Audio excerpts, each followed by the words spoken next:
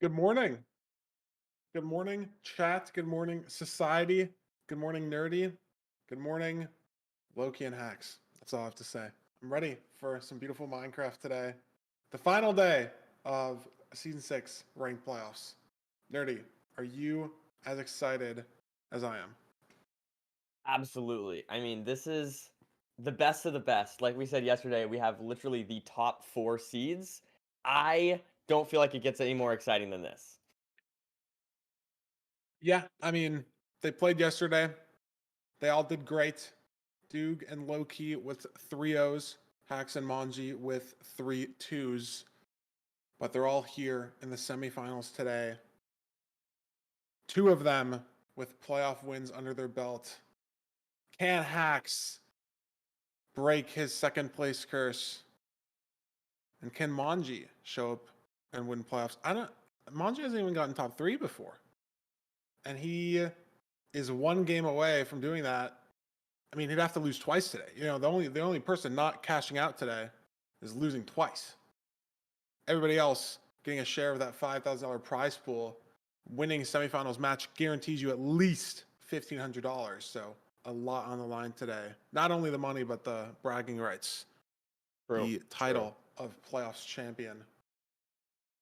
Yeah, I mean, I think this is a perfect example of just I don't know, top level gameplay getting you to the top. You know what I'm saying? I mean, I feel like these runners throughout the entire season showed that they were the top 4. They made it, and at the end of the day, look where we are. They got the advantage of not having to play every single. They got 2 buys basically, right, in week 1, week 2, and they showed up during the quarterfinals, and here we are. I mean, at the end of the day, I feel like Hacks and Loki. This match is going to be absolutely incredible. I've been looking forward to these runners. And I watched Hacks get that 630 yesterday, and then I commentated over Loki, as you saw with me in the booth, Feinberg, get a very clean 3-0 sweep week. We didn't even know what to say to critique any gameplay. There was like tiny little mistakes, if anything, and so I don't know. This matchup upcoming is very, very exciting, followed by, of course, Dugal and Mongi, which, I mean, come on, that's going to be another fantastic game. Yeah, I mean, if all four of these runners, show up today, play at their peak, it's an on day for all of them. I genuinely could not tell you who I think is going to win. It's just going to come down to the microest of micro. The smallest decisions could, carry time save through an entire seed. Because if all four of these runners are playing their best, it's going to be some lights out Minecraft. And I'm just ready to get into the gameplay. Let's look at some stats here before we get into it. I'm ready to see these guys go, man. Yeah, I mean, once 32 again, games. Wow. Win loss 15 oh 17. wow, That is like interesting. exactly like when these guys are on, like who's going to win? 15 and 17 over 32 games. Like that's about as even as it's going to get. Yeah, and I mean a 6:56 best rank time, obviously very impressive. Though I will say that is technically, a little bit slower than the 6:42, I believe, that we saw yesterday That's true. from Hacks. Yeah. It's true. And but obviously that is nothing to scoff at. A 10:03 average time, and once again, I want to bring this up, chat, that Loki actually has a 9:41 average for this season. So I mean, absolutely just astounding, mind-boggling numbers there. I think that like between these two runners, Hacks feels like, from what I've watched, a little bit more inconsistent. Maybe I've seen him make some mistakes during the playoffs. We saw him lose 2 seeds yesterday to Oxy. I don't necessarily know though at the same time, because I feel like when Hacks is on, like we saw yesterday, 642 Feinberg. I mean, I don't know. So, anyways, we have 69% win rate versus a 67% win rate. I don't know, a little bit of a lead maybe on a win loss, but I feel like that could also just be, variance or whatever. So I don't even know. I feel like I'm just lost for words at who's gonna win this. I mean, this could truly go anyway. I mean, I just look at the win loss, like both of these runners having a like over 2 and 3 chance to win any random game on the ladder, and they're even with each other. Like the amount that they both push each other in games to play as fast as possible, and just the fact that they're almost even, like, is just incredible. And you did mention Hacks did get 3-2 yesterday, but he was in the stronghold, if not even in the end first on all 5 seats yesterday Right. versus Right. Oxy, and just maybe choked a couple zeros, had to wait for a perch a couple times as well. So I mean, if he can fix those, small end game mistakes today, because I mean, we saw Loki yesterday hit 3 just nasty zeros, 3 plus Right. 2s to finish all 3 of his seeds yesterday, 8 minutes. So we'll see how it goes. But I mean, we've looked at these stats yesterday. It's just like when you compare my either of God. these stats to Wow. anybody else, it's like an absurd gap. But when you compare them to each other, it's like, wow, like who are these guys playing to get these stats like so embarrassingly good compared to everybody else? Like this is just, I don't know, like they're just both insane. Like they match each other. There's small differences here and there, but if you look at them across the board, like Room Portal's the only one with some like kind of variance, but everything else is just so similar. Like they're just both insanely good at Minecraft speedrunning. That's all. I don't know. They're just both crazy. I fully agree with you, Feinberg. Everything you had to say. I mean, just these numbers throughout the, just across the board. I don't even know which numbers to point out. They're just all crazy, every single one. I mean, 917 Rune Portal average is wild. A 950 BT average is wild. From Loki there. I don't know. I mean, these numbers sometimes I feel like we don't know how many games there are exactly. We don't know all the things, but what I can say is that just if I'm averaging out all these in my head, there's nothing that's not impressive, Exactly. Like they're just both going to be playing lights out on whatever the seed type is. So let's throw it over the seed type bands and see what we're actually dealing with today. What these runners want to play.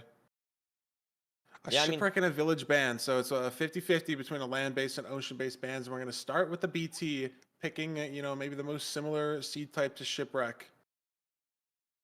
Yeah, I mean, makes sense. I think BT is, consistent with that food, right? You get at least, like we said, 4 cod and at most 7 salmon. So that gives you just a little bit of something to work with, in every seed. Gives you a little bit of iron, gives you a little bit of, hopefully the shears to get some blocks. I feel like it's just a reliable yet very fast seed type. Yeah, I mean, it's got the consistency factor that a shipwreck potentially doesn't have, a desert temple potentially doesn't have, even room portal potentially doesn't have. We've seen a lot in playoffs, no iron pick, not a lot of blocks. So we'll see how it goes, but we have to get into the seed to see how it goes, see what is exactly in the buried treasure chest, see what food they're working with, all that stuff. I'm just ready to watch them play Minecraft. Like I'm trying to yap as little as possible and just Let's get right into it. Let that gameplay speak for itself. Like from what we saw yesterday, I am beyond excited to watch these players. And here we go. As we enter this BTC, we'll see. I don't know. I feel like sometimes who gets the iron first can be like slightly indicative, and maybe so, chunk. right? Low key, just a little bit. Maybe is he more on his game, or is that even stream delay? Who knows? But regardless, we see them going to actually slightly different trees here. And like today, Loki makes shears, and yesterday he made an iron axe. I don't get it. Maybe I really don't get it. Is it because we have a diamond sword now? Hax didn't make shears. I really don't get it. I don't. Like Hax has no shears now, and Loki has shears. Someone has to explain it to me. I really don't get it.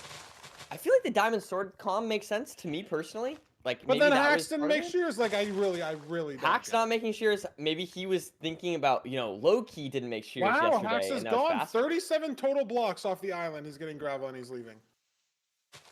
Whose position do you like more here between these two? It's incredible. I mean, dude, I don't even know. You don't even know. I feel like I mean, these guys are just better than me. I feel like I don't know what to say about it. Like, Hax ends up not being punished if you don't need blocks to get to the bastion. Wow, this is a really ugly spot for an L. Oh, and messes up the portal there a bit. That's not good.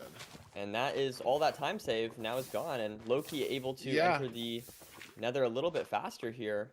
Starting to mine the gravel though. Looks like both of them not having the flint immediately, but gets it pretty shortly after. Now entering the nether here. You can see the bastion right there. Is that a house? Yeah, no punish for not that many blocks. Stables. I mean, Maybe the argument is that like they know it's playoffs, they know that we're checking the seeds to not be like a basalt wall or like Sure. a spawn with floating portal. Like maybe that's what they're thinking is like I'm not gonna need a stack of blocks probably. It just makes no sense to not craft shears. Like I don't know why, and I don't know why Loki didn't do it yesterday and then did it today. Like maybe it's just playoff nerves. Like and he forgot to do it, and then like he was saving the play. Like I don't know. Well, I think this is something we talked about with Loki yesterday. Is sometimes he might make like a small inaccuracy or something, but he recovers from it so quickly. There's no Just rolls with it hesitation right away. those Like decisions. you can't even tell that it Yeah, was a mistake. Like he just yeah, has the correct precisely. backup. Yeah, I really don't. So it And could like be is that. it? It also could Yeah. just be the right play. I don't know. We'll have to see. But we'll see now. Hacks going up, getting some obby here from these chests. It's looking very solid. I'm not sure yet. Double, triple, at least. Yeah, only double, triple, not a triple, triple. But up to 15 obby now for Yeah, and I Hacks. mean they're both playing it here, so if they get rolled on trades, they're both gonna get rolled on trades pearls wise. It's gonna be interesting if it's a low pearl seed though to see how they manage the pearls with zero cycle potential. Yeah, only 16 pearls for Hacks. Like, is he just gonna leave Ooh. off of this? 21 obby, 2 fire res. Enough string for 0 barely. He's waiting. This is the last trade cycle. And Loki's just leaving off the top. So they're both going to just be leaving same direction within seconds of each other here. I think I like this play to choose to play that double, triple, and, it worked out. Aggressive pearls from Loki. Aggressive pearl from Loki. Wow. Look at That's this, a pearl for like 12 blocks. And I don't know if I like that play. We have like 14 in total. 13 pearls now in total for Loki. And Hax is in lava with a missed pearl.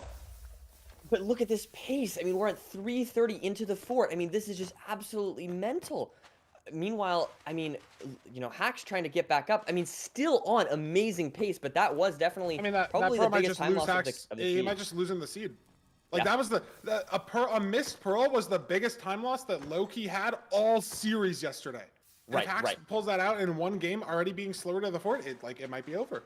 I mean, and that was arguably just because the ruin, not the ruin portal, but excuse me, the portal that he messed up a little bit as well. I mean, that lost him some time. So I feel like, maybe Hax is maybe even a little bit faster than Loki this seed, but then keeps making these mistakes that's allowing Loki's consistency to catch up, right? I'm just so shocked that they both are just so aggressive with the pearls. I don't know. I think it might just be that, like, this might just be the most nervous they've ever been for a playoffs match. Like the caliber of player that you have to play, like knowing, like if you're Loki, knowing you're playing Hax. If you're Hax, knowing you're playing Loki, right? Maybe it's so easy to just forget to do all the small little checks that you do and try, like, because you're just being pushed to play as fast as possible. Like that you have no room to breathe. So not like remembering that, oh, I have 17 pearls, I shouldn't like whip all of them. And yeah, Hax has 11 pearls right now.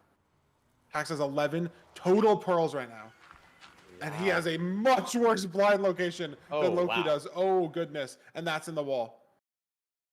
I mean, do you think that is he just going to play for the one eye? I mean, I guess does he just have to?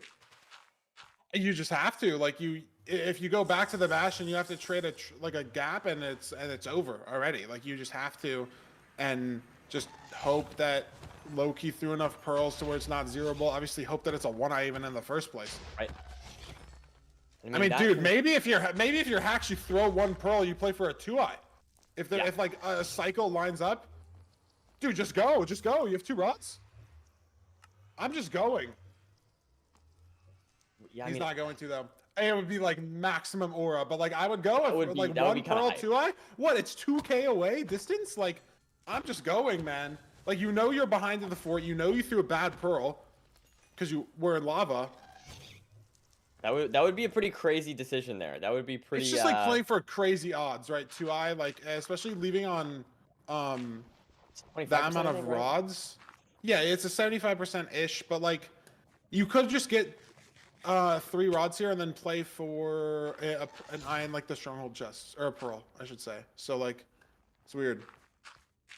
And yeah, look, he's punished for it. Leaving here and digging down on stronghold cords. I mean, this is looking really. I mean, Loki's looking clean today with his gameplay once again. Hack's making some mistakes, but I will say, he for just what it's worth, can't like pearl. He can't pearl through this lava. I don't know what he's supposed to do. Yeah. No, you're absolutely right, Feinberg. I mean, this is just not good at all. Yeah, look, he's got a bridge over to this terrain. The only like hope that he has is there's just no way it's zeroable. Does Loki have 11 pearls, or does he have one in his inventory? And just insta navs the. And It's it a is a 2-eye for what it's worth. So your strat would have worked there, fine. Does he have one in his inventory? Like, I don't know. No, Loki also just had 11, and I think he just realized. Loki also just had 11. He opened his inventory and studied for a second. They're both just full tweaking in seed 1. I don't know what to say. That's crazy. Well, so Hacks I understood because he fell into the lava. That's why I thought he was. Yeah. Like, I don't know what happened to Loki. Loki just whipped 2 pearls to cords. It was a lava lake. He just kind of knew. Like, I guess that risky pearl maybe. I don't know. Oh no. Yeah, I don't know. He did use quite a few pearls. Hacks trying to wormhole here into the portal room. That could have been arguably Loki's biggest mistake this seed. I mean, I would argue. I mean, yeah, dude. If that didn't work out, like on 1 or like on 11, and he didn't even know. He looked like so shocked when he opened his inventory to look at pearls. It's so interesting here. Perch race as well. So entering the end. I mean, neither of them can zero. This is definitely good. Is that it for Loki though? No. No. Oh, wow, that really looked good to me. What is Hacks doing? Hello? He's just going for it. We're going for like 86 standing. He's just going for it. Oh my God, is he gonna? He's playing for into the no flyaway on 86. Oh my God! My God! It flew. No. Oh, that's so frustrating. Now he needs to. Does he wait, no, now he's just screwed because he pre-placed anchors. It's a absolute train wreck of a seed 1. And Loki gets the here push. we go. So would it have mattered? I don't know. That would have been a crazy clutch there by Hacks if he hit that. But I understand going for it. At the end of the day, I feel like he did. No, it's totally correct to go for it. Yeah, I wasn't even thinking about it at all. And like the ranked mod, things fly away so late. Like there's a very real chance you can just get there on 86. Building up from a pearl clip. I don't know. Everything just fell apart on like every split. It felt like I don't know. Like. Yeah, it is interesting. I feel like Hacks that felt a little bit sloppy from Hacks. But at the end of the day, he was faster in a lot of ways, And so if you're Hacks, if you can just dial in, I mean, there's something there. You know what I mean? It's not like he's just outpacing you on every split. I mean, sure, it looks like he is outpacing you on every split here, but what I'm saying is he was ready at the Nether portal before Loki, right? He finished that and he messed up the portal. Okay, fair enough. Then you can see he gains time in between the Bastion split, right? So, I mean, sure, it's a second, but I'm just saying, like, for Hacks, he is being faster in some ways. If he can just focus up and maybe just take less risks, like we saw with some of those pearls and whatnot, I feel like that is what I would like to see from Hacks to make this a closer seed. Yeah, I mean, we've watched the gameplay so far in 1 seed. I think they're matching each other mechanically, like you said. Yeah. It's about those decisions, and we saw both runners enter the stronghold on 11 pearls. Hacks was at least aware. I really don't think Loki knew that he needed a 1-eye. And we saw Hacks fall off the fort too. It's just coming down to like micro decisions and like nerve control, I feel like. Yes, I agree. We have no idea what these players are truly thinking in their heads. But I think it's a nerve control thing. From, my first experience playing in playoffs these past couple weeks and just knowing the nerves of them playing each other now instead of, being able to choose their opponents from the rest of the bracket and, have relatively easy best of 5s compared to the like insane match they're having today. I think it's really a nerve control issue and just being able to make sure you're really thinking about everything because they both overthrew pearls. Like maybe the Iron Axe play instead of Shears in the overworld, maybe there's some merit to that. Like maybe they're redefining the meta during playoffs. I don't know. Maybe that's not a nerves thing and it's like a conscious decision by both of them. But they both threw way too many pearls in the Nether. Like that's just a mistake that even a gold player shouldn't make. Like you should not be entering the stronghold with less than 12 pearls. And I mean, they're both players that are more than capable of obviously noticing that and knowing that. I think it's just the pressure of today that's getting to them. Absolutely. No, and I think that you're absolutely right. That I think, especially for Hacks just feels a little bit nervous. I'm wondering if yesterday, right? I think it was the first 2 seeds. I think he lost. Is that correct? Or I don't know. He was 2-1 at one point. My point is he focused up for the last 2 seeds and won and ended up winning the entire thing. So what I think is Hacks, maybe this is just a little bit of nerves, a little bit of warm up, and I'm hoping to see Hacks make less mistakes. I'm hoping to see Loki maybe make even less mistakes as well. Yeah. And if we can see them just dial in, like I said, right? Maybe let those nerves settle a little bit. Then I expect to see some great Minecraft gameplay. And not that we didn't see some great Minecraft gameplay. I mean, it was still very incredible pace, but I still do feel like it's not quite. Maybe people are a little tired. Maybe people are a little nervous. Whatever. Like I'm excited to see these runners focus up a little bit more. Yeah, and we're throwing it over to the Desert Temple. Not the Room Portal yet, not the potential crazy fast seed type yet, but I mean, Nerdy, despite the fact they had to play for a perch, it was sub-9 on the last seed. So, I mean, a lot of that due to the crazy nether, double, triple, one of the fastest routes in general, and then the fort, 1 or 2 pearls away. And they also kind of sped up the seed a little bit, considering they both threw way too many pearls to get to cords faster and the fort faster. So that does help a little bit. But, I mean, still, a sub-9 for seed 1, even through the decision-making, through the nerves. We'll see if they can keep up that pace for seed 2. Maybe morning nerves are shaking off a little bit. Playoff nerves are shaking off. I mean, I know it's not necessarily maybe morning for Hacks in the UK, but we'll see. I think it's, just warm up. Like I said, I think it's just warm up. Meanwhile, we do have Hacks picking a Desert Temple. I think, here we are. Let's see what the Minecraft is. I don't know. I mean, this was the seed that we've seen, a lot of variants on. We've seen a lot of cool TNT strats and whatnot on. So I'm excited to see what is in store for us as we now use what it looks like. No, so Hacks going for the 1 sand, but then not using it. So maybe going to use it here as We'll see if he reduce fall damage. reduces fall damage. Oh, See, it's just, I was just about to say, it's so annoying because you just phase through the sand half the time. So what he did was just useless because you just are falling too fast to go through the sand and it's just unpredictable. And you got the sand and it didn't matter. Like, it's great to save 3 hearts sometimes, but it just didn't matter at all that he did that.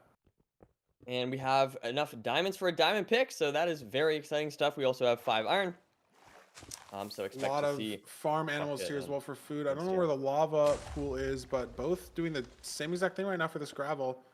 It's going to be interesting to see exactly how many animals they kill. I mean, even, 5-10 seconds of difference in the overworld could mean, winning or losing the entire seed if you just killed maybe 1 extra animal that you don't need. So we'll see when they both start and stop killing animals here. And Loki had to take some cobble. Didn't pick up cobble from the bottom of his temple. Or threw it out, maybe. Pork chops here are going to get some steak. This cow's really running away there.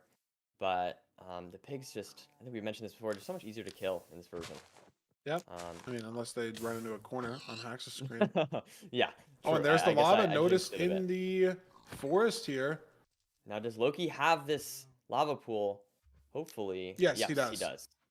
It's something we've seen before in playoffs, something we've seen before in ranked is, the lava pool's not always generating for both players, but in this case, they both have Hacks pretty solidly ahead, though. Like, again, 5-7 seconds, and we're into the treasure. Wow. Lower treasure.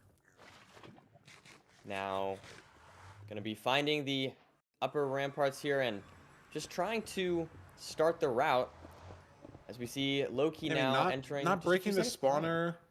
Neither player. I think it's, the right play. Obviously, if you just, see the fort while you're up here, it's fine. But if you don't see the fort while you're up here, I wonder if these runners are going to just, send a direction or actually go back down, break the spawner.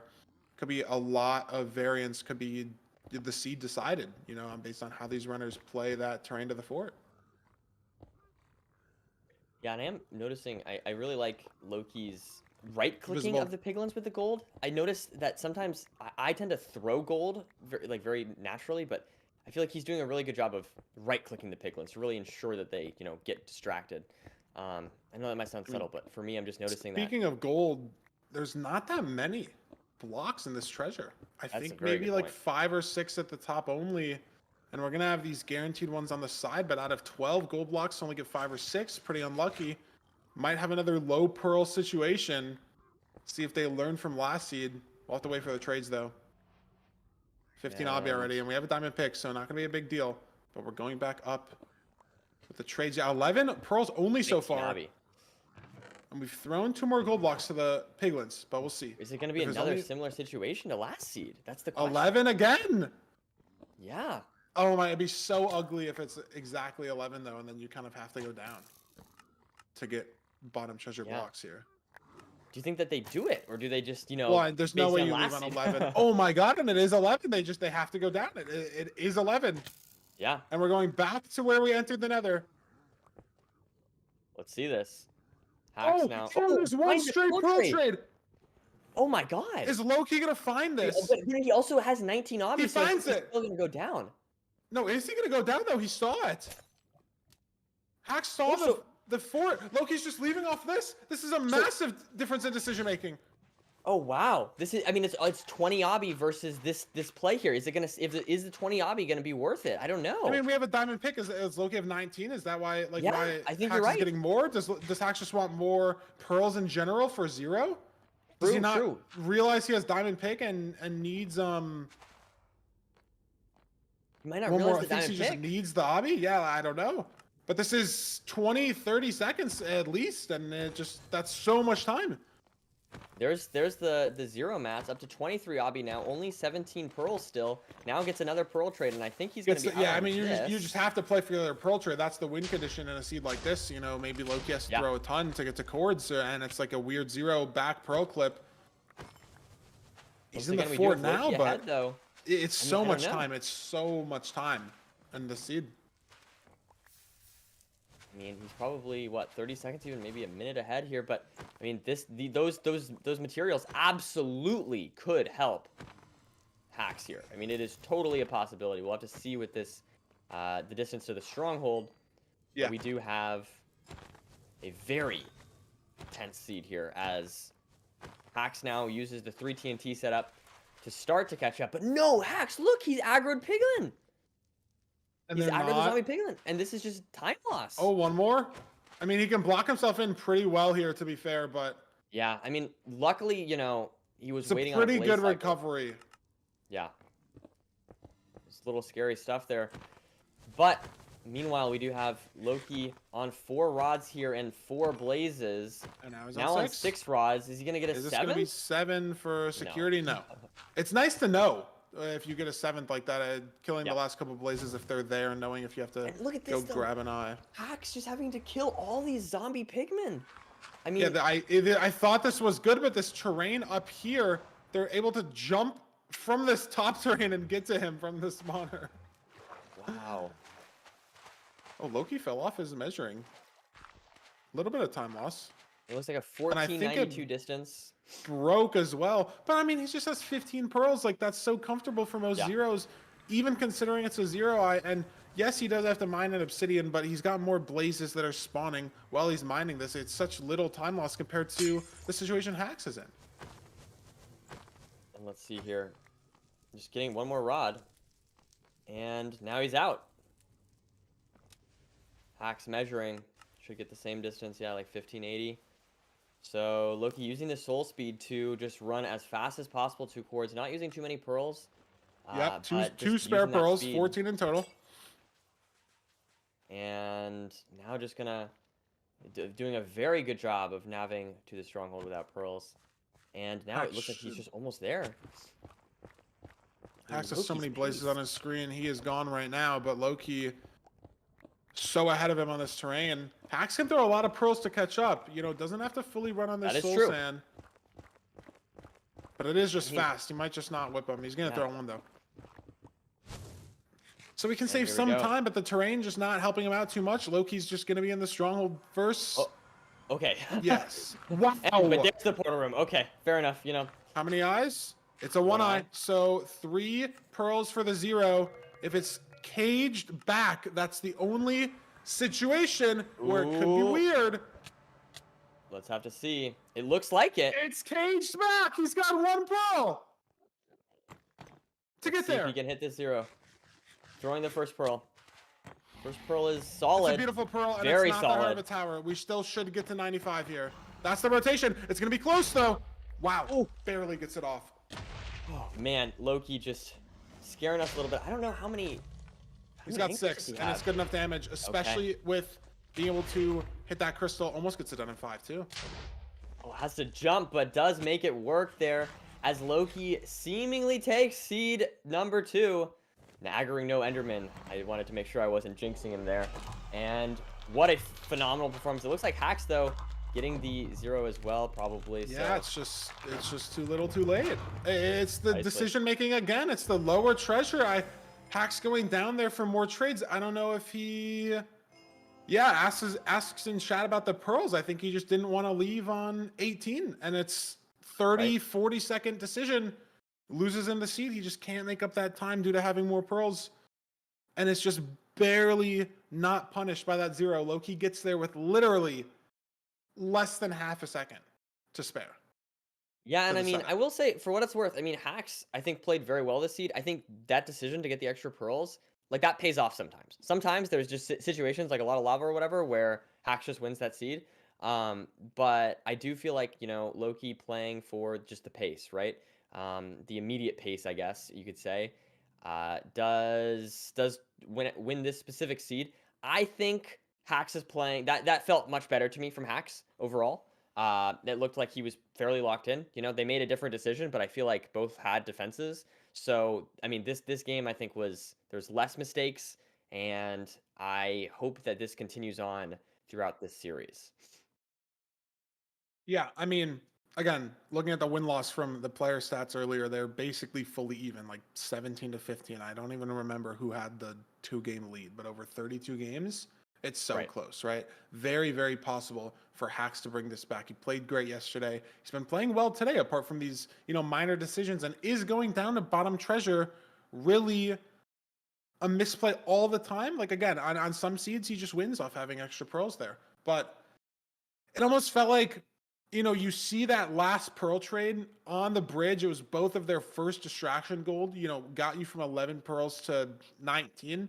And it just, I think it's because Hacks had a pearl hung, like, already thrown. And so he just kind of sunk cost fallacied his way into going for lower treasure, even if it in the back of his head wasn't necessarily the best decision. I think he already had done the 2RD pearl hang, saw that last trade barely at the very end versus Loki, who saw it maybe just a second earlier, didn't end up committing to the lower treasure play. And that's the story on the whole seed. 40 seconds against a player like Loki, that's impossible to catch up. Very, very good stuff there from these runners. I mean, I don't know. I feel like this is a fantastic start. I would love to see more games. I mean, it's not that I'm rooting against Loki per se, but I just love seeing, like, gameplay. you know, multiple games. I don't like seeing sweeps. Mhm. So, you know, Loki playing really well. I'm not saying I don't know if he's going to be able to overcome that, but I think Hacks, if he can, I'd love to see, you know, a game 4, a game 5, and Yeah, it's I don't know. I'd possible. love to see what we got in store. We will have to see, and we'll have to see what Fulham thinks about it. Maybe he's got some insight that we missed. We're going to throw it over to the first Fulham mid-match analysis segment of the day, and we'll be back in the booth in just a few minutes. Hello, everyone. Welcome in. Welcome back. Most importantly, to the semi-finals of MCSR playoffs, MCSR ranked playoffs. Loki versus Hacks, first 2 seeds have been very, very interesting. Initially, I think I was clipping what I would have determined to be quite micro mistakes, given the fact that these runners are 2 of the top 3 seeds, or is Hacks 4th seed? I forget. 2 of the top 4 seeds, at least. And obviously in the final 4 at the moment, very much was expecting very minuscule mistakes, maybe having to analyze very specific things. But let's firstly go through this clip, which is Hacks' first portal while entering the Nether. This was a mistake that we just didn't see coming. A substantial mistake here. 10 or so seconds going for L portals rather than 2x1s. Now, this is something that I could analyze, you know, the speed of a 2x1 versus the speed of an L portal, but making a mistake in an L portal is something that we don't see in 2025 particularly often, especially not when we're talking about the best ranked players in the game. This allowed Loki an early game advantage, yet we saw Loki aggressively using his pearls when only leaving the Bastion with 17. As you can see, throwing 2 pearls here, 1 more pearl to go maybe 12-ish blocks, and another pearl to go 10 or so blocks, leaving him with only 13 pearls after that final pearl right there. Equally, on Hax's point of view, we had another pearl incident whereby we pearled from the Bastion to the fortress in 2 pearls, overthrew this pearl, clearly expecting there to be more terrain, but landing low, missing this pearl by going over the fortress in its entirety, and then throwing a second pearl, which, in my opinion, does look as if it's going to hit the fortress leg. I'm very surprised that it doesn't here. This trajectory of the pearl clearly does look as if it's going to hit the fort leg here. However, I presume that it must slightly go just over the fortress, exactly in the same place that his other pearl lands, goes completely over and falls into lava. This does feel like a pretty unfortunate one here. Obviously, the first pearl lands in lava, and then the second pearl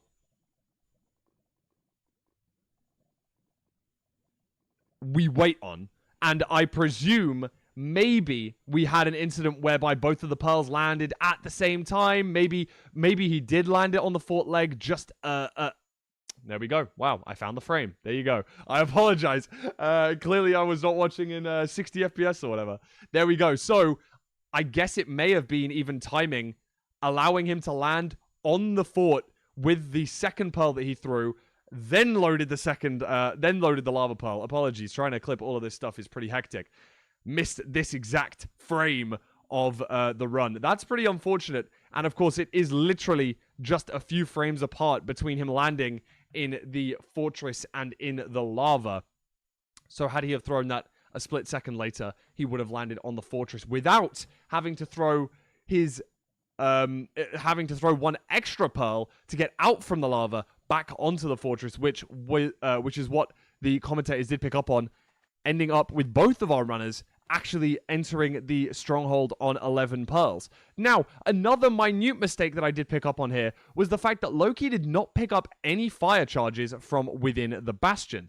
I believe that Loki is a fire charge player rather than a flint and steel player, hence he's thrown out his overworld flint and steel here, but when looking at his inventory after leaving the Bastion, no fire charges, which is, usually a small mistake, but when you're talking about runners of this caliber, this mistake can be maybe the biggest mistake for Loki in a run. We saw yesterday 1 misplaced pearl was one of the biggest throws in the entire best of 5 series for Loki. But we've already seen a few mistakes from Loki in these first 2 seeds. Now, obviously, Loki is 2-0 up, so he's not made any absolutely abhorrent mistakes so far. Did have to grind a little bit of gravel to make a flint and steel to be able to light the portal, and that may only be 5-10 seconds. If the flint was a little bit less lucky, maybe we would have seen even longer time loss there. And to our shock, Hax, with just 1 pearl after the 2-eye, does go for the low attempt at a tower. At a 0 cycle. I think it was, standing 80, 85? Just a really, really lovely attempt. Going for it, it does fly, but the fact that Hax went for this really showed, in my opinion, that Hax is still on top of his game. We've had some mistakes from both of these runners, and Hax is trying things to make it work, especially in this Seed 1, and I like that play. I like it a lot, just the opportunity to be able to even push for this 0 with no pearls. 1 pearl towards the tower and then crank all the way to that block. Really, really impressive stuff. Unfortunate that it doesn't pay off in this seed, meaning that Loki's able to take it. Instead, however, in seed number 2, once again, we have a situation whereby both runners have very low pearls. We notice 11 pearls in both runners' inventories at this point in time. Now, the commentators did pick up that the runners, in fact, noticed that the pearl trade was at the bottom of treasure here. After boating down, both of them used 1 distraction gold here, and as Hax throws this pearl hang, focusing on Hax's screen in the top right here, as Hax throws this pearl hang, does notice the pearl trade on the floor, and now you've got the option. With 19 obby, do you load the pearl hang, wasting 1 pearl, but being happy to leave the fortress? No. Hax makes the decision to still go down even further. And we see, interestingly, as Loki's running down on his bridge, you can notice he's spamming hitboxes here, looking for any trades that may have dropped elsewhere. Of course, now Loki was right-clicking pigs on his way up the bastion, as Nerdy said earlier on, was able to, you know, hit some right-clicks on pigs rather than throw down the gold, which at least allows the piglins to instantly trade rather than anything else. But notice in chat, right about here, we're going to see that Loki is actually spamming hitbox on and off to try and see if there's any lost trades on the stairs, on the bridge. And then we see in the distance around here, there is in fact a hitbox here.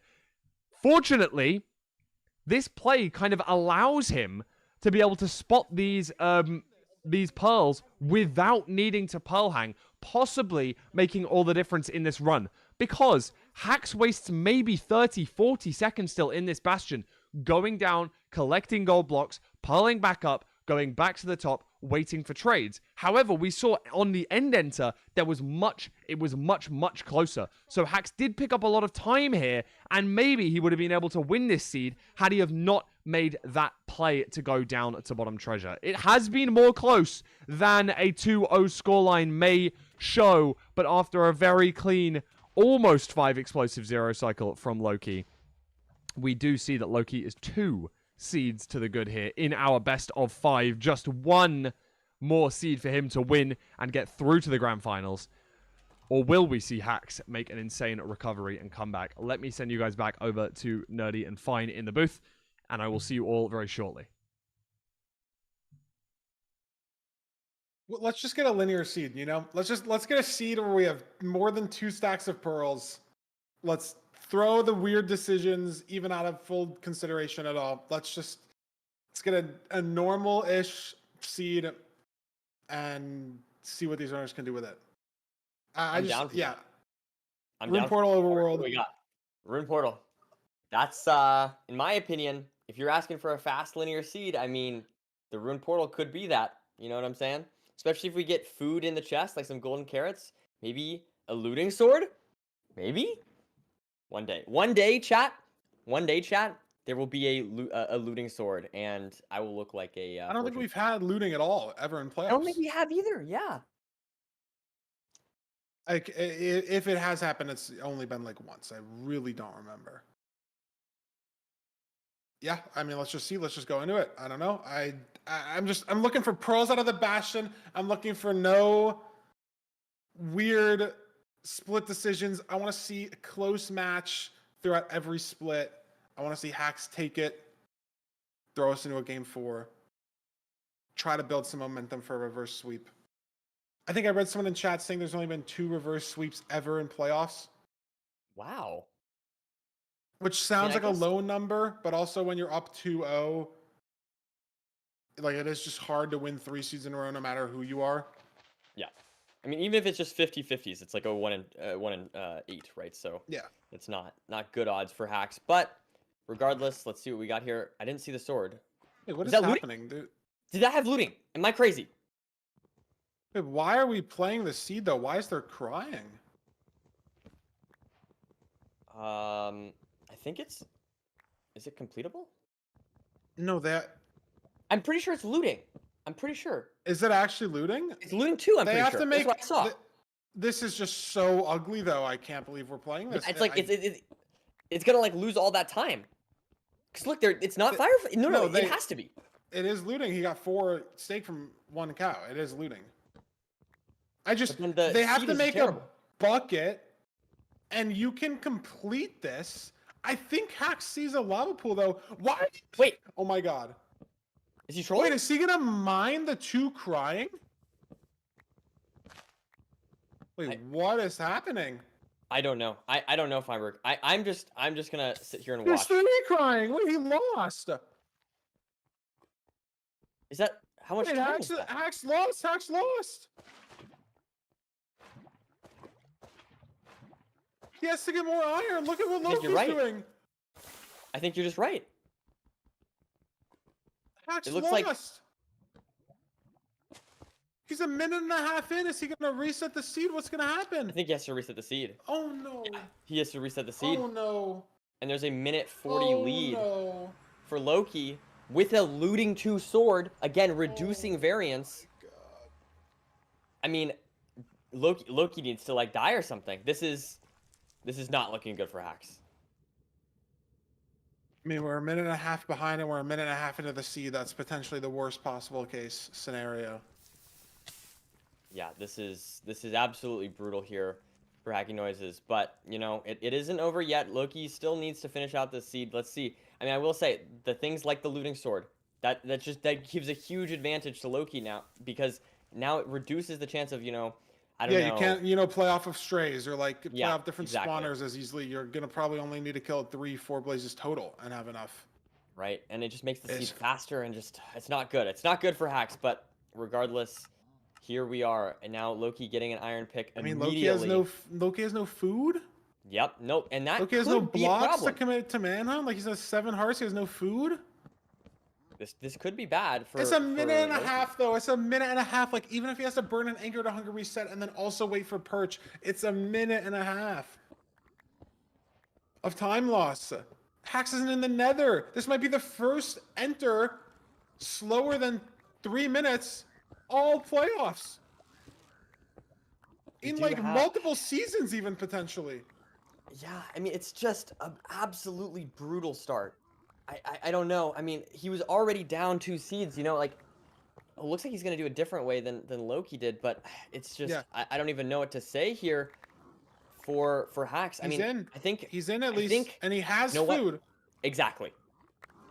I think that's absolutely worth bringing up here. Loki on no food whatsoever. Meanwhile, Hacks has 9 steak.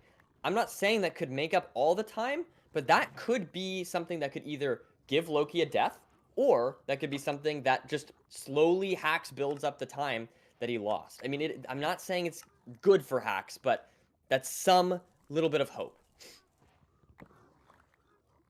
Yeah, I mean, it's so much time. It's got to be low-key dying to low food somehow, some weird situation. We can make an anchor. We have so many beds as well. I feel like it's so unlikely that he's actually going to die in a bad spot here. And now we can see Hacks just trying to find some iron from these chests, but not Yeah, finding Loki's it in got his the first anchor try. like pre-set up in his hotbar even to just be fully ready for needing hunger to reset. use it. Yeah, he's got the glowstone pre-crafted as well. We do Loki have. gets the 20th looks like obsidian. Loki's ready to go. Does have Scary piglins mad at him piglin. though. It's okay, Ooh, though. does not take the damage, but that was a little scary It's there. gonna be on 1.5. Places 2 Places anchors. both of them. It's I don't okay. know if that would be a problem, but I mean, again, it. I think he has possibly so slightly many more awkward. spare beds. Yeah, I mean, could be awkward for zeros though. Losing 2 explosives there, Hax won't Yeah. lose 2 explosives, but Hax is just going to be in this fort so much slower. It really like Yeah, and Loki does have a lot of beds. I just noticed. I thought he had Oh, there's- 39 string, but no, he's a stack in 39 string. there's 1 stray, 2 rods already, maybe only need 1 spawner cycle in total. We'll see.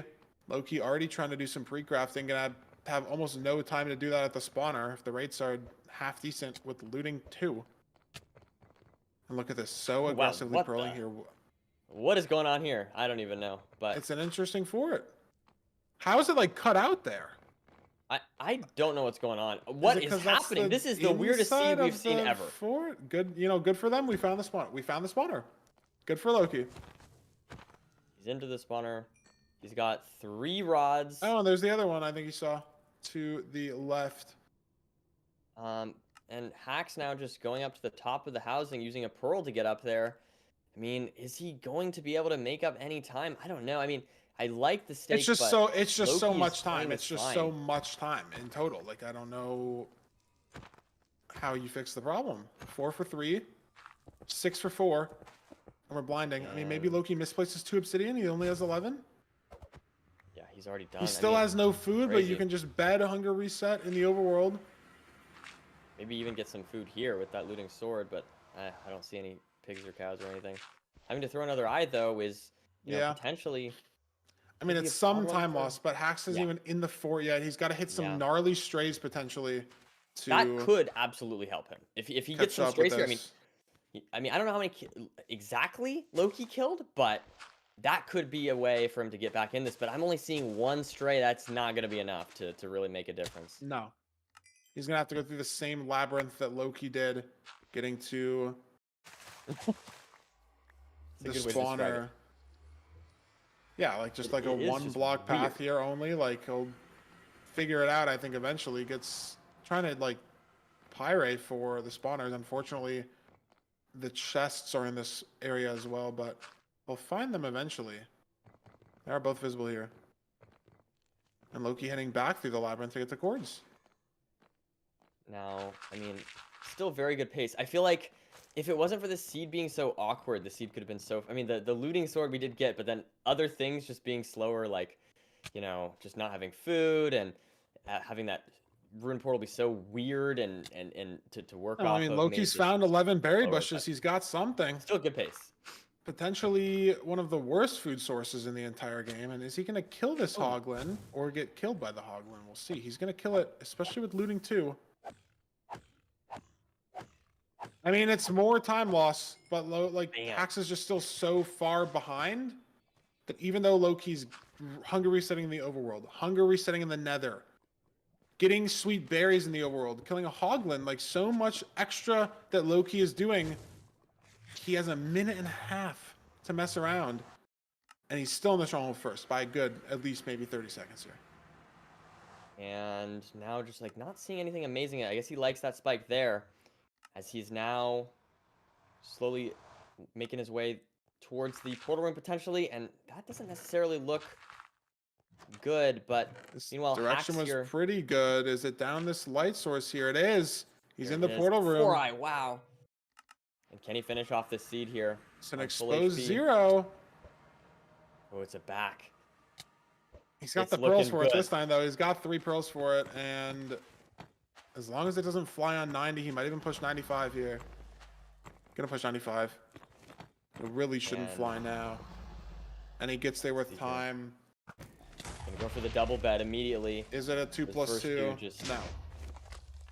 Playing it safe, knowing Hax isn't even in the Wow. stronghold yet. It's a 3 plus 2. And what could have been a great series just down to a couple missed decisions in each seed for Hax, and it's a quick 3-0 to start the day, putting Loki in the grand finals, 1 best of 7 away from his 3rd potential playoffs win. And Hax, yet another season goes by without that gold trophy.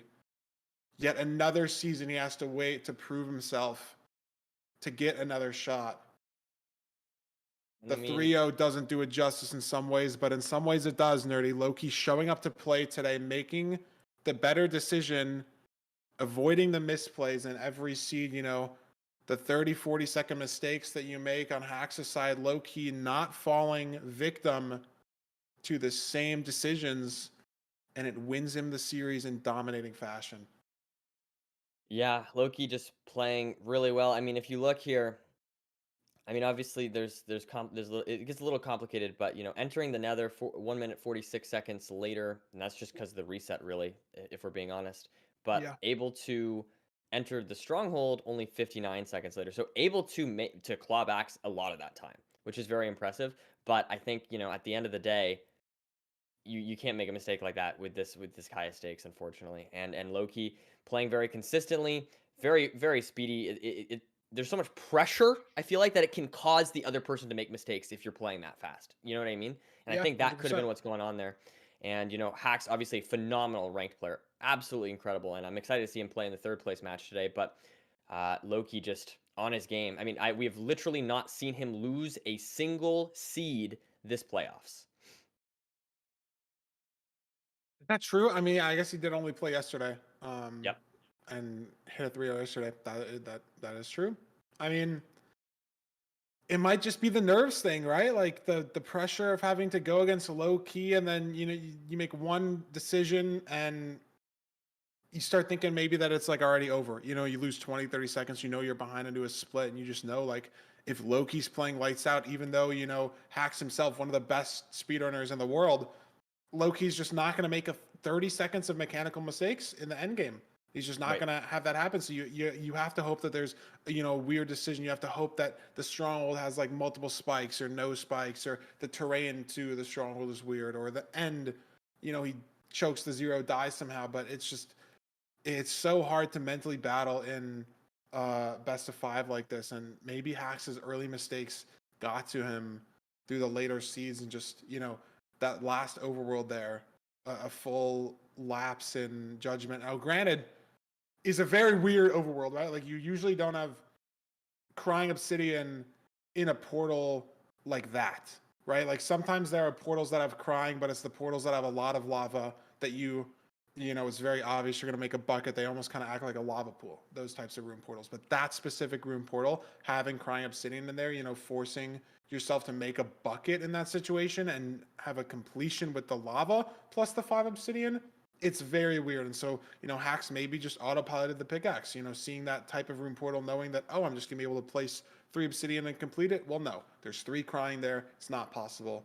And that's the decision that loses him the seed, loses him the series. We're going to have to see him back here in 4 months. And I mean, Nerdy, I know we're going to see him back here, though. That's the thing. Oh, absolutely. I know Hacks is I'm going to be not back. worried about it. I mean, we're also going to see him in True. He round does after play the this, third place match earlier today. That is true. I mean, he is He still out has the of potential. the gold, but he's still playing one more game today. But we'll see how he does in that, I guess, and we'll be looking forward to next season if you're a Hacks fan. But that's the series. It's a quick 3-0, a little bit ahead of schedule, a little bit. I mean, almost 30 minutes out of schedule. We'll throw it over to the bracket. We got Doog versus Manji next. Just as a reminder for those who just got here, those who are unaware. Doog versus Manji. I mean, Nerdy. Loki 3-0'd yesterday. He 3-0'd today. Doog 3-0'd yesterday. Will he 3-0 today also? Is that consistency going to keep up?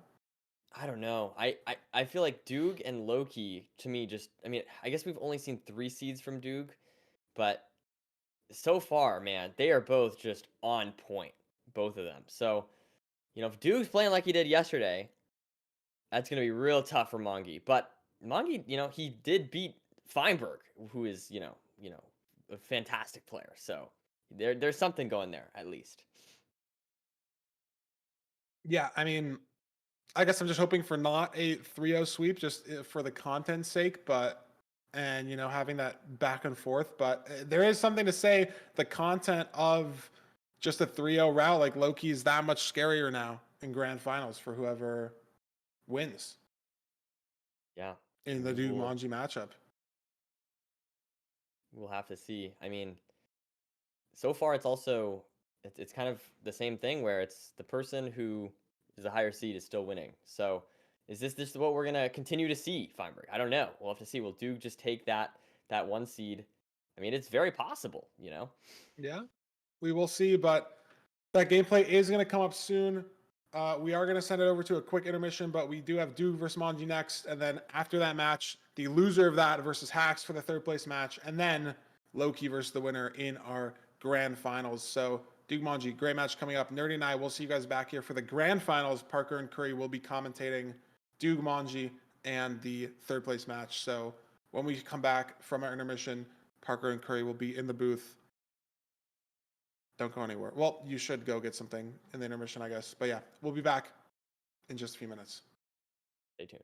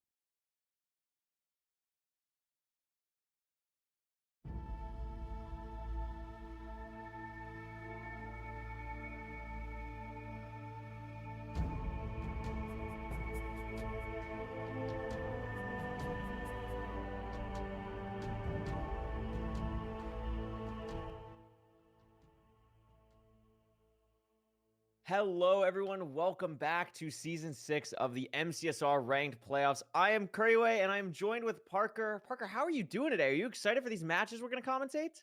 Yes, very much. I as you know, I've been going on like a morning run every day for the past little bit. I skipped it today because I'm just like excited to watch Ranked. I don't have Wow. time, you know? I'll do it later. Oh I'll my do it goodness. later. Don't Yes, worry. we'll do it but later at Runner Pals. We'll do very it later. pumped. It's chill.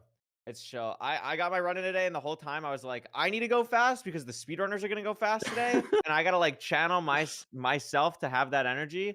And we saw a very quick first match, low key 3-0 over Hacks. Now Hacks will be playing in the third place match after this game between Dugile and Big Mungie. Any storylines that you think between this matchup between Dugile and Mungie, Parker, that you want to talk about before we kind of get into everything here? This is a pretty big matchup between two people who have been, I mean, this whole semifinals, right? We have the top 4 seeds. This is the 1 seed versus the 4 seed.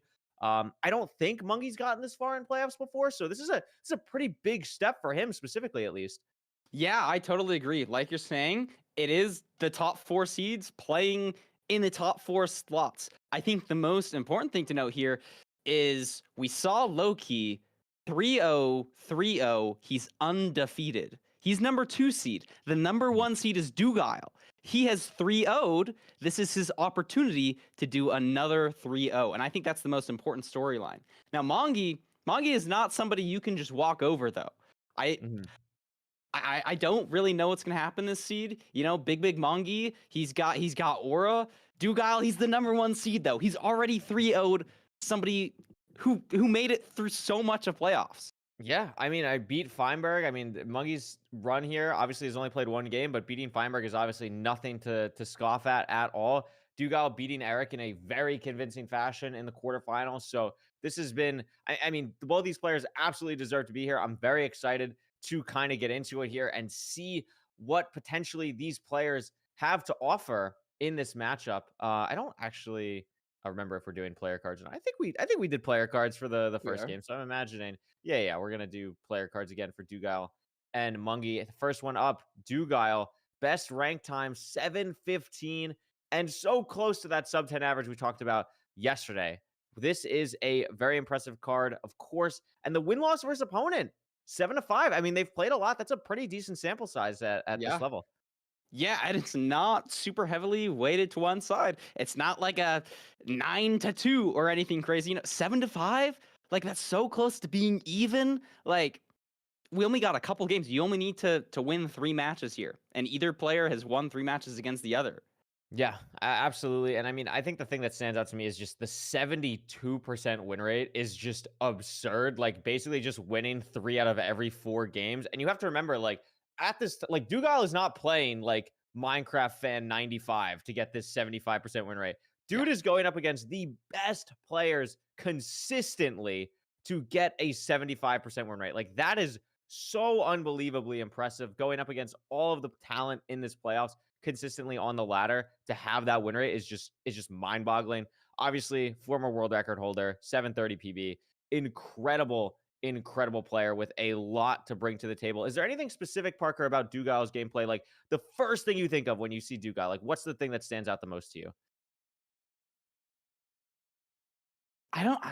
Just like the raw mechanics in general, I'm a big fan of Duke's mechanics. I think it's very easy to root for somebody that has arguably the best mechanics out there. I know Loki's been he's competing for that slot too right now. Juke even says Loki is better.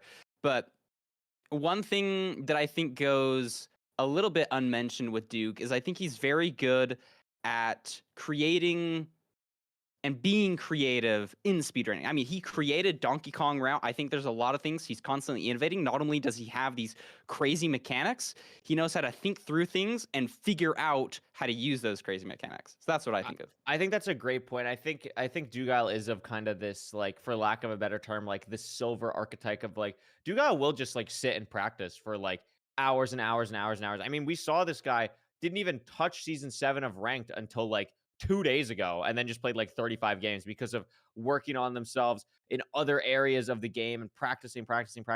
And it's just like having the ability to be as creative as you are as Dugile with the mechanics is just incredibly impressive.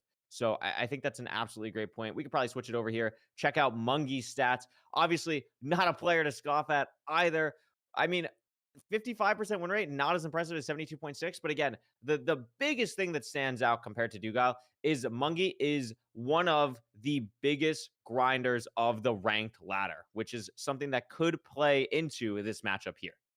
Yeah, and we saw even in just the last match a very edge case seed, where you get a rune portal that's not a very typical rune portal. You have to think about it differently, and maybe all of that extra play time helps him out here. We also see a best rank time of 7:07. We're talking about Duke having these insane mechanics and being an incredible player.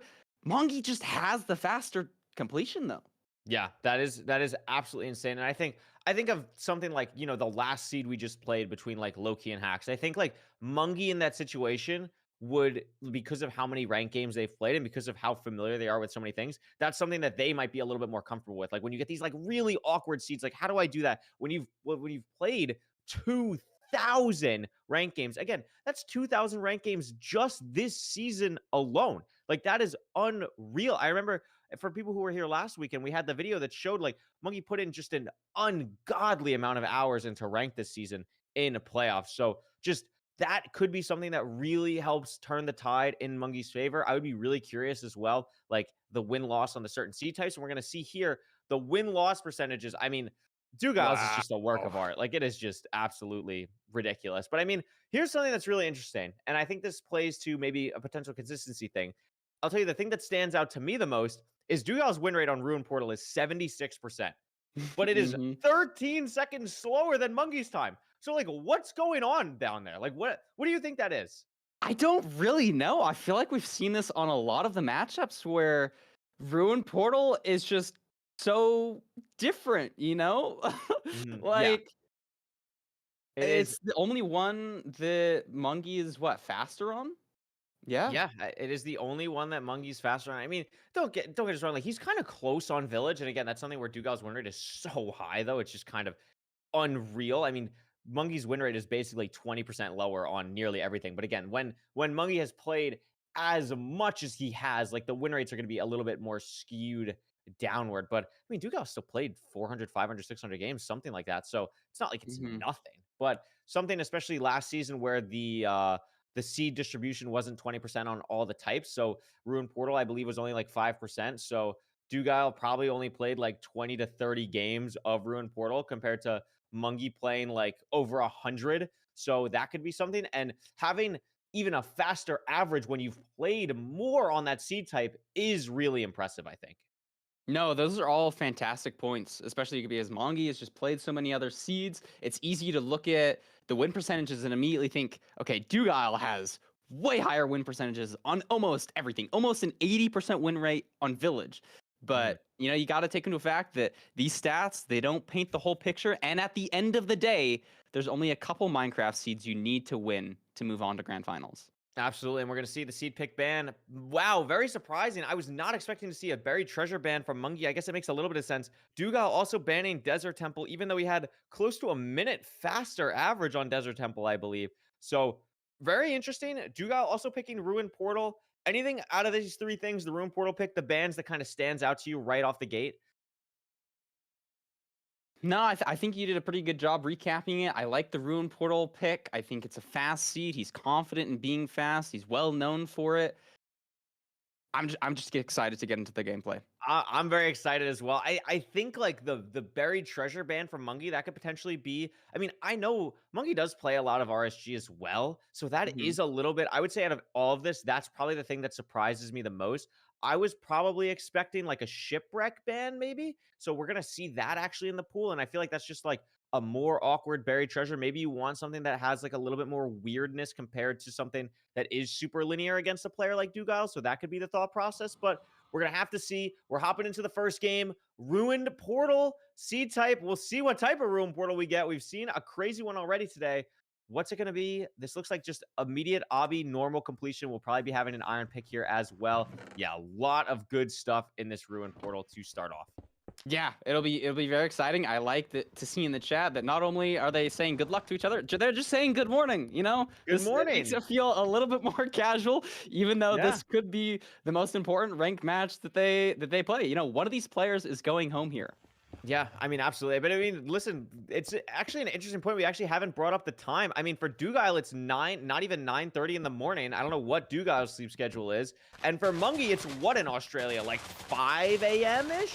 So both these players on like a ridiculous, you know, maybe not the optimal time zone that they would probably be wanting at the moment. So that could be something we could see. I mean, one of the things with playoffs, especially in a best of 5 matchup, as we see both players dealing with animals, is like, how do you manage the exhaustion kind of throughout the match? And I think, especially when these players, no matter what happens, are both playing 2 matches today, that could be something we see. And Dugal getting a double, triple brown sheep drop. That's something you never see. Are we gonna see 2 brown beds? Is there any village that has a brown bed? I don't think there is.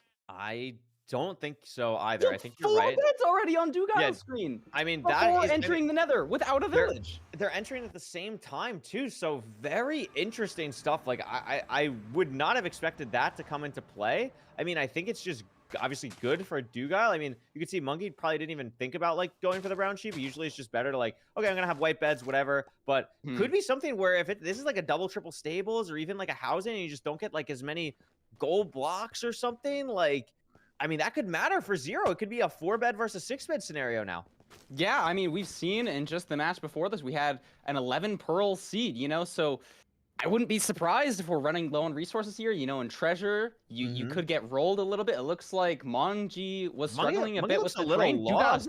Yeah, Mungie looks a little bit lost here. And I mean, Treasure's a perfect example of what we were just talking about. Like, there could be a situation where Dugal might not have to go down to the bottom for extra resources if necessary now. Like, if that needs to happen or there's like low gold blocks on the top here, it could be really different. I mean, Dugal took so much better terrain. I don't even see this Bastion on Monkey's screen. There it is. There it is, finally. But I mean, this is a massive time loss for Mungie already. Yeah, not the sort of start you want. I mean, like we're saying, it's very hard to make up time on players of this caliber. If you're 30 seconds behind Dugal into the Bastion, can you even make that up? Or are you just going to have to rely on Duke making a mistake later in the run? Yeah, I mean, like, maybe you could say, like, it could have paid off if Mungie saw the fort or something and Dugile didn't because they took so many different directions, but I didn't see the fort on Mungie's screen, so they're both going to have to kind of deal with that. Maybe that ends up being something. I mean, this is just a really interesting situation and a little bit awkward here for Mungie. Should be fine, but, I mean, Dugile, in my opinion, is one of the best treasure players. I mean, something to note if you're a little bit more unfamiliar with, like, seeing these players play. Dugile moves so robotically, I feel like is the word, in a treasure bastion because there's so much micro you need to be absolutely on point with, and we could see that even leading to a larger time advantage for him as he's trying to leave. Yeah, like, I mean, Dugile, former bridge world record holder, can telly bridge. You know, that's something that if you watch Dugile telly bridge, it almost looks inhuman, you know, the amount of raw mechanics that are going there and the consistency to do it time and time again. I mean, absolutely. I mean, still in this Bastion, though, we could take a look at his inventory right now. Only 12 obsidian, so almost certainly going to be either 1 going down to bottom treasure or 2 a home portal situation. And there's the brown bed coming in clutch, actually. Probably just for the blaze bed, I would assume, just because we have so many string. Like, we just have so much. But still waiting on Abi. Wow, got a lot more. Actually, he's going to be able to leave on 20, which is great. But again, have not seen the fortress yet. So I'm assuming, unless Dugal saw it, we missed it, which, yeah, we missed it. There it is. That's going to be pretty easy for Dugal to just have an even larger lead. And even with this really awkward, like, far, I feel like, Bastion, Dugal's still in this fortress sub 430. I mean, this is fast. Yeah, I mean, you were saying earlier, like, Mongi, like, maybe the potential benefit of taking wrong terrain to the Bastion, you get to see the fortress, but that just does not matter on this seed. I mean, Crimson, a lot of the time, low visibility, but the fort is just right there, and Mongi is just, how far behind now? 40 seconds? Yeah, I mean, this is massive. I mean, did get to the fort, I feel like, pretty quick. I feel like I blinked and he just has 2 blazes in front of him, but neither player has found the spawner yet, so this could potentially be an advantage for Mungie. But again, they're kind of entering at the same part, and as I say that, Dugal does find it. So Mungie's going to have to deal with that now, trying to find the spawner, but a potential chance here Is that double for- lava? Oh, that is really awkward for lava. Dugile. There could be a situation where maybe Monkey finds a different spawner, doesn't have to deal with this, and then gets better Oh, this blazes. is I mean, so this is really awkward for Dugile. Yeah, and if Mungi finds a better spawner, I mean, it's not as bad as I thought. I thought the spawner was completely closed in, but it looks like out the bottom there is some terrain. So with a blaze spawner, ideally you're going to a more open one. That way you can pearl better to your second Yeah, I mean, we're gonna see here. Here's the blaze bed for Monkey. Is it the same? It It looks is. like it. I feel like managed it Better so lava, much look at better. that. Wow. I mean, does have the second Yeah. one still, but just not having to deal with both at the same time. I mean, that was beautifully played from Monkey. That was you can't ask for better. That could be a deciding factor here if the blaze rates kind of pop a little bit more. Monkey's actually ahead on rods right now. Wow, that's insane. We saw him enter so much slower. Even into the Bastion, he was just so far behind.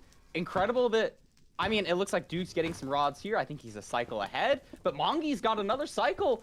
And Yeah, and I mean, all of a ahead sudden on it's rods way again, closer. like it's neck and neck right now. I mean, professional plumbing from Mungie, like that's impressive. I mean, he plumbs on the ladder sometimes and is plumbing in the playoffs. This is beautiful.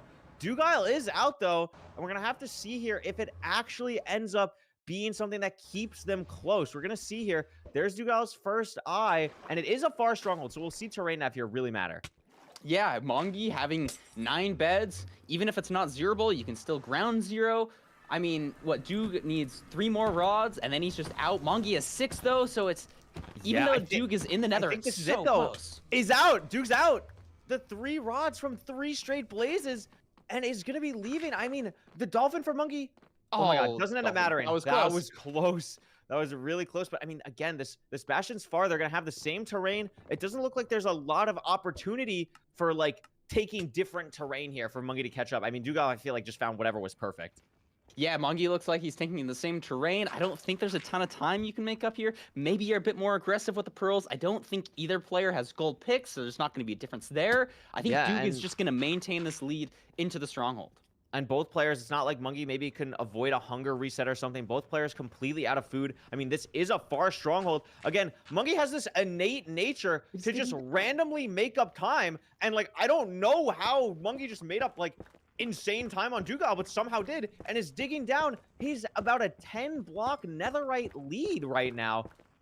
This is Monkey's like best skill, and I genuinely never know how he does it. Oh my god, awkward lava. Dugal is gonna have to deal with it as well, but and Monkey's gonna lose actually a good bit of time. loses a couple seconds then. Actually matters And that again. can That was matter. A 4-second time But loss. how is he in the stronghold faster? Sometimes I don't understand Mungi. He's just, I like you're saying, a cerebral player, I feel like sometimes I just can't comprehend. He was so behind into the Bastion, but now he's in the end first. See that pearl from Monkey through the side, so he didn't have to deal with the iron door, no button shenanigans, just pearls through the side of the block. In here, has about a Could 5 come down to 0. Wow, this could come down to who performs the better 0. It's open. It is front 1 and 8. Monkey gonna have to hit a pearl. It's a tall tower, so it should be pretty easy. It's a bad pearl clip, and it's gonna have to do a little bit of building up. Dugal could push to 96 here, but Dugal's pearl Low is not fine. pearl and hesitation from Dugile, missing up the blocks. Mongi's setting up. Looks like they have time. Crossbow 0. I think Mongi can lock this out unless he has a bad 0. It should just go to Mongi. That was a It great should double, but just at be this, Monkey. that's low though.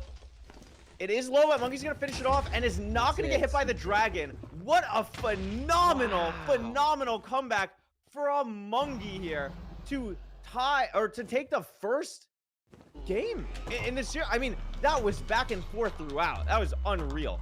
Yeah, and Duke's first loss.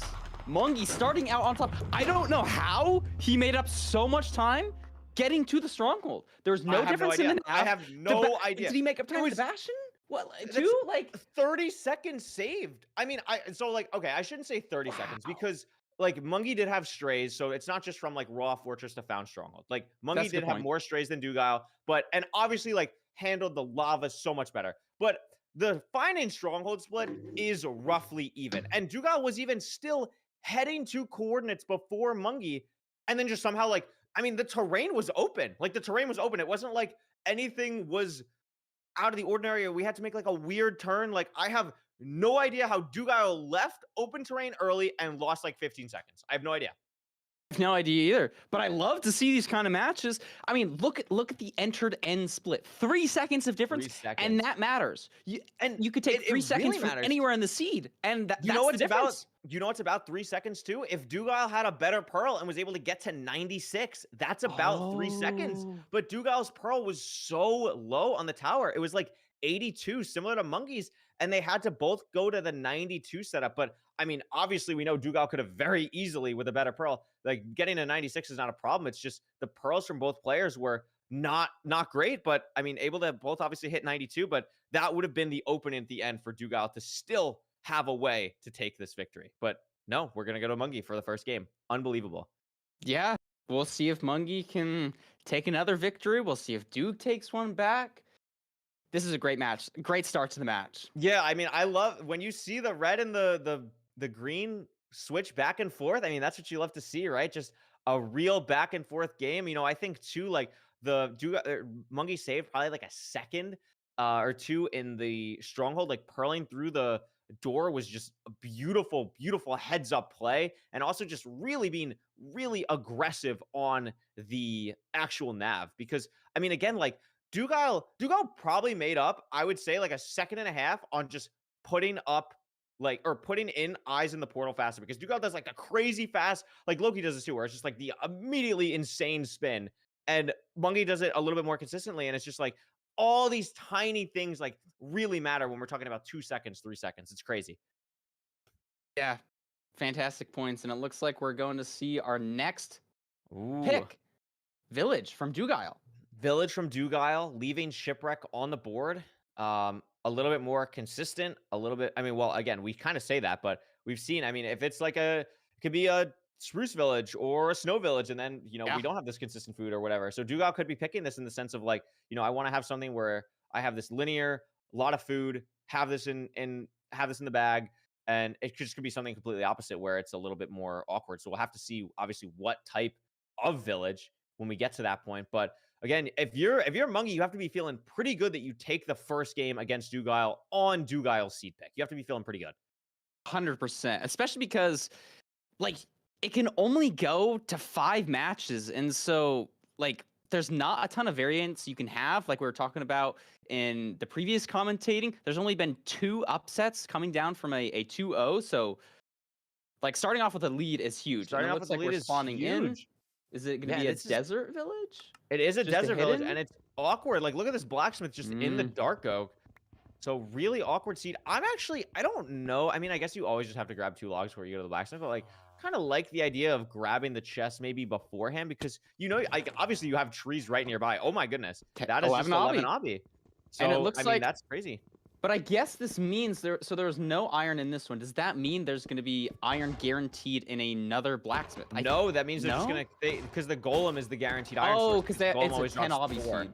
Yeah, so it's just 10 obby. And also, Mungie grabbing flint from the nearby water is a little bit behind here, but will be able to literally, basically insta-enter the nether after killing this golem. I mean, we'll probably grab stone off of the blacksmith potentially, but has literally everything else he needs. Dougal will still have to find flint, but it is going to be quite interesting to see here.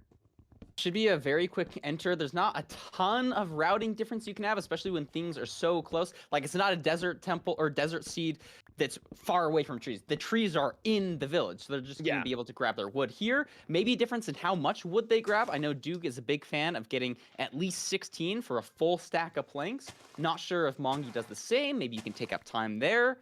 We'll just have to see. And, I mean, that's a great point, and it's something that, I mean, we've seen kind of, I remember in the first match of today between Hacks and Loki, Feinberg and Nerdy were talking about, like, the shears versus Iron Axe, grabbing blocks, like, what do you do here? And Dougal doing that is really interesting, because it's not even like he has an Iron Axe, right? Like, Stone Axe takes a little bit more time with that. I mean, we could see Mungie only grabbing 7 logs compared to Dougal's 16, and it's not going to matter for Dougal because this is just the housing right in the front. I really like the play for Mongi, mining two wood in the portal animation. That's something you see in the set seed.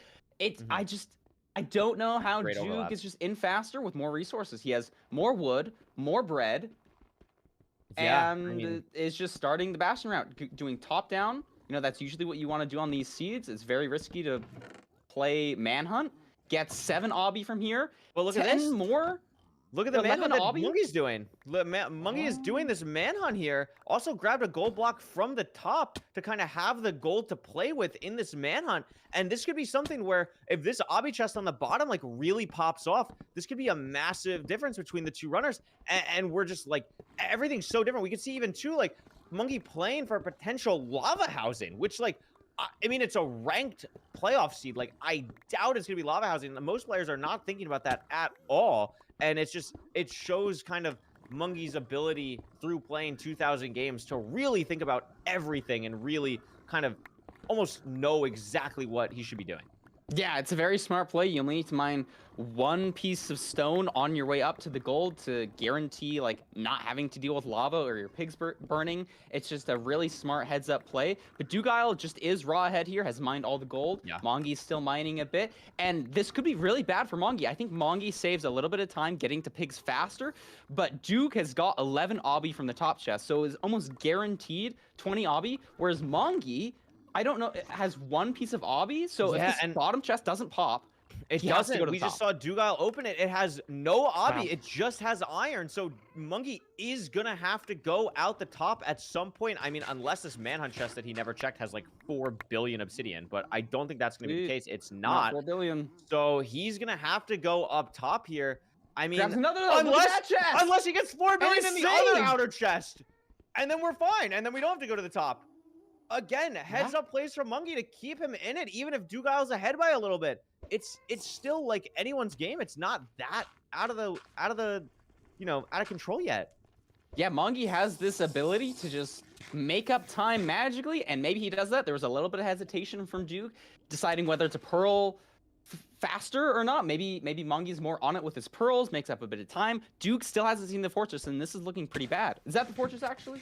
I Over in the don't distance? see anything on his screen at the moment. Again, I would say, honestly, one of Mungi's biggest strengths, and we saw it last season, is just, you know, we're talking about the innate way to just make up time, but the time that he's doing this is in these, like, in-between splits here, right? So if it's the terrain management specifically that is the real standout, but again, similar to Dugile, not really seeing anything that looks great, but now finding it, and Dugile is leaving to go to a different spawner that he might have saw.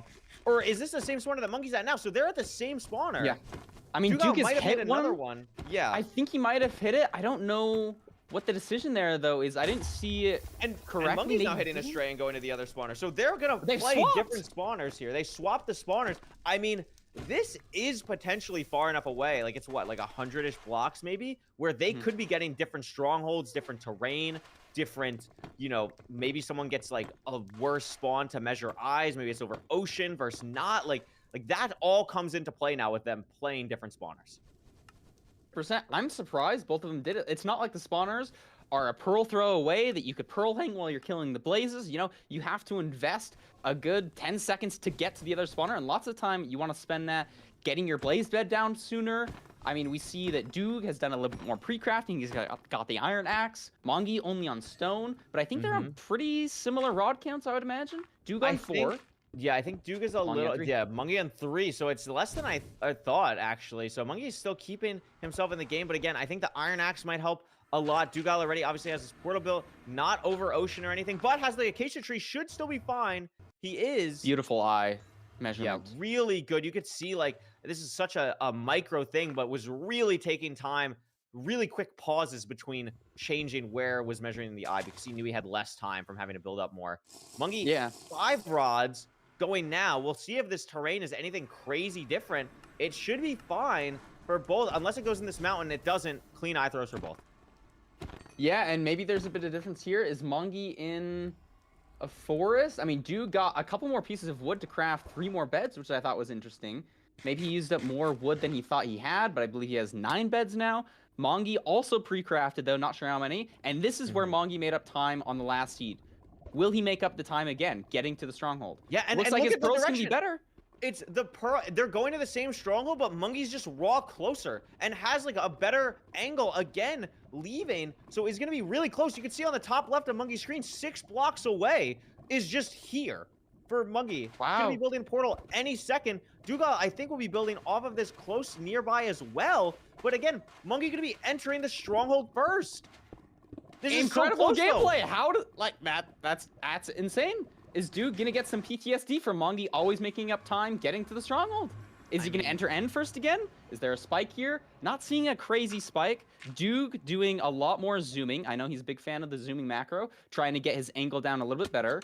Both Yeah. crossing chunk borders, trying to find something. There's light here for Duke, and it And looks this like has the to portal be it, room. right? It is. Monkey a little bit behind. Neither have to hunger reset. Dugal gets hit off by the swordfish, so now they're entering the literal portal at my the gosh! exact same time. Monkey doing the eat to What's get the the string extra delay? thing. It's 063. It's 063, Parker. It's 063. Oh, 63? It's 063. I think that's the highest O value I've ever even heard of. I've seen Okay, so- 061. I don't even think I've heard of 062. I've speedrun Minecraft 5,000 times. My highest O value ever is 061. This is two higher than my highest ever. Like, That's what insane. is Wait, and Duke's still going for a Dugal's zero. still going for a Hey, zero. how many Oh my god. volts? Bow clutches. That's where the dragon clicking comes in hand. But Mongi not even shooting any crystals. Duke looks like he has ground zero. It's paying God. off mining that extra wood on burst portal. But if Mongi gets a perch right here, it just doesn't matter. I mean, this is absolutely true. I mean, this dragon could absolutely perch here for Mungi. It Oh doesn't. my It gosh. goes away. Oh my gosh. I mean, this is a pretty standard ground zero for Dugal. This is like 8 or 9 explosives. Mungi, the dragon doesn't. Oh my turn. gosh, it's baiting It us. looks like it If that was a could've. perch, I would have flipped out. Really mean, smart play Dugal's- from from Duke, getting more wood in that overworld to guarantee ground zero. I don't think he had enough beforehand, but now is totally comfortable. I think has 9 beds at least, maybe an anchor or 2. Mongi has nothing, hasn't shot any crystals, and I think Duke is I going to think this secure is the going to be victory. Dugal's game. Has enough time, another extra bed, and that will do it. What a phenomenal 2 games we've seen so far. No 8-9 for Mungi to get the insta perch. Unfortunate, unlucky, but Dugal taking the luck into his own hands with the ground zero, guaranteeing the victory. Even trying to go for zero there was unbelievable. And look at this again. 15 seconds faster in the fourth for Dugal, 24 seconds faster finding stronghold, but Mungi just like, I don't know, like has a third eye, like finding out how to get to the stronghold faster. And then they enter end at literally the exact same time. Yeah, I didn't realize with the stream delay if it was different. Down to the second, incredible gameplay. I think Duke he played the end better. He had more options. He went for zero and ground zero. Love to see ground zero. That's something we don't get to see often. Most of the time, you're just hitting a zero. But Mongi didn't go for either, you know? So the expected outcome was for Duke to win that upon end enter.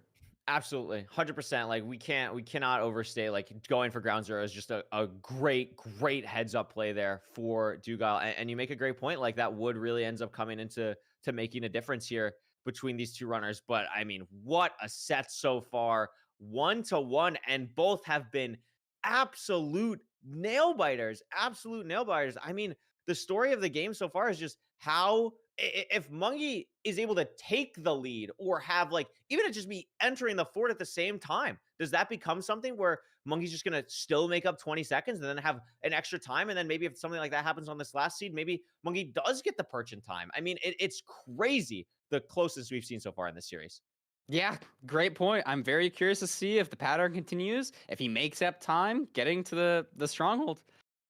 Yeah, Yeah. I mean, just absolutely crazy. We do know the third seed, I believe, will be Shipwreck, so we'll be going to the ocean for the first time, and then we are also guaranteed a seed 4 at this point, which means the bans will be lifted, so we could be seeing some other crazy stuff in the second half of this. But I mean, the fact that it's 1-1 right now, like again, we kind of talked about it in the pre-thing, like Dugal came in undefeated. Obviously, yes, only played 1 game, but I mean, especially after seeing what Loki did against Hax, like kind of the expectation for maybe a lot of people was thinking Dugal could come in here and just 3-0, and then we have just a crazy grand final. But now Mungi is proving absolutely that he deserves to be here.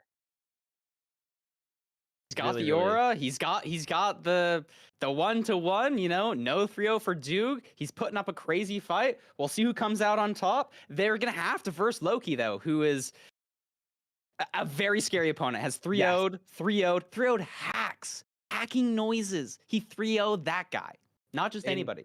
Insane. So we'll see which runner comes out on top. After our break, we're going to head over to Fulham. We had to do some yapping as Fulham gets ready, but Fulham is now ready. We've gotten the queue. So have fun with Fulham. I'm very excited to see what he caught that we did not in this crazy close matchup between Dugal and Big Mungi.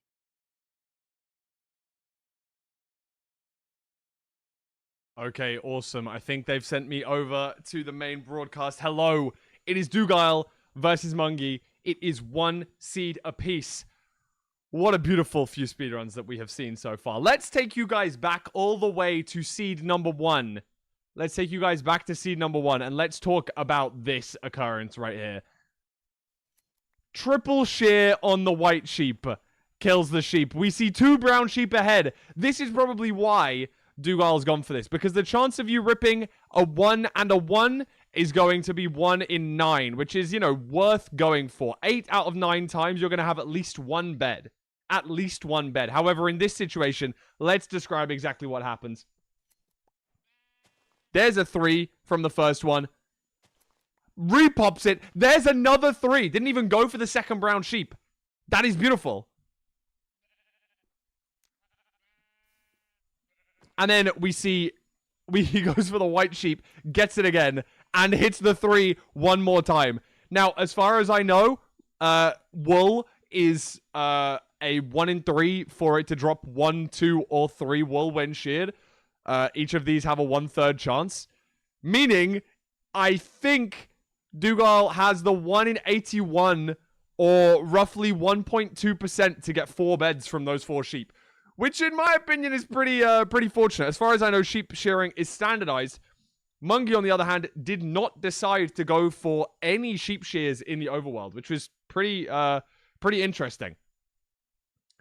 This did come as a small benefit when we got to the blaze bed. However, this blaze bed didn't go ideally for Dugile, exposing 2 lava sources and definitely halting a few of his spawns. Also, a few of these block placements I think may have been less than optimal. I think that under this lava here, he may have double-clicked, as we can see by the fact that the lava starts flowing 1 block above here, this location right here. That means that I think he may have double-clicked, allowing the lava to flow around the rest of the portal, increasing the light level, and then decreasing the blaze number, allowing Mungi to be able to catch up to Dugile during this second half of the seed. We can see the lava starts to flow everywhere, even after the double block off. That is all because of the block that you can see just as he F5s right here. This block right here. 1 small double click, 1 small misplace allowed the lava from flowing down to flow out left, right, in front, all over the spawner, increasing the light level, hence decreasing the blaze spawns per cycle. Something that I wanted to note there. On the other hand, for Mungi, he was able to clear this lava a little bit more expertly, going from the back, instantly spotting it, pillaring up, triple tapping down, and the lava is gone. Unfortunately, the other side, of course, did exist, but that was easier to clear, and no misclicks allows the spawner to be cleared within 5-10 seconds, only losing maybe the optimum number of spawns from 1 blaze cycle, which is far fewer than Dugile, which I think is a really, really good play. Allowed him to save a lot of time in this fortress versus Dugile here, as we can see a few extra. And let's just talk about how close this 0 fight was. Both runners forcing each other to go for crossbow zeros, the fewest number of rotations as we can possibly get. And it came down to just seconds between these runners on end enters and on killing the dragon, both of them freeing the end. I like the fact that Dude continued even after the 0 cycle was done. It was within 4 or 5 seconds. What a great seed 1. And then in seed 2, we saw Dugile did not go for the top down, instead opting to go for manhunt, going and checking these chests, overlapping it with the Paidar to try and find out where the fortress is. Grabs this chest, nothing. Quick reminder as to finding this outside chest here, this lantern chest, and bang, a beautiful amount of obsidian in that chest. No need to even go to the top of housing anymore after that one, saving a substantial amount of time. And Dugile was able to make a good comeback, pretty much entering the end at the same time, going for the 1 in 80 on the 063. But then with the ground 0 set up in his back pocket, he was able to determine that that was the optimal play. Shoots and instantly blocks himself in, gets the circles. And I did think that the explosive count was a little bit scary after using 5 or 6 explosives. Not a ton of damage on the dragon. The first 2 explosives, pretty low damage. Third explosive, a little better. Fourth explosive, much better. Fifth explosive, okay. I think one of these explosives did really well. I think it might be this one coming up here. A big amount of damage on that explosion, allowing him to comfortably finish off the seed with 9, I believe, beds used in that 0 cycle. In that ground 0. Pretty difficult set of scenarios and a pretty difficult match to be able to predict. Are we going to see a best of 5? Are we going to see all 5 seeds here? It's currently 1 apiece. Will we get to 2 seeds all? If we do, I'll see you again. If not, I will see you in the 3rd place match. Going to send you guys back to Curry and Rekrap right now. Thank you so much, Fulham. That was a phenomenal analysis as always. I mean, I think the thing that kind of stood out to me there at the end there when we were looking at it, I was telling Parker, like, it looked like even if Dugile did get to 84 or 88 or wherever he was going, it looked like the dragon was going to fly anyway. It looked like it was kind of going off its path. And then, like, just the raw mechanics of Dugile to build the ground 0 setup in like 1 second is just absolutely absurd. The iron bars placing them. It's just been a great match, like, between 2 of the top runners that MCSR has to offer. Yeah, I love to see it. Love the analysis. Seeing that on Doog's blaze bed, he placed 1 extra block, made the lava flow a little bit more, and that could have been the difference maker in that match where you don't get the blaze spawns as fast. And love the ground 0 point. You know, we've seen in previous matches somebody missed their first crossbow shot on ground 0, had to shoot again. Dragon fireballs, they can't do ground 0 anymore. You know, So it's very important, especially on that high O value, to get your ground 0 set up as fast as Dugile did. Absolutely. It's just really important. I mean, being able to set up as quickly as you can. I mean, especially like Dugile doesn't know if Monkey's going to get a perch. Dugile doesn't know what Monkey's doing. Like, every second in that situation can matter. And it's just putting yourself in a position to win. And Dugile did exactly that to tie up this series. So with that, we're going to see, as we know, the 3rd seed, it's the only seed left. It has to be a Shipwreck. And I think this is not the worst case, I think, for either runner. I mean, Shipwreck is just one of the kind of awkward seed types just because the food could be kind of weird. The iron count can be kind of weird. It's not like something like Buried Treasure where even if you get like 8 iron or something, sometimes you might get like 10 gold with that, or like, 3 diamonds. Like, that's much less likely on a Shipwreck seed. So I'm curious to see. This is the first time either of these runners today are going to the ocean. So we'll see what that's about. Yeah, hoping for a high quality Shipwreck. You know, potentially you can get a TNT from it, but it is just weird. You could get a couple pieces of rotten flesh and that's it. You could get a stack of wheat, Yeah, absolutely. And I think, the big thing too is, having the magma ravine, seeing where these players go could be a big deciding factor if there's not an instant kelp situation or anything like that. But I mean, as you've seen, it's been the kind of the story of today. Dugile a little bit faster in the overworld getting to the fortress, and then Mungi ripping these end games. So we'll see if that changes in this matchup as we get loaded in here. Immediate Shipwreck location for pretty much both runners. But it looks like, is this Shipwreck potentially buried? Dugile no, it's is not. able to get the chest. Mungi thought it is bad. Oh, wow.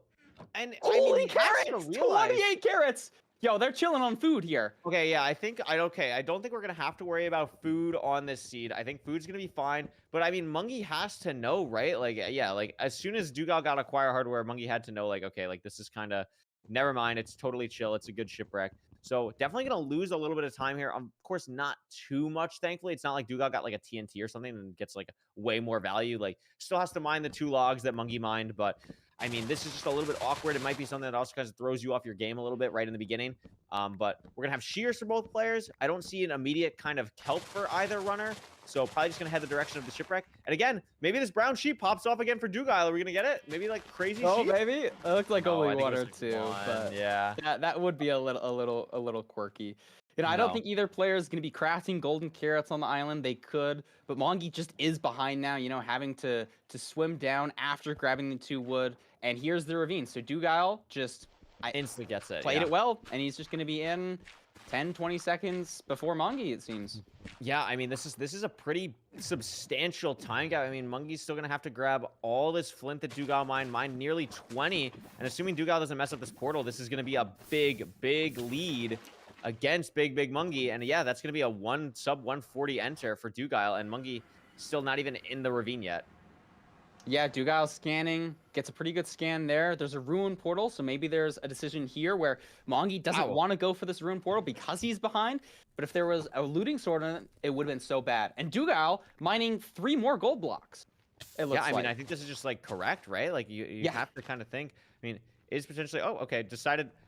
I don't know what Dugal skip that one. maybe just decided actually, you know what? I'm just gonna use it as a building block. I mean, that's fine. I mean, we already have like 25 gold, like probably not necessary to mine, but it just really looked like he was going to mine it. That's more what I'm confused about. Like it just kind of I just thought he was gonna do it, but I guess not. What's really nice about the gold is you get to guarantee having golden carrots, you know, because maybe some bastions you could like having the extra gold is just so powerful, especially because you got 28 carrots waiting to be golden carrots, and that can be so huge, especially if you're end game. And maybe for Mongi, you know, we've seen him crank these end games. So Yeah, he really wants that.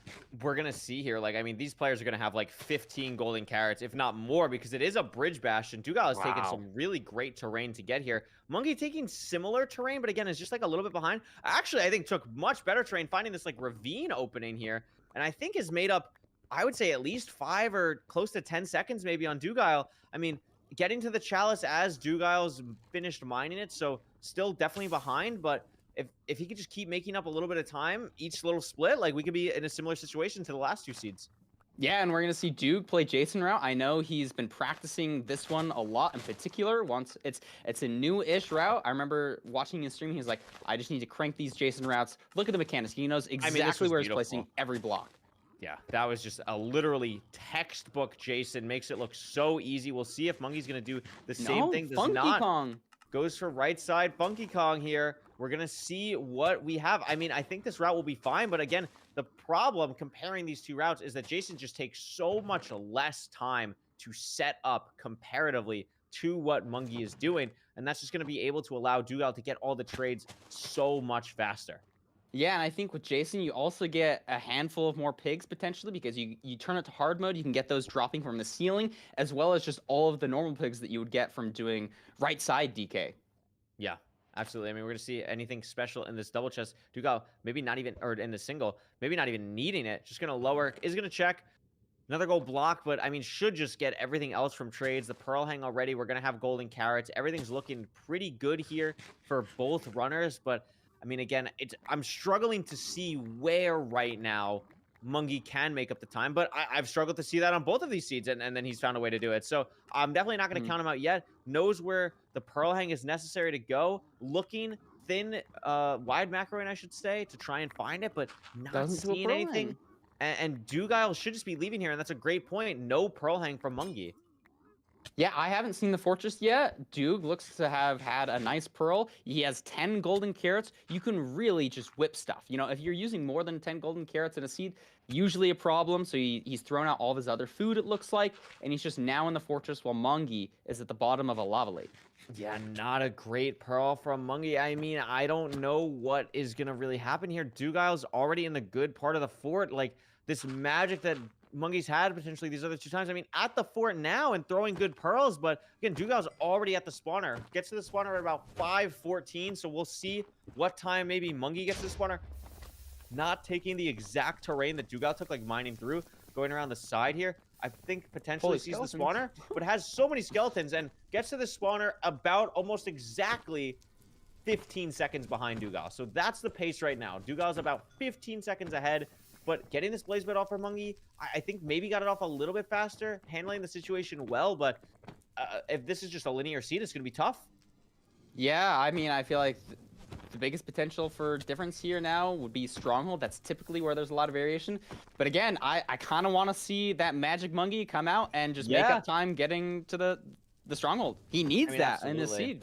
Absolutely. When looking at the kind of materials each runner has at the moment, no ground zero open for Mungi, at least iron-wise. Dugal does have actually that option open, so that could be potentially, we saw it happen last seed, Mungie does not have enough iron for iron bars. Dugile does with the iron nuggets in his inventory. Really Crazy weird, spin. awkward overhang for Dugile.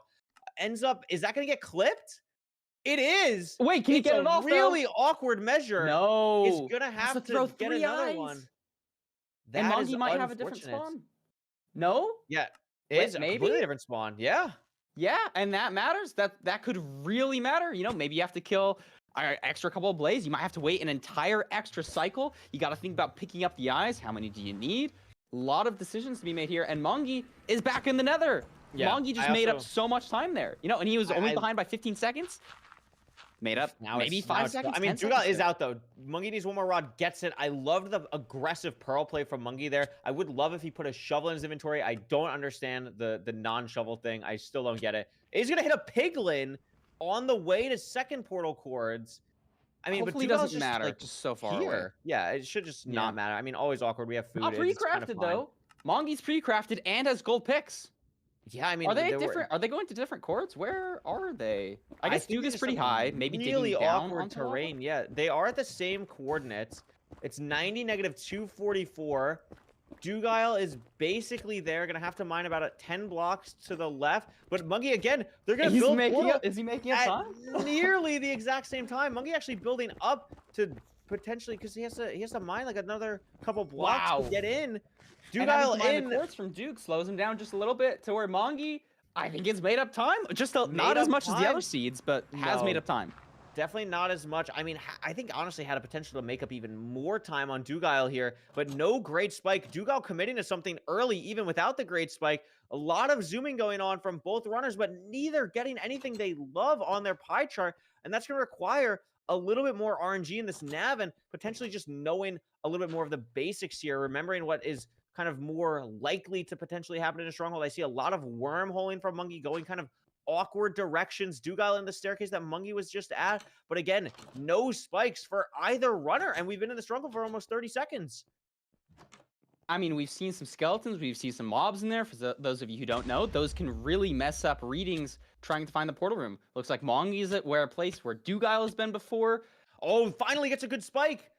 It's Oh, gotta and be this here. could be It it? is. And Mungie finds it. A great recheck on this area that Dugile might have missed through the hidden way. Potentially some entity culling having an effect there with the door. That's a little bit awkward. This is a tough back zero, though. I mean, we have food. We have the explosives. We're going to be going for a side setup here from Mungie. This is back.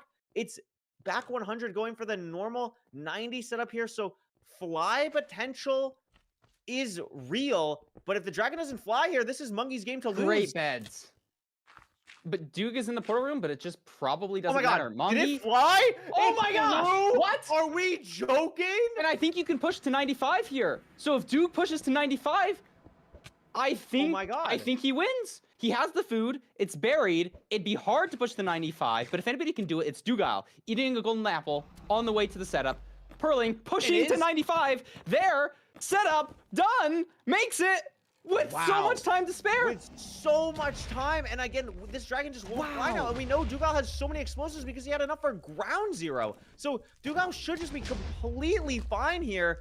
4 more explosives, and that's going to be the game for Dugile because the dragon flew after Mungie did not 1 but 4 explosives.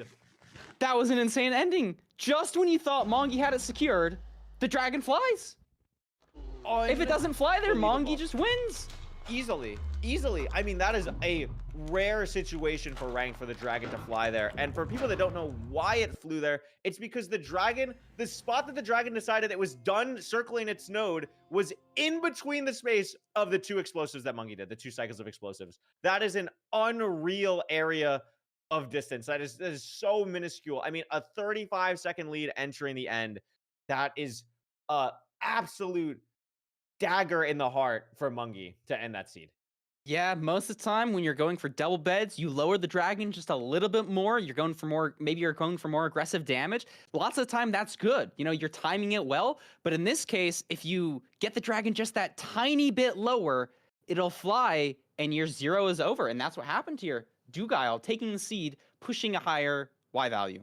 I mean, yeah, absolutely. I mean, we're talking about it as an unfortunate circumstance for Mungie, and absolutely while it is, I mean, the knowledge from Dugile, the awareness to go for 95, knowing that that's the chance to win, having to push the harder 0, having to push for the higher height, and gets there with so much time and is able to just Beautiful finish it pull off there. so cleanly. So cleanly. Jeez. I mean, Man, that was, this is that an was insane. exciting match. Yeah, We have I mean, this is- 2-1 to Dugile. Moving Yeah. into maybe our last seed. We'll see if Mongi can pull us into a game 5. I mean, I hope so for this sake. I mean, this has been an unbelievable series so far. I think Mungi can absolutely do it. I mean, the story of this game is every time you think someone might have it, might be able to push through a little bit more, something just insane happens. And now we're in the situation where all of a sudden Mungi's back against the wall, elimination, a possibility heading into game 4. Yeah, starting off strong. It'd be interesting to know what his mental's like. You know, is he a kind of player to bounce back from that, where he's like, after 4 explosives, the dragon flies. I don't know mean, if I've ever seen unreal. somebody be so far into a 0 and it's over. You know, does that tank him mentally? What's his mental like? Does he say, no, I could have won that seed. It's all right. I have to clutch up here. This Absolutely. really I matters for Monkey. Yeah, I mean, absolutely. I think the mental, I can speak just from watching so much of Mungi this season, has been so improved. And I think it's one of the reasons why he was able to do so well in season 6 and win so a very strong game against Feinberg yesterday. Is the mental for Mungi, you know, fending off the reverse sweep has improved so much recently, especially in the last month or so. So this is the true test here. I mean, that is a tough situation. You have to be able to look yourself in the mirror and know that, okay, like, yeah, Dugile just made the better play going to 95 there. It's unfortunate, but that is so tough. And, you know, I think picking Desert Temple here, honestly, like, I think Desert Temple is just a fun seed. I think it's awesome. I think it's kind of almost like a mental reset of like, I just have TNT. Yippee, I love TNT. So that could be like a cool thing here for Mungi. So definitely an aura pick. I hope it ends up working out. And I hope Dugile also obviously plays fantastic, but I really do hope we get to a game 5 here because it has been cinema so far. Yeah. It really has been. And the Desert Temple was Dugile's ban. So maybe Mungi's feeling a little bit comfortable about this. Why did Dugile ban it? Maybe he's thinking, Duke doesn't feel confident playing a Desert Temple against me, so I'm picking Desert Temple. It seems like the most logical play, you know, to pick the seed that you need to win as your opponent's ban. Yeah, I mean, absolutely. And something we haven't even like touched on because it's semifinals so far. I mean, Village? This is a seed Village. Hello, where's okay, there's the temple. Okay. Okay, normal ranked temple seed. Okay, we got the Totally double. normal. Very nice, very nice. But what I was gonna say for the Village is, I mean, there's a money on the line now. Like, I don't remember exactly what second place gets, but there's like at least $500 on the line for just winning the seed and making it to grand finals. So that could be something else that is definitely in these players' head and something we have to think about as we're heading into this possible elimination. Yeah, maybe it adds a bit more pressure. I know both these players are very experienced in playoffs, but Duke has won before. You know, he's taken the nerves and handled them better than everybody. He's won an entire tournament before. So won the last one. I mean, Mongi defending can do this. champion. Yeah, I mean, Yeah. defending champion right now. Getting the Village here is especially, you know, really interesting when overlaps like this happen. Now, I could be mistaken, but I'm pretty sure I saw a lava pool on Dugile's screen that was like right next to this Village. Oh, maybe not. Maybe I'm mistaken. Maybe I'm trolling. I thought someone had a lava pool that the other person didn't have, and that would be really unfortunate going into this game. But thankfully, I don't think that's the case. Now, something I do find interesting, I guess Dugile lost his pressure plate somewhere and had to mine a log for some stone. So that's like a little bit Yeah, weird. that's annoying. But like, I think Mungi potentially has a much cleaner inventory, at least right now. But I'm not sure, you know, I mean, Dugile's inventory is also like insanely clean. Both players playing this tempo really nicely. And it's just going to depend really, where's the lava pool? How are we seeing that? What's the food? I mean, we don't have to worry about food because you have the Village. So really Yeah, interesting. Mongi tempo overall here. 48 bread. Like he's eating well. He should have Yeah. more than enough to finish the season. I think they're mining both good wood. in that.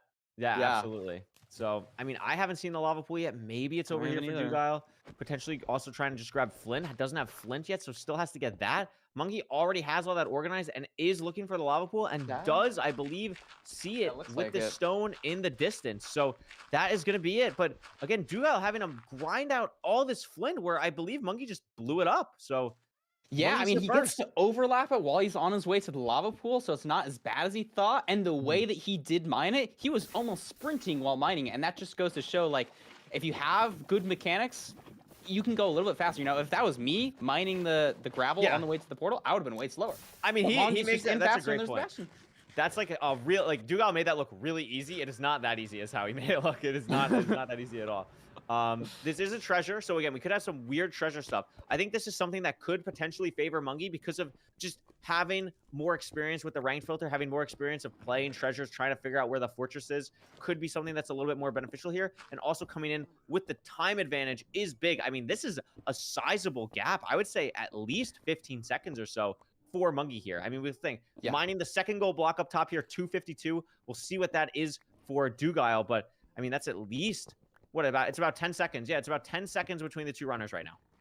Yeah, I love to see that they both did a double extension where people normally only place one block. So it looks like both of them are on top of the newest mechanics with treasure out. I've never seen that before. Dugal did check the quote-unquote pearl chest. So maybe losing a bit of time there. He only got Crying Obsidian. You know, usually you're hoping for a couple pieces of obby in that chest. Doesn't get it. Doog using a macro to try and spot the fort. I didn't see it. Have you seen the fort yet? I did not see the fort either. I mean, this is something where quadrants are definitely going to come into play. I think both players are probably, assuming they don't have to go down to the bottom for anything else, like, you know, like missing obsidian or pearl trades or something like that. I think both players are just going to leave because you have to go for the high roll situation here. I think you can't really play for consistency, especially if you're Mungie with kind of your playoff life on the line in this situation. Yeah, this isn't the first seed. And Mungie punches a piglet. Oh! Oh my god, it's scary. Sorry. Oh my goodness. Careful. I was just gonna say, is this the first time Mungie's been ahead into the Bastion? Or am I wouldn't be incorrect? surprised if that's the case. I think you're kind of right. I mean, something that I've picked up as well during this treasure is that there doesn't seem to be that many gold blocks. Like, this has kind of been a little bit of an awkward treasure situation. I mean, the obby count's what right now? We're at 10. 16. So we'll probably be fine. Duke is at 16, but is like literally checking trades. Mungie up to 15. So we'll have, I think, everything else. But the question is, are we going to get 20 obsidian? Dugal only at 18, and they're done, and it's 22. No, yeah, okay, yeah, so we're good. Dugal seems to be a little bit better with that pre-craft. Has an iron axe, iron bars. Looks like he's going for breaking spawner. Is Mungie gonna break spawner? This could be a big difference here. This is if a you play massive it well, difference.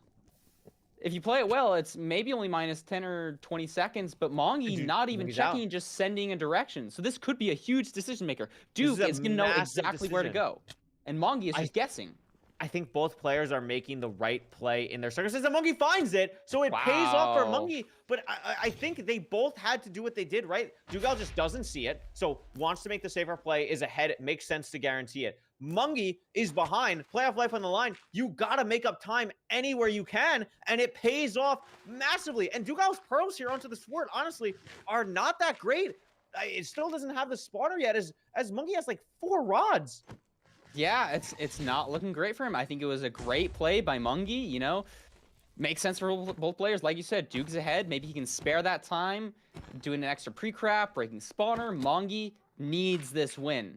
Oh, Dugal having to deal with a lot of wither skeletons. One behind him, 2 in front of him. What is happening? Handles it beautifully, though. Yeah, I mean, doesn't take any damage. Not like it matters with the food, but the big thing is all of this is just taking time away from activating a spawner, from getting blazes, and potentially also this could be a situation where it could be because of the direction that the Pyre took Dugal, it led to a different part of the fortress where it was so much more awkward to find the spawners, while Mungie just happened to go just the right direction, and that just makes a massive difference. Great point. And as Duke is setting up his TNT, Mungie has 12 Eyes of Ender. If this doesn't break, he's totally good to go. And we've seen his end games be lightning fast, sometimes even magically fast, making up time on Dugal. I don't know how Duke is going to be able to win the seed if Mungie's been playing like he's been playing. I mean, these rates are amazing. The thing that's standing out to me is, again, Dugal has the iron bars. I don't know if Mungie does as well. That could be something where Ground Zero, again, comes into play, potentially. And we've seen, I would say that between, if there's a tough 0 here, I definitely would favor Dugal. That's kind of your thought process right now if you're a Dugal fan. But Mungie having such a big lead here is just absolutely huge. And Dugal is not going to have to throw a second eye that Mungie had to, but I believe Mungie is basically just at the cords. Yeah, really not looking good for Duke. I think he still needs another 2 rods, only on 8 eyes. He has everything pre-crafted, so he's good to go, but Mungie is now going to be in the stronghold. Yeah, and this is it. Dugal will probably be able to leave off these blazes, but it's not going to matter if Mungie just finds the portal room insta. Dugal trying to find a way to leave, potentially finding maybe better terrain to the courts, and is so close already there. What? How is Duke? What?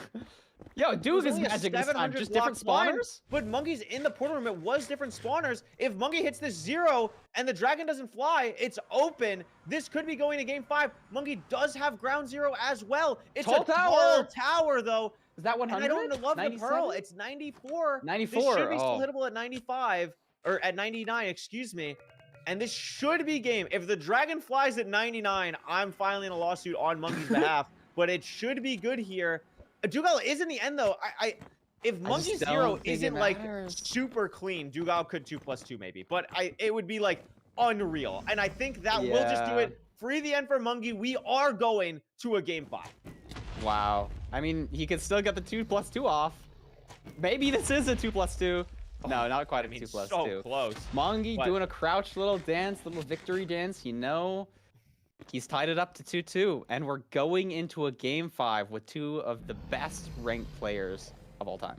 I mean, that was a phenomenal game. I mean, this series has just been a treat. So throughout, I mean, this has just been an unreal set, and we're gonna be going to a game 5. I mean, look at this, a clean sweep for Monkey throughout. Yeah. Green all around for Mungi, red all around for Dugal. I mean, he did make up a lot of time being at a different spawner, having easier time to the stronghold, but just not enough in the end. You know, 16 seconds.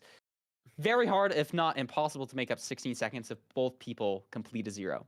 Yeah, I mean, and I just saw this in the chat. I don't know if you saw this, but someone said Dugal has killed the dragon 4 times in this match, and it is 2-2. What? Dugal has killed the dragon every single seed, but it just doesn't matter because Monkey's been faster on the 2 that matter more. I mean, that's an insane. Unreal stat, actually. That Dugal's killed the dragon 4 times, and it's 2-2.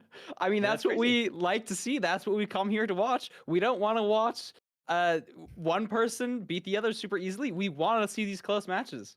Yeah, this has been a great matchup. I think it's really intriguing and something to kind of take note as we're going into this game 5 here. Monkey's endgames have been like so good, and I don't think, you know, watching that, I don't think he did anything that was like incorrect or anything like that. But Dugal just, I mean, getting to chords and the stronghold, like we blinked and he was at the 0 tower. That was a crazy way to make up time to make it close at the end. Tough. Yeah. Really, really insane this stuff is, there. This I is mean, what it comes down to. Yeah, I mean, we're I'm gonna really be going excited. to a game 5. Like, it's gonna be a crazy, crazy matchup. I'm not sure if we are gonna be having a Fulham section. I'm waiting for Fulham to say R. And as I say that, as I literally say that, I get the R from Fulham. Thank you for saving us from this. We'll see you back for the 5th and final match, as it will be Dugal's seed pick. But before that, let's take a look at what we might have missed with some analysis from Fulham. Before that, let's take a look. Okay. Wow. What a match. What a match. What a match so far. 2 apiece. Now, the clips are slightly shorter this time because obviously, as we did get to a seed 5 this time, I know that the time pressure does start to mount. So I will keep this one quick. Let's think back to seed 3. Let's talk about how the difference could have been made by this eye measuring split right here. Dugal's first eye into a wall, second eye into this peculiar overhang here, and annoyingly slightly into that dirt. Maybe he could have grabbed it from the bottom of the very first wiggle here. He could have grabbed it possibly there, but I mean, it's such a tough location to try and measure from. So he does end up throwing a third and final eye here, which does cause him to lose a substantial amount of time here. 3 separate eye throws, having to move to even throw the eyes, quite important, quite a big deal, able to collect the eyes afterwards. However, let's have a look at Mungi's portal placement right here. Once he was out of the nether, after throwing the eye, notice that the portal is just ever so slightly different. We literally a slightly different location of building, but you can still see the overhang is right in front right here. The overhang where Dugal had to mismeasure the eyes is right here. We are literally talking, this is maybe a 15 block distance possibly between where these portals did spawn.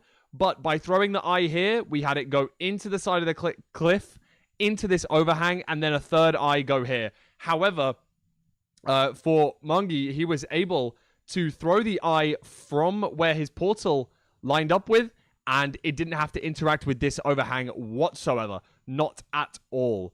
This saved a substantial amount of time for Mungi and was able to head back into the nether really swiftly afterwards. No need to mess around with different pearl throws, and was able to make up some time here. However, let's talk about the end. Mungi was able to enter end first, which we've seen him do a few times now. But after, as Kuriwe said, after going for the +1 beds, it was unfortunately going to fly at 90. And if we divert our attention to Dugile's 0 cycle right here, pushing up to 95, he was able to get it done and kill the dragon with a beautiful 0 cycle. Unfortunate for Mungi to have entered end first and go for the 0, but after not pushing quite high enough, he was not able to kill the dragon. On this seed, Dugile has entered end behind on the majority of seeds so far, though. And that was able to continue that trend in seed number 4. I think I've got a clip of the 0 here. No, we've got a clip of... sorry, I didn't grab a clip of the 0, although it was very close. It was a little bit too late for me to grab a clip of that. I wanted to make sure that the commentators knew what they were doing. Now, we did notice that Mungi was able to pearl in a direction, and the commentators assumed that it was just a presumption, given the coordinates, given the quadrant spawning of fortresses and bastions, that Mungi just decided to send a direction. And now, I wasn't sure. Maybe Mungi was able to F5 on entering the nether. It was something that was slightly different. Obviously, Mungi entering the bastion slightly ahead of Dugile in this spot. But, to put it simply, no, he guessed. I wanted to double check. I was able to ask Mungi, and yeah, he did just guess the direction, which is kind of what we assumed from the clip here. Does kind of just leave the bastion in this general vicinity, and of course, it could be in either quadrant, assuming that, quick presumption, the quadrant lines are going to be something like this here. He could choose to either go in this direction or in this direction. I don't actually know exactly what the quadrant lines are going to look like because I don't have the coordinates on screen, but it's going to be something similar to this. It can spawn in either of the adjacent quadrants, and based on potentially the proximity of coordinates to the edge, maybe the bastion was slightly closer to this border, so it would make more sense for the fortress to be here. He did send in this direction, and indeed it was. So it was a very fortunate but very likely to be educated assumption from Mungi, and he was able to take that seed, leaving us in a 2-2 situation. Seed 5, it is all on the line. The winner of this seed will guarantee them at least second place and at least finishing in the money for this tournament. Will we see Dugile advance to the finals, or will we see Mungi possibly in his first ever grand finals in ranked playoffs history? I'm going to send you guys back to Curry and Parker. Best of luck to both of the runners. We will see you shortly. Thank you so much, Fulham. Welcome back. Parker, we have a game 5. This is I'm everything excited. on the I line love now. game 5s. Yeah, I love game 5s too. You got to pick one. Who is coming out on top here at the end of this game? I'm gonna pick Dugile. I'm a Dug fan. I mean, either one you can say deserves it. They're great players. It's 2-2. The stats say they're completely even right now, but somebody does have to come on top. I'm picking Dug. I think it makes a lot of sense. I'm gonna for the sake of the commentary booth, I'm gonna take the other side. I'm gonna argue for Mungi here. I think the thing that's really allowed for Mungi to stay in this is the knowledge of playing so many seeds, having so much experience in these type of situations. And sure, there has been a lot of nerves potential, and I would definitely argue that Dugile is better mechanically, but I think the knowledge that Mungi has shown is so impressive in this matchup. And I think if he can just keep it close going to Stronghold, anything can happen. Anything can happen, and I think that is what we're going to potentially see. I mean, this is a game 5. It's go time. The seed pick from Dugile is Buried Treasure. It is Mungi's ban, so this makes a lot of sense for Dugile, but I mean, buried treasure, it's something I know both runners are comfortable with. I was shocked that Mungie banned it in the first place. Does this make sense to you? Is this something that you think, or is it more so like I'm just gonna pick what Mungie banned to throw him off? I think that's the line of thinking that Duke is going to be going for here. I mean, we heard him say that the reason he picked Eric out of all the people that he could pick, he was like, I'm just going to keep it simple. He's the lowest seed. That's what I'm going to pick. I think here it's the same situation. It's Mongie's ban. He's just going to pick it. It makes the most sense. I think that makes a lot of sense, and I think it does really play into what Dugal's kind of thought process is with a lot of these type of situations. So I'm very excited. I'm glad we get to see one of every seed type from these runners. I mean, that's exciting. Like, we get to see one of every seed type from all of this. I mean, buried treasure is going to be really exciting. We're going to go back to the ocean. Dugal did win the other ocean seed as well on the shipwreck. I mean, obviously they're a little bit different, but that is pretty exciting to see that here. So, I mean, we're going to see what ends up going on in this matchup, but everything makes a lot of sense. And here we go. The countdown has started. Dugal versus Mungie. Winner in the grand finals. Winner is taking home, guaranteeing some nice cash in their pocket. And we can already see a difference. Duke using a zoom macro. Mongie just raw dogging it and using a lower FOV. Scanning. Duke on the BT faster, though. I don't know what the stream delay is. I think it's only about half a second. So Duke is just raw ahead right now. He can make shears, can have leaves entering. I don't know what the food situation is like. He got a couple pieces of gold. Very solid BT, except for the food, I guess. 6 cod, not ideal. Ideally, you want salmon. Not amazing. I mean, we could see this happen. I mean, Mungie has to deal with a chicken on his gravity tables. That's beautiful. I mean, I think this is a type of situation where, like, 6 cod is probably enough to get you at least to, like, hunger reset in the portal room a lot of the time. But, I mean, if a mistake happens, it's much more punishing in a situation like this comparatively to if it was salmon. Oh, 100%. Even just that half hunger difference between salmon and cod, it means a lot, especially to speedrunners when it might be all the food you're getting. And looks like Duke is going down to the ravine. Mongie found the same one. Yeah, and not going down potentially. Oh. Going down a different situation, maybe. And this is actually quite interesting for Mungie. I mean, there is guaranteed obsidian down there. I thought we saw light. It is going to be a little bit of a slow portal, but Duke not going for the lava. Opting for a door portal, which I guess is just faster. But if Mongie finds a magma ravine, which he doesn't, he just finds a better normal lava space. I actually like this play from Mungie, but again, Dugal is just so good that I was going to say just makes this portal perfectly, but does have a little bit of a mishap. So Dugal will be entering first, but I like the creativity from Mungie, even if it's not like a crazy time save or anything. I think this play is like defendable in some cases.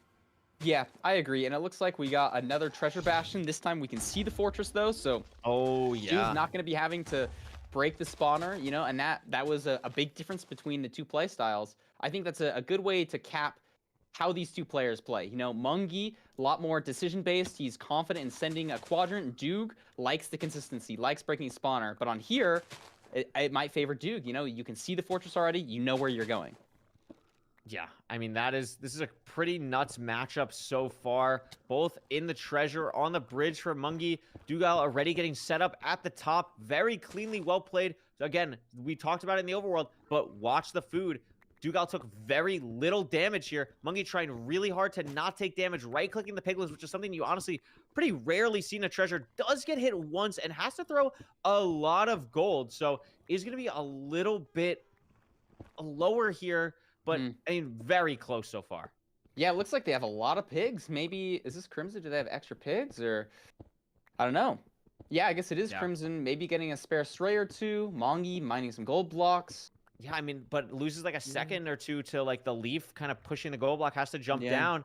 And we're seeing Dugal hasn't touched the cod yet. Mungie has eaten 4. Or has eaten 2, excuse me, to go down to 4. There's a hoglin up here for Dugal, but Dugal doesn't have a lava bucket, so can't get cooked pork. That's is gonna flint and steal it. Can't get it off though. It's like so awkward. He gets it. He gets it. Really like that play. I mean, some people they might have. Yeah, no, that was really good. I think a lot of people might have, if they try flint and stealing it 3 or 4 times like he did, can't get it off. Maybe they just opt for killing it. But Duke pushes through, gets the flint and steal off, and that could be a huge difference. He has 3 pork chops from that. Yeah, that's almost doubling his food. It is. It's huge. But again, it's something that, like, it's not like Mungie did anything wrong there. It's just he doesn't have the Hoglin on top. So this Hoglin could decide the fate of hundreds of dollars, potentially thousands, depending on who does good in grand finals. I mean, that's crazy to think about here. And it just shows you, like, every split decision, that decision from Dugile, to go for it, knowing that that could potentially make a huge difference, is something that could have, like, absolutely huge implications later on in this match. And Duke having to deal with another Hoglin, handling that situation very well. Now switching to eating his pork chop. You usually want to save those for aggressive purling. Mongi also purling, though, down to only 4 cod, though. Yeah, but here's the thing. Like, I look away for, like, 2 seconds. Like, how is Mungie on pace with Dugile? Like, where did Dugile lose time? Like, what? Yeah, it looks like Duke at, like, the same exact time. Left, maybe, potentially. Duke has more strays. Looks like they're both going to the same spawner, they're both though. Gonna play the spawner. But Dugile taking more time to block off skeleton. Yeah, Mungie not doing that. Gonna potentially get this blaze bit off first. Also, low render. Could potentially try and get, like, a different stray at some point. Both getting it. I mean, this blaze bit is gonna be, like, the exact same time. Like, a second ahead for Dugile, but isn't really gonna matter at the moment. The spawn cycle is the thing that I want to watch. And Dugile have to dealing with another skeleton. That's so getting unreal. the strays. I mean, he got the Hoglin for more food, but he also got the skeletons that he has to deal with. Maybe loses some of that food. I mean, that's huge, though. Like, that's huge. Like, Mungie has had to deal with so many less just random mobs than Dugile throughout this whole run, and some have been beneficial for Dugile, sure, but some have been a detriment, and we're seeing here, like, that could be something that is a lot worse. But again, even with having to deal with all these skeletons and the time loss of, like, you know, having to block off or whatever, the food situation is going to be the big deciding factor. I think if Mungie can keep it up and make it all the way to the end without having a hunger reset off of these 3 cod, it's looking really good for him. But now having to deal with this giant magma cube, I mean, I'm a little bit confused on why Mungie's on low render at the moment. Like, what do you have any thought process on that compared to Dugile? Not entirely sure. There wasn't like a ghast he needed to avoid. Maybe he's just hoping for a couple extra strays. Not entirely sure. One thing I did notice from both runners is that Mongi opted to craft 1 less bed for a bow, whereas Dugile crafted the extra explosive. That's big. I mean, maybe Dugile has a crossbow. People in chat saying there was a ghast, so that is really unfortunate for Mungie if that is the case, and does make sense. But again, Dugile, I don't know if Dugile has 12 eyes. Mungie does, and Dugile struggling to find this eye. That took a while to find for Dugile. Look at that. Mungie's gonna have the measurement. It's like 800 blocks. And yeah, Dugile's portal is a really weird spot. I mean, Mungie is out, though. 800 blocks. Dugile, it has to be a pearl hang. So that's going to be a big difference here. Mungie is in the lead, heading to the stronghold cords. Dugile needs more rods. Yeah, I think it was just... It is. Oh my gosh, but he just loses so much time to getting portaled in a bad spot. I mean, it's a close stronghold, not a ton of variance here. He needs the stronghold to be bad for Mongi, or he needs a hard 0. I don't know. Mongi is in such a good position right now. There's 2 good spikes in this stronghold. Mungie sending the first one that he got. Dugile taking a little bit longer. Knows it's more to the left. Finds it for Mungie. Dugile going the same way. A little bit of a sloppy hunger reset. That Dugile doesn't need a hunger reset. And Dugile doesn't have the hunger reset. No way. The end. It comes down to this. Eats the code on the way. What's the O? It's hittable. Oh my gosh. Oh my gosh. So much damage. Low tower. What do you push for? 90 or 90? Food. He needs to heal. But Mungie's on the tower. What happened? He has to wait. Mungie, it's a low pearl. Mungie's only going to be able to go to 90. Dugile's only going to be able to go to 86. Also, no, I think he's pushing 90 as well. So Duke should just win this. It should be same rotation. This could come down to crossbow. Duke doesn't have crossbow. Duke literally, it's going to come down to potentially the bow for Mungie. I think the bow wins it for Mungie, but that's a bad bed. No. And I think that's over for Mungie. Dude, oh my God. 1 explosive left. Mungie. Dugile killed the dragon, and Mungie's is not dead. Oh my gosh. And that's going to be the match. It was the bow. If he hit the... Oh my gosh. Oh my gosh. If he hit that bow, 2+2, he might have won. I cannot believe that it came down to the 2-bed not mattering and not catching up. Everything that we talked about throughout the entire seed ended up mattering. The food, the hunger reset, the nav, the pearls from Dugile getting stuck and having to go out, and then still having the pork chop to even... Oh my gosh, the pork chop! The pork chop saves him there! That was cinema. If there's any match that spends cinema, That was cinema, ladies and gentlemen. I Oh cannot my believe what we just had the privilege to watch. That was an unbelievable Wow. match between two of the best Minecraft players in the entire world. And I mean, you just can't ask for a better match. You just really can't. I mean, Yeah. that was just unbelievable. And you Yeah, know what? We don't say goodbye to either one of them yet because we still have the third place match between We do. Mungie and Hacks Yeah, before I mean, our grand finals. dude, I mean, imagine being Monkey right now. You just played this best of 5, and now Oh you my gotta God. pick yourself back up, and it's go time against Hacks. Like, oh my god, Yeah. what a set from Mungie! Wow. What a set from Dugile! I mean, multiple times throughout this set. I mean, that either you can make an argument that either player should have won in like 4 games, let alone 5. I mean, just Mhm. unbelievable back and forth from both of these runners. 2 seconds within each other from entering the end. That you cannot get closer in a game of 5 in a best of 5. Like I Yeah. swear, every seed was like, okay, they're entering the end at the same time. Like here we go, just Yeah. unbelievable. Wow. Yeah, I know. Last second, I was like, oh, Mongie's just going to be in the end faster. Like, it doesn't matter. But Duke just didn't have to hunger reset. Those pork chops were so crucial for him. Yeah. I mean, I it's just just can't insane. believe it. I can't believe it. I can't believe the pork chops, Oh my everything God. about it. The fact that it's that specific front tower, like the fact that both players can just go to 90 and have so much time. Like if it's a different tower, like that Dugile Pearl Clip situation, like he's not going to be able to zero then. Like if it's just a Yeah. tougher tower, like just completely out of it. I'm going to have to watch back like what happened with Mungie's like bow, like what happened with the double bed. Was it just like too late to get damage off and it just did knockback because it looked like he placed the next bed like so high up? So really crazy set of circumstances for both runners. And I mean, what a way to have our second match go in the last day of ranked playoff season 6. Unbelievable performance from both runners. Yeah, indeed. And we I mean, still now we have have it. more matches, people. We We still have- have more matches. We get to watch more gameplay. And these should do. be, theoretically, the best 2 matchups.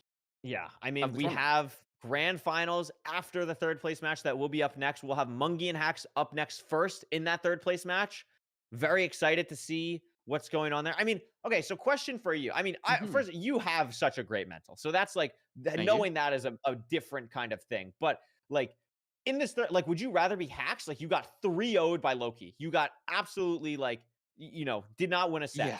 Did not play amazingly, probably up to what you'd like to play, versus being Mungie coming off a soul-crushing, exhausting best of 5. What position would you rather be in here? I don't know. Honestly, It's it tough. might change up like just on the amount of time that you get in between matches. You know, I think normally I would want to be in Mongie's position, right? You know, you had a much closer game than Hacks did. You know, you could have won it, but you don't have a ton of time to process it. You know, like you don't have time to be like, man, that was so sad. I should have won that. You have to lock back in. Mongie is playing the very next match, you know, and Hacks has had that time to sit back. So I think I like Hax's mental position, but like you've been saying, Mongie has been a lot better mentally this season. I'm just looking forward to watching. I mean, same. Same. And I think the other thing for people who maybe aren't as aware with the whole MCSR scene in the chat, Mungie and Hacks are very close friends. I mean, I can't speak for them, but I wouldn't be surprised if they call each other best friends. I mean, it's going to be a really fun matchup from two people who really care about each other, who really know about each other. And I'm really excited personally just to kind of have that competitive atmosphere in this third place match. So, I mean, that's going to be a phenomenal set to watch. But before we can get to that, we'll take a quick break. We'll head over. And then when we come back, it'll be still me and Parker doing commentary for the third place match. And then after that, of course, we'll have Feinberg and Nerdy commentating the grand finals between Duke and Loki, which, I mean, Duke's won the playoff season last season, I believe. Loki, or I don't know. Actually, I'm like struggling now if Loki won last season or Duke won last season. I think it was Duke won last season and Loki won the season before that. But the season that Duke won, this very last season, Loki didn't play. And so now we're seeing these two giants versus each other. Yes, this is the first time I believe these two are playing in grand finals, which is really exciting. I mean, this is three of the 5 ranked playoff winners, or I guess, well, 3 of the 5 ranked playoff wins are playing in grand finals right now. So, and it will end up being 4 of 6, which is unbelievable, which is unbelievable. So that's going to be super exciting. But again, first, we're going to have Big Big Monkey versus Hacking Noises, and we'll see you back here very shortly for the third place match in the Season 6 ranked playoffs. Oh my goodness.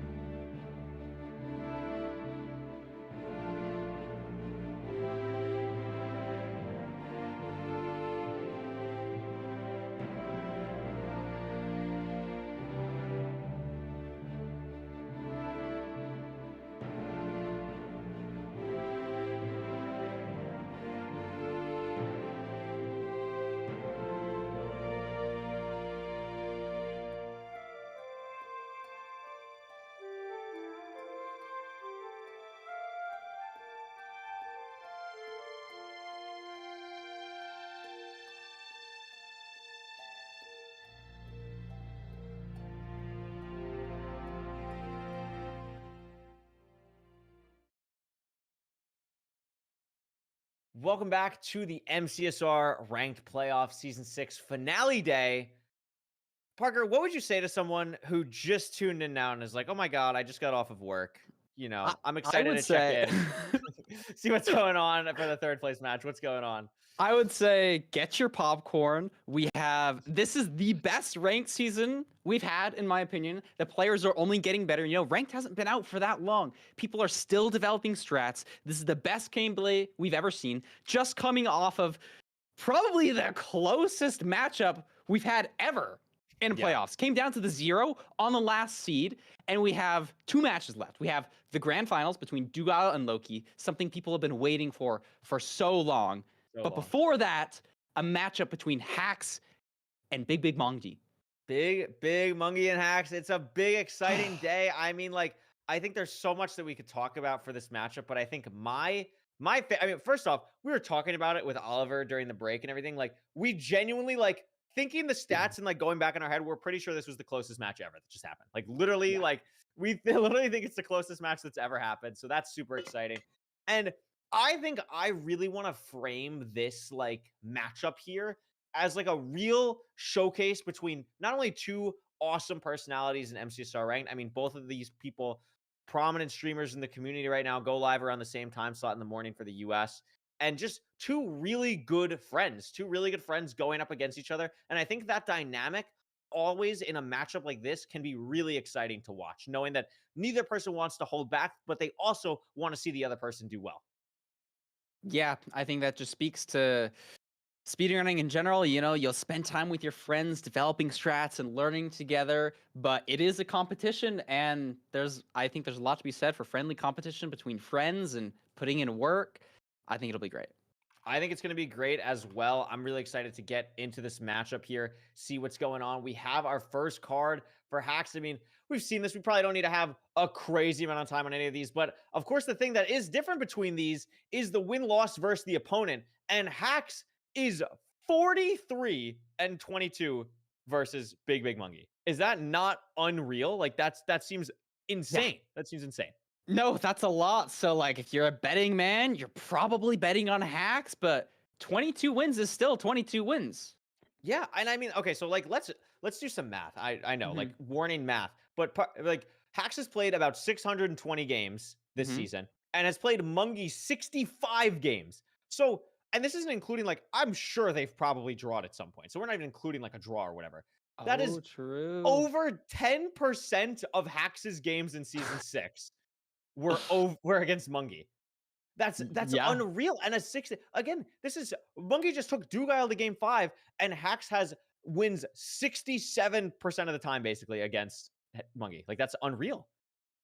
Yeah, and maybe they're so, like, comfortable with each other. They know each other's play styles so well. Maybe we'll see some different decision making because they know how the other person's going to react. Like, if any player is going to happen, like, if that's going to happen, it's going to be this match. I would absolutely agree. I mean, I think, like, you know, obviously I'm not counting Mungie out at all. I mean, it is just more of the circumstances of, like, that time slot in general is just, like, such a demon time slot. You have, like, Loki playing around then. You have, like, the whole EU slot. So it's, like, Hacks, Enko Boy, Mungie, Eric can play in that time slot. Like, Automac can play in that time slot. Like, that is just a demon slot to play in. So it is not surprising that, like, Mungie and Hacks kind of play each other a lot during that time as well. So it's just a lot to kind of think about, a lot to go over. Because, I mean, the average rank time, the best rank time, very, very comparable between these 2 runners. It's more so the, I guess the, like, oh my God, the word that I'm looking for is the consistency and dedication from Mungie to play 2,000 seeds versus Hacks, who plays less, obviously has probably a lot more going on sometimes. Like, I know, like, school and everything, but the 67% win rate versus the consistency of Mungie's 2,000 games. And something to note there, Mungie has second place Hacks kill, which is kind of fun because he's playing Hacks. Who has Hacks? First place Hacks kill? Is it Hacks himself? No, I think you're right. I think you're right. I forget. Okay. No, yeah, or maybe it was Ral. Maybe it was Ral. It was something like that. Oh, okay. But it's so silly. But we can see here again, the win percentages for Hacks are just, like, absolutely ridiculous. Like, just absolutely ridiculous here. 2 for Hacks on Ruin Portal. I mean, 917, that's the lowest win percentage, but the time is just unreal. I'm pretty sure the 917 Ruin Portal is the fastest average time we've seen for any seed type out of any runner in this tournament. And I mean, Mungie stats are nothing to scoff at, but like there's no time on here that's an 11xx. Everything is below that. Yeah. Yeah, nothing to scoff at, but every single one of Hacks' stats is better than Mungie. Mm-hmm. I mean, So- it's kind of impressive. Like, you know, I mean, I guess it's Yeah. close in Buried Treasure, right? It's close in Buried Treasure. It's pretty close in Village. You got like 10 seconds there, but everything else, it's like over 20 seconds. I mean, again, the thing that really stands out is like the Desert Temple, 1029 to 1051. Like, that's kind of a lot. I mean, I'm curious to see what the bans could potentially look like here. I would imagine, like, we've seen Mungie likes to ban some ocean stuff, so I wouldn't be surprised if he ends up banning like a Buried Treasure or a Shipwreck potentially here. And I think for Hacks, I think maybe you're looking at maybe you're looking at a Ruin Portal ban. I mean, we've seen the Ruin Portals be a little bit weird today. Maybe they just decide no ocean. Let's do the land seeds for the first 3 seeds. I mean, it's tough. Like Hax is just good at everything here. So like, why would you even want to ban something? Yeah, I mean, the Ruin Portal ban makes sense to me because Hax did have that Yeah. detrimental seed against Loki where he entered a minute and a half behind him because of a Ruin Portal, you know? Maybe he has Yeah. a bit of PTSD, just doesn't want to deal with it mentally. Maybe Mongi wants to take advantage of that and pick it later on. But our first pick is Village by Hax. Our first pick is Village, and it is kind of what we just mentioned. It is going to be the double ocean ban. So no ocean seeds until game 4 is very, very interesting. So lava pool is going to be a big thing. Can you spot those? Food management in these situations. How many animals are we killing? How many hay bales are we grabbing? If this is even a village with hay bales, right? Like, you know, we're in I guess third place in grand finals. Like these seeds could get even wackier than what we've seen so far. So I'm very excited to see what type of village this is going to end up being. I'm very excited to see what the thought process ends up being between the map bans of Buried Treasure and Shipwreck to not go to the ocean. And if we get to a game 4, what the kind of decision-making process will be if those seeds get picked at all. But we're going to see what's going on with Village here very shortly. And I'm excited because we've seen so much variety with all the Village types in playoffs so far. Yeah, I mean, maybe we'll see a quirky Spruce Village. Maybe we'll see a very standard Plains Village. Looks like Desert Village. So Looks now like we're desert. thinking, where do we get wood? Where do we get flint? What's the routing going to be like? There's 3 lava pools on the screen right now, so that's not going to be an issue. I think we have found the lava pools for the runners. That is going to be awesome for them. We're going to see what's in this blacksmith chest. It's going to be 5 iron, so nothing too crazy. Still going to have to kill the golem. And something that could potentially come into play here, you could lose shears, but you could craft an iron sword and kill golem without getting wood. Is that something you'd consider? Or you just make the iron pick? That's probably the smarter play, and then you just mine down, get cobblestone, all that stuff. I think that makes a lot more sense, actually, because then you Yeah. still get shears later on. Yeah, no, I think that makes sense to me as well. Hax mining his wood right now, crafting up his stuff. Ooh, a little bit of a misplay. Wanted to craft something else first, maybe? Yeah, maybe. I mean, I think it also like a big decision-making difference here from Mungie and Hax. Like Mungie deciding not to get wood at all yet, while Hax is in the like Savannah area getting wood immediately. Mungie playing off of the crafting table, but also took a while to get this iron golem to come over here. So that was a little bit like could be a potential source of time loss. Is going to be able to leave, grabs the crafting table.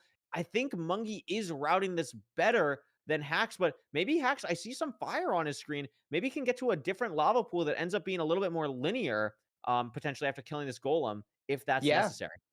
No, that'd be a huge difference in this gameplay here. It looks like Hax is gonna. No, I guess he's getting Flint right now. Maybe not. They both have a bed, so I mean, I'm not Hax gonna have still to has worry to about kill that. golem. That's the thing. Like Hax still Oh, hasn't killed the true. golem yet. I mean, I just don't know what like I feel like both are playing this so differently. I honestly don't know which I prefer. I think I prefer what Mungie's been doing, but it hasn't led to too much of a time difference. But that could also just be a mechanical thing with Hax being so impressive in that regard.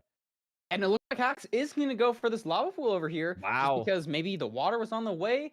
Mongi also going for this lava pool. I'm actually quite surprised. I didn't see this Me lava too. pool on Mungie's screen from here. I think it makes sense Oh, for in oh my lava. god. It's fine though. I think it He's a makes more sense for professional. Hax because like he saw the fire and everything, but I feel like Mhm. the other lava was so easy to access. This is like a little bit more awkward for Mungie, but maybe there was fire that he saw, and I mean it's not going to be too much slower. But Hax is going to be in the Nether first. Yeah, we got a treasure bastion. Another treasure. Maybe Mongi makes up time. No, the We fortress is see the just right yeah, the there. This will fortress be right another there. linear seed. So when you play ranked, do you ever have a thought process? I mean, this is Mungi's what, third treasure or fourth treasure in a Yeah. row? Does it ever get like annoying? Like, oh my god, can I get something else? Especially when you're coming off a loss against this kind of bastion, especially so recently.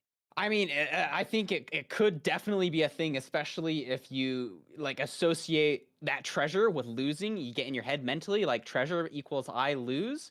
I think personally, you just try your best not to think about it too much. Mhm. You want to focus your brain power more on, okay, fort's over here. I need to pre-craft. This is the order that I'm mining. Focus on that rather than, oh gosh, dang, this is another treasure. Yeah, I think you're absolutely right. I think the fact that like, maybe the mental kind of like breather for you is the fact that you do just have the fortress right there. Like it's not like you have to think about going the right way or getting lucky or anything like that. So that does potentially help a lot with Mungi here. But I mean, this is gonna be a fast seed. Hax does have the advantage so far, but I don't know where Mungi can make up time in something that is as linear as treasure. But I mean, we've seen him do it multiple times against Dugile just beforehand. So we're gonna have to see if maybe there's a potential mess up from Hax, which could be going on, taking Oh, some damage dude. and having to deal a little bit awkwardly with some piglins here. And another one. Yeah, this could be a little bit awkward. I think most people would agree that Hax has the advantage. Oh, Oh, he's chilling. wow, that was scary. Oh, my maybe God, he's not is he? chilling. Yeah, Okay, this is- chillax. Okay.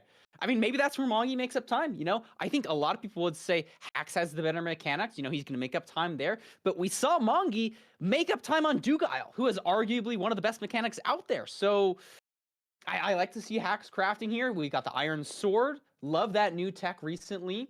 But the question is Mongi going to make up any time here? Hax did enter the Bastion first. Yeah, I think this is something where Hax is already out. Mungi gonna be thinking about leaving. I think the thing that just makes what happened to Hax not that impactful is how much food these runners have. It's not something where it was like that 6 COD seed where it's like, oh, like, now I'm really screwed on food. Like just so much stuff. Like Hax can even keep pearling aggressively here on low health and has a lot of strays while Mungi is just entering the fortress now. Yeah, interesting play from Hax going for those 2 strays. It's always a debate between spending time at the spawner faster so you can get the blaze bed off versus getting a couple of strays. And sometimes it works out, sometimes it doesn't. It looks like Mongi is just committing to this first spawner. He didn't have any strays. I think he probably saw the other spawner. Yeah, but he he's did. ahead of Hax in terms of getting the blaze bed off.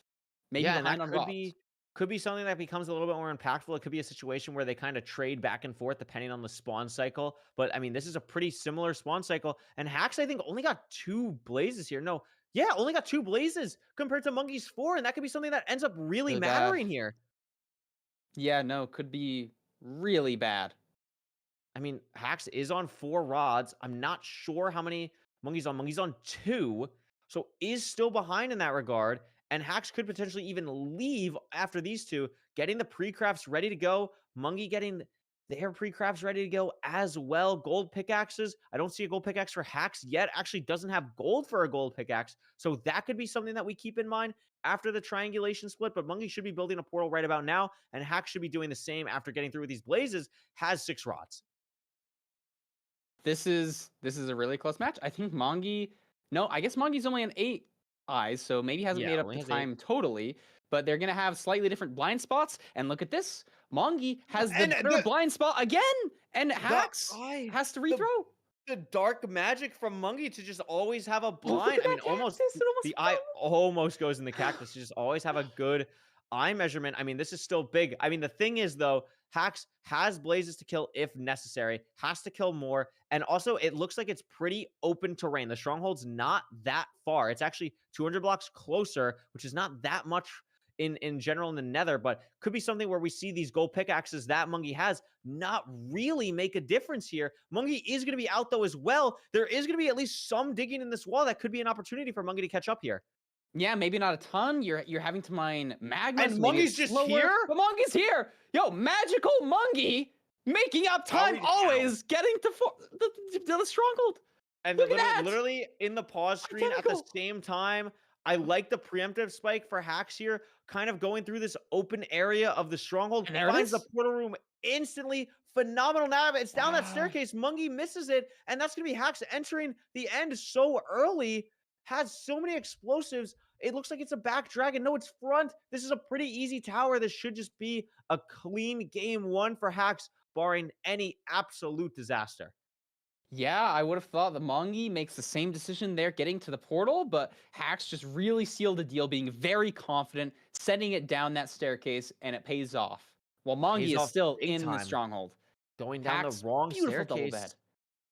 bed. Should just be the double bed that seals it. Has it done, Oh, and that's going to be seed 1. It was a little bit awkward there. Yeah, I know. Yeah, It looked a was it a little bit bed off and for a an second. anchor? I might have been the anchor Or- as well. Yeah, I think that was maybe the triple, which is a crazy kind of thing that we've seen. It is very difficult to do that. I cannot even put into words how difficult it is to do that. Very few runners Hax can is actually crafting pull a it fishing off. rod. I like the fishing rod, and that's an 805 first seed for Hax on this village seed. Very impressive. But Mungi, again, not far behind. I mean, they were at the same time entering the stronghold. It was just the nav. Yeah, just the nav. Biggest difference by far. Other than that, it was 16 seconds different into the fortress.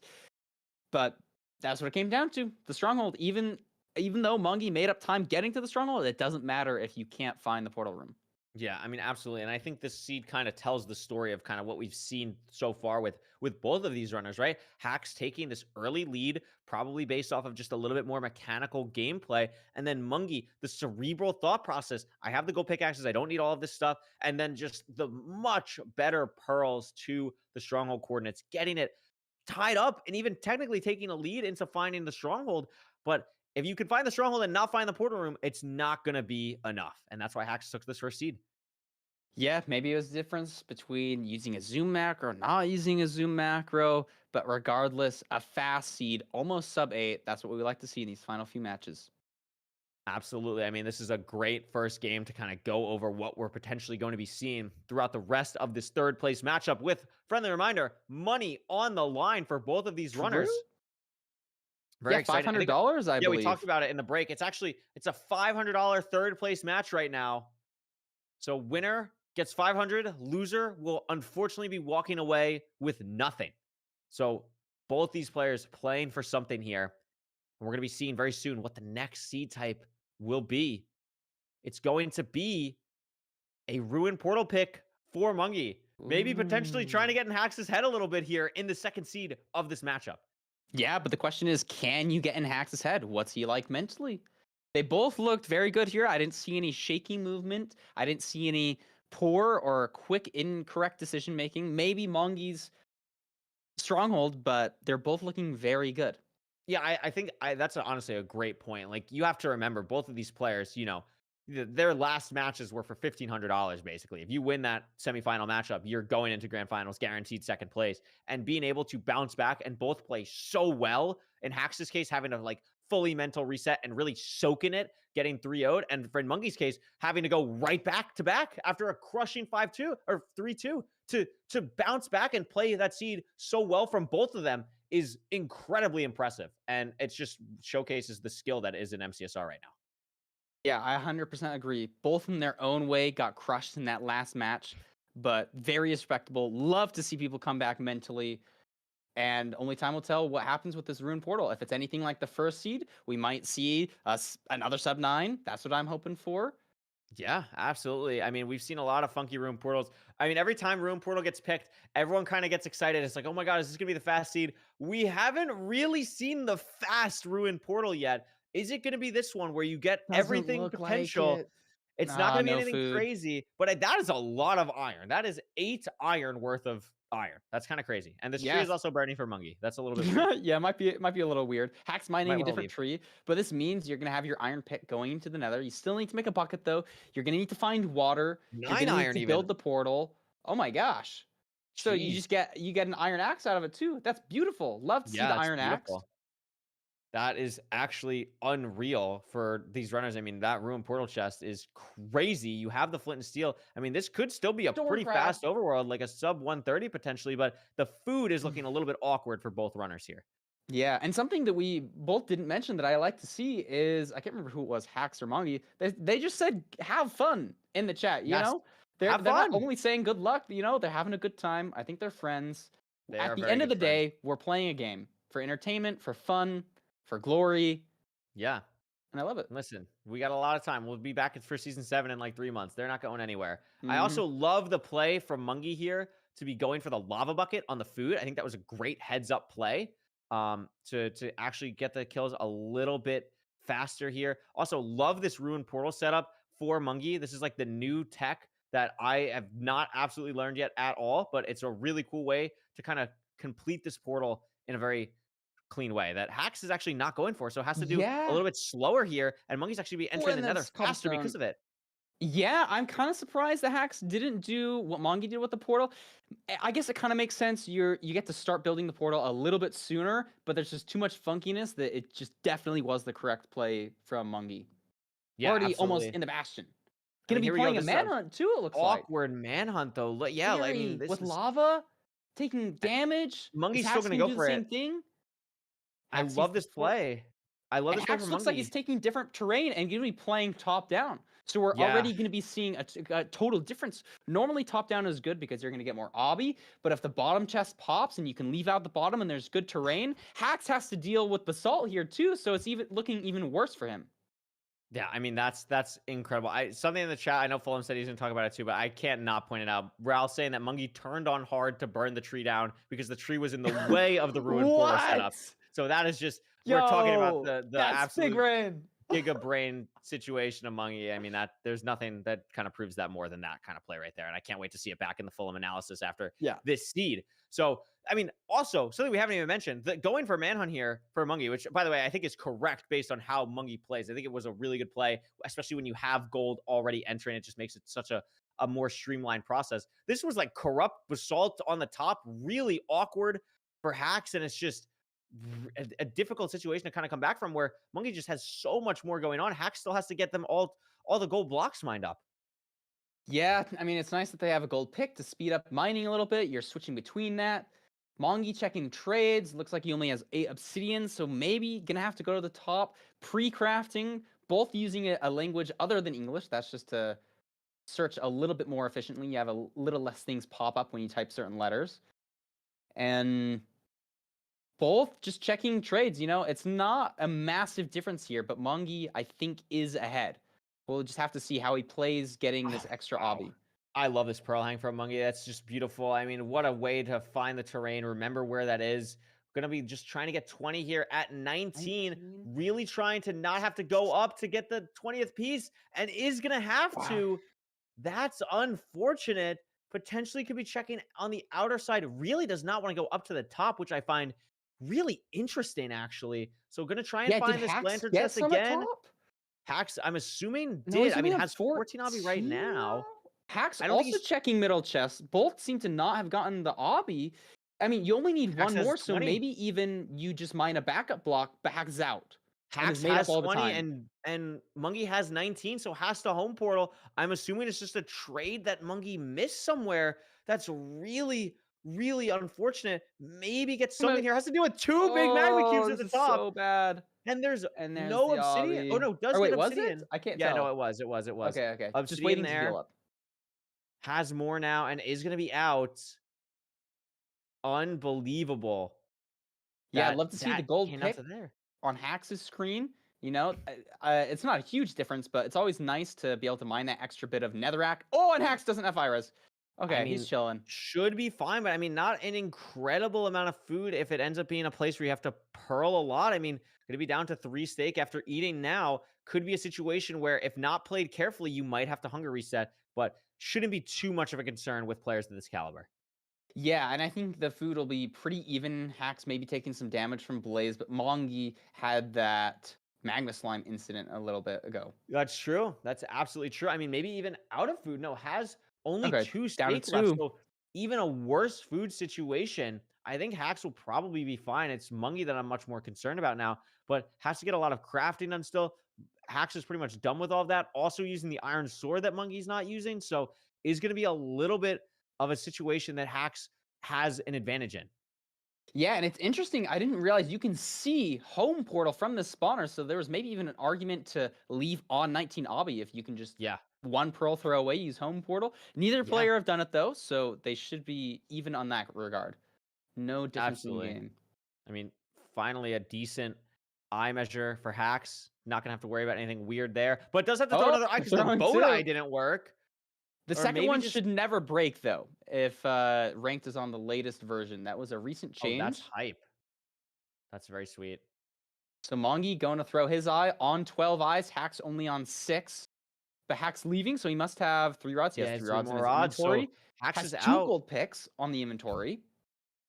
Love to see that. I don't know if Just has Mongi has any. What's happening on Mongi's screen? He was looking at Having blue to sky. measure multiple eyes, potentially having a little bit of a weird situation is going to be leaving now, but Hack's just so far ahead, and it's the same distance for both. It's 1200. It's far. I mean, Monkey, even after that, doesn't even have a guaranteed like measurement, so could be a little bit. I don't know what happened, but it was definitely a little bit weird. I mean, 5%. Hax is here though, and it's going to be. I the think they're stronghold. the same stronghold chords, so they should be good. Hax did have to mine a bit of a tree down, so maybe you save up a little bit of time there building maybe off one block, but it just doesn't Wow, matter. it's just Hax such a is fast in the map. portal. In the Purling. end, Plenty so of many beds explosives and a crossbow. Easy tower, probably pushing to 95 here. Don't need to do anything crazy. You know you're ahead at this point. Mongi's still in the stronghold. Bar a horrendous 0. Hax should be able to finish it out here. First, double bed. Pretty good damage. Bit of a weird dragon flip. A little bit closer than it normally would be. But Wow. a 3 rotation 0. Cleanly done. Well done, Hax. Very nice, and that's going to be a commanding 2-0 lead for Hax. I mean, the first seed really was anyone's game. Mungi here just a little bit slower on certain aspects, specifically like the crafting in the fort maybe a little bit was slow, just a little bit awkward throughout. Really had, and that's with entering the nether first, so definitely unfortunate for Mungi there, but Hax, really great job to bring it back.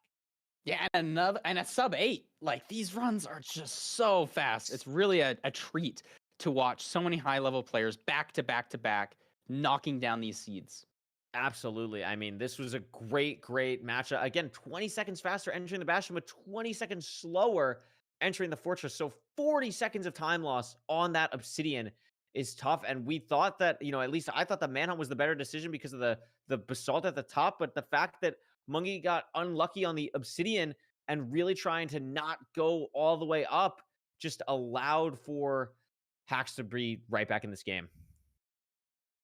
Yeah, 100%. Well said. We'll see if the trend continues. Maybe we'll get another housing. We've seen a lot of treasures. Not sure. Yeah, I mean, that's just absolutely crazy match so far. I mean, I'm excited to see kind of what else Fulham potentially caught so far. We're not going there yet because I haven't gotten the R. I don't know what's going on. There's some crazy things that we've seen. Oh, listen, we can always stall for the GOAT over there, but I mean, this has been a crazy matchup so far. I mean, 2-0 Hax, though, is pretty commanding. And against someone like Hax, it is going to be really tough to beat Hax 3 times in a row. I mean, really anyone at this level. The fact that you're now at that point where you cannot lose a single game if you're Mungi is really difficult. Yeah, Mungi's pushed up against the wall, but you know what? He's starting to develop a nickname, Magical Mungi. He sometimes he can just make up time when it doesn't feel like he can. He's pushed up against a wall, but I kind of want to see him come back from it. I want to see it as well.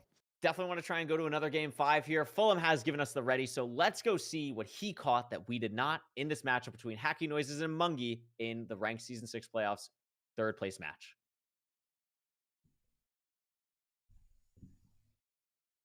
Fantastic. Thank you very much, Kuriwe and Rekrap, for the beautiful commentary of the first 2 seeds. Now, let's just say that the first seed up until the Stronghold was pretty much unnecessary for me to analyze, simply due to the fact that these guys entered the Stronghold at the exact same time, within less than a second, as you can see in the chat. The one big thing is that Hax was able to instantly navigate through this Stronghold so beautifully, gets the eat off midway through the portal animation, and then hits a pretty clean 0 cycle, even after a possibly less than optimal Pearl. Just a really nice, clean seed in Seed 1. But Seed 2 was where things started to change quite a lot between these 2 runners, and that all started within the very start of the run. Now, of course, Hax finishes off a really clean 3 rotation 0 cycle. The one thing that I wanted to mention was the beautiful end of this 0. Only having one bed left in the inventory at this point forced him to have to go for a double bed, which was sorry, not even a double bed, a double explosion with one bed and then one anchor, simply due to not having another bed in the inventory. Didn't really have to force the double bed, but goes for it anyway by hitting a one bed, one anchor double explosion right there to kill the dragon in 3 rotations. Really, really fantastic zero cycle from Hacks right there. And then in this second overworld, I've clipped it right from the start of the run. Mungie says, have fun too. And then look at this. As Kuriway did pick up from the chat at the during the run, notice that this tree is directly where people will complete the portal in this location here. We will have obsidian here, at the bottom in the floor, and then on the other side. So we need to get rid of 1, 2, 3, 4 wood blocks, as well as some leaf blocks that are off screen right now. And rather than worrying about having to mine them all by hand, or maybe making an axe right here and having to worry about mining them, Mungie mines one of them. And as we see in as he is heading towards this chest, goes for a play that is really, really clever. Or as both of the commentating sets so far have said, this guy is a very cerebral player or something. I don't really get it. Changes the difficulty in whatever language he's playing in to hard mode, meaning that the tree is going to burn while he grabs other things in the overworld, allowing him to save probably 10 or 12 seconds in this overworld. Just a really, really nice play. Something that's really heads up. You can notice it burning away in the background here, really giving him space to build this portal in this sort of an area right here. Clearing out some of the leaf blocks, clearing out the wood, burning everything down. Very, very smart from Mungie. However, unfortunately, that did come to a little bit of a demise by the time we were in the Bastion, due to the fact that Mungie, as we noticed here, was going for a little pearl up top after not having enough obsidian here. Pearls, misses that pearl firstly to look for the Mungie chest in the outside. Not able to grab anything, loads the pearl hang, has to pearl back to try and get to 20. Double distance pearl hanging, has to go to top. It was just a little bit clunky in this spot. Has to deal with these magma cubes as well, takes a bit of damage. It's just a little bit clunky here from Mungie to try and get that 20th piece of obsidian. A little bit of a mixture between needing to grab that 20th obsidian either from trades or from a chest somewhere, and that lost him a substantial amount of time, allowing Hacks to hit the zero cycle once again in 3 rotations. Very, very clean zero in such an important matchup. It does allow Hacks to be leading this fight 2 rounds to 0 in our best of 5. Will we see Hacks complete the 3-0, or will we see Mungie make a comeback? Will we see a seed 5? Who knows? If we do, you'll see me back. If not, I will be back for the grand finals. I'm going to send you guys back to Curry and Parker right now. Thank you so much, Fulham. We are back for seed 3 of this matchup so far between Hacks and Mungie. It is 2-0 Hacks at the moment, and I mean, it has been a game of back and forth, really. I mean, it's 2-0, but it has felt like, especially on the first seed, it has been kind of open for grab. It's been oh my god, it's been up for grabs between these 2 runners so far in this matchup. Yeah, we've had them playing the stronghold at the same time, just slightly different decisions. Really love the Fulham analysis there. Got to see some things that I personally missed. Some incredible Pearl shenanigans from Mungie, a little bit of a voice crack, and the incredible zero from Hacks with a bed anchor with the bow combo. It was great. Yeah. No, it's just insane. It's just like doing that again, like is so difficult. Like it's just the mechanical prowess and the fact that people are just starting to do that in playoffs is just like unreal. So I think it's just a showcase of, this match has been a perfect example of like the highest level of skill that MCSR has to offer. Like, you can argue about a lot of things. You cannot argue that the 4 people that we've seen today are the top 4 players right now in ranked. Like they deserve to be here and they are putting on a show. Yeah, they're taking out opponents left and right. People dropping down, and this could be it for Mungi if he doesn't clutch it out. Picks a Desert Temple to start Yeah. off. How do you feel about that, Curry? I mean, it's the last seed type left. It's a fun seed type. You get your head back in the game. If you win this, you open back up the ocean seeds potentially to go to, since they were both banned. So I like the fact that if you know, out of the 3 seed types here, Village, Ruin Portal, Desert Temple, like one of those has to be last. I think Desert Temple is honestly probably the best case scenario for Mungi with this. So hoping that's the case. Obviously, he did pick Ruin Portal, but I like Desert Temple here. I think it is possible. But again, Hax has like almost an 80% win rate on Desert Temple. And something that really stood out to me from yesterday, if you remember, I think it was the game we commentated, is like when Hax played a Desert Temple, like didn't grab any food and just like played all the rotten flesh. And I thought that was really interesting. So I'm curious to see if we see something like that again today. I hope so. Yeah, I'm curious if that was delivered by Hax. Maybe he just forgot the food. But either way, he just played it so well, eating the food at the perfect time. He knew, maybe he just knew that he had 8 rotten flesh or something. He's like, okay, I don't need to. Maybe if you only have 6 rotten flesh, you can't play super risky because it's not a great food source. But if you're eating it correctly, we can see that it could be a time saver. Yeah. I mean, and again, like I want to point out so far, the times right now, 8:05, 7:52. Like, are we joking? Like, this is just like insane from these 2 runners to put up those type of numbers. We're gonna see what happens here. We know it's a Desert Temple. Pretty standard. It's always nice to have the river right nearby, trees right nearby. So it's just about finding the lava pool for both of these runners. Don't immediately see it, but gonna be entering here in the temple. Hax a little bit behind. Yeah, I didn't see a ton of animals, so it's a decision. What kind of animal options do you do? We've seen that some players. Oh, Hax has 2 pieces of sand. That was pretty We've sweet. seen some players not even do a TNT on the gravel and just like overlap mining that with running. So maybe we'll see a bit of that. But both have looted. We got 7 iron, 12 gold thrown out. Oh, and a notch apple. A notch Good apple. spot Wow. from Mongi. It was just on the ledge. Almost could have easily missed that. That's crucial would've for been- a seed like this. Yeah, that would have been really bad to miss out on that. I mean, just looking at this food, I think there was also 2 gapples in Mungi's inventory. So, oh no gapples. I think I just saw the different gold things. So, I mean, 14 rotten flesh and an enchanted golden apple. Like, I think you definitely could send no food here and just go off of that. I mean, the enchanted golden apple just heals you for so much and just gives you so much leeway to kind of work with. So that is really good. I would be pretty surprised if either runner really goes for animals, especially because we don't see like any obvious ones right off the bat here.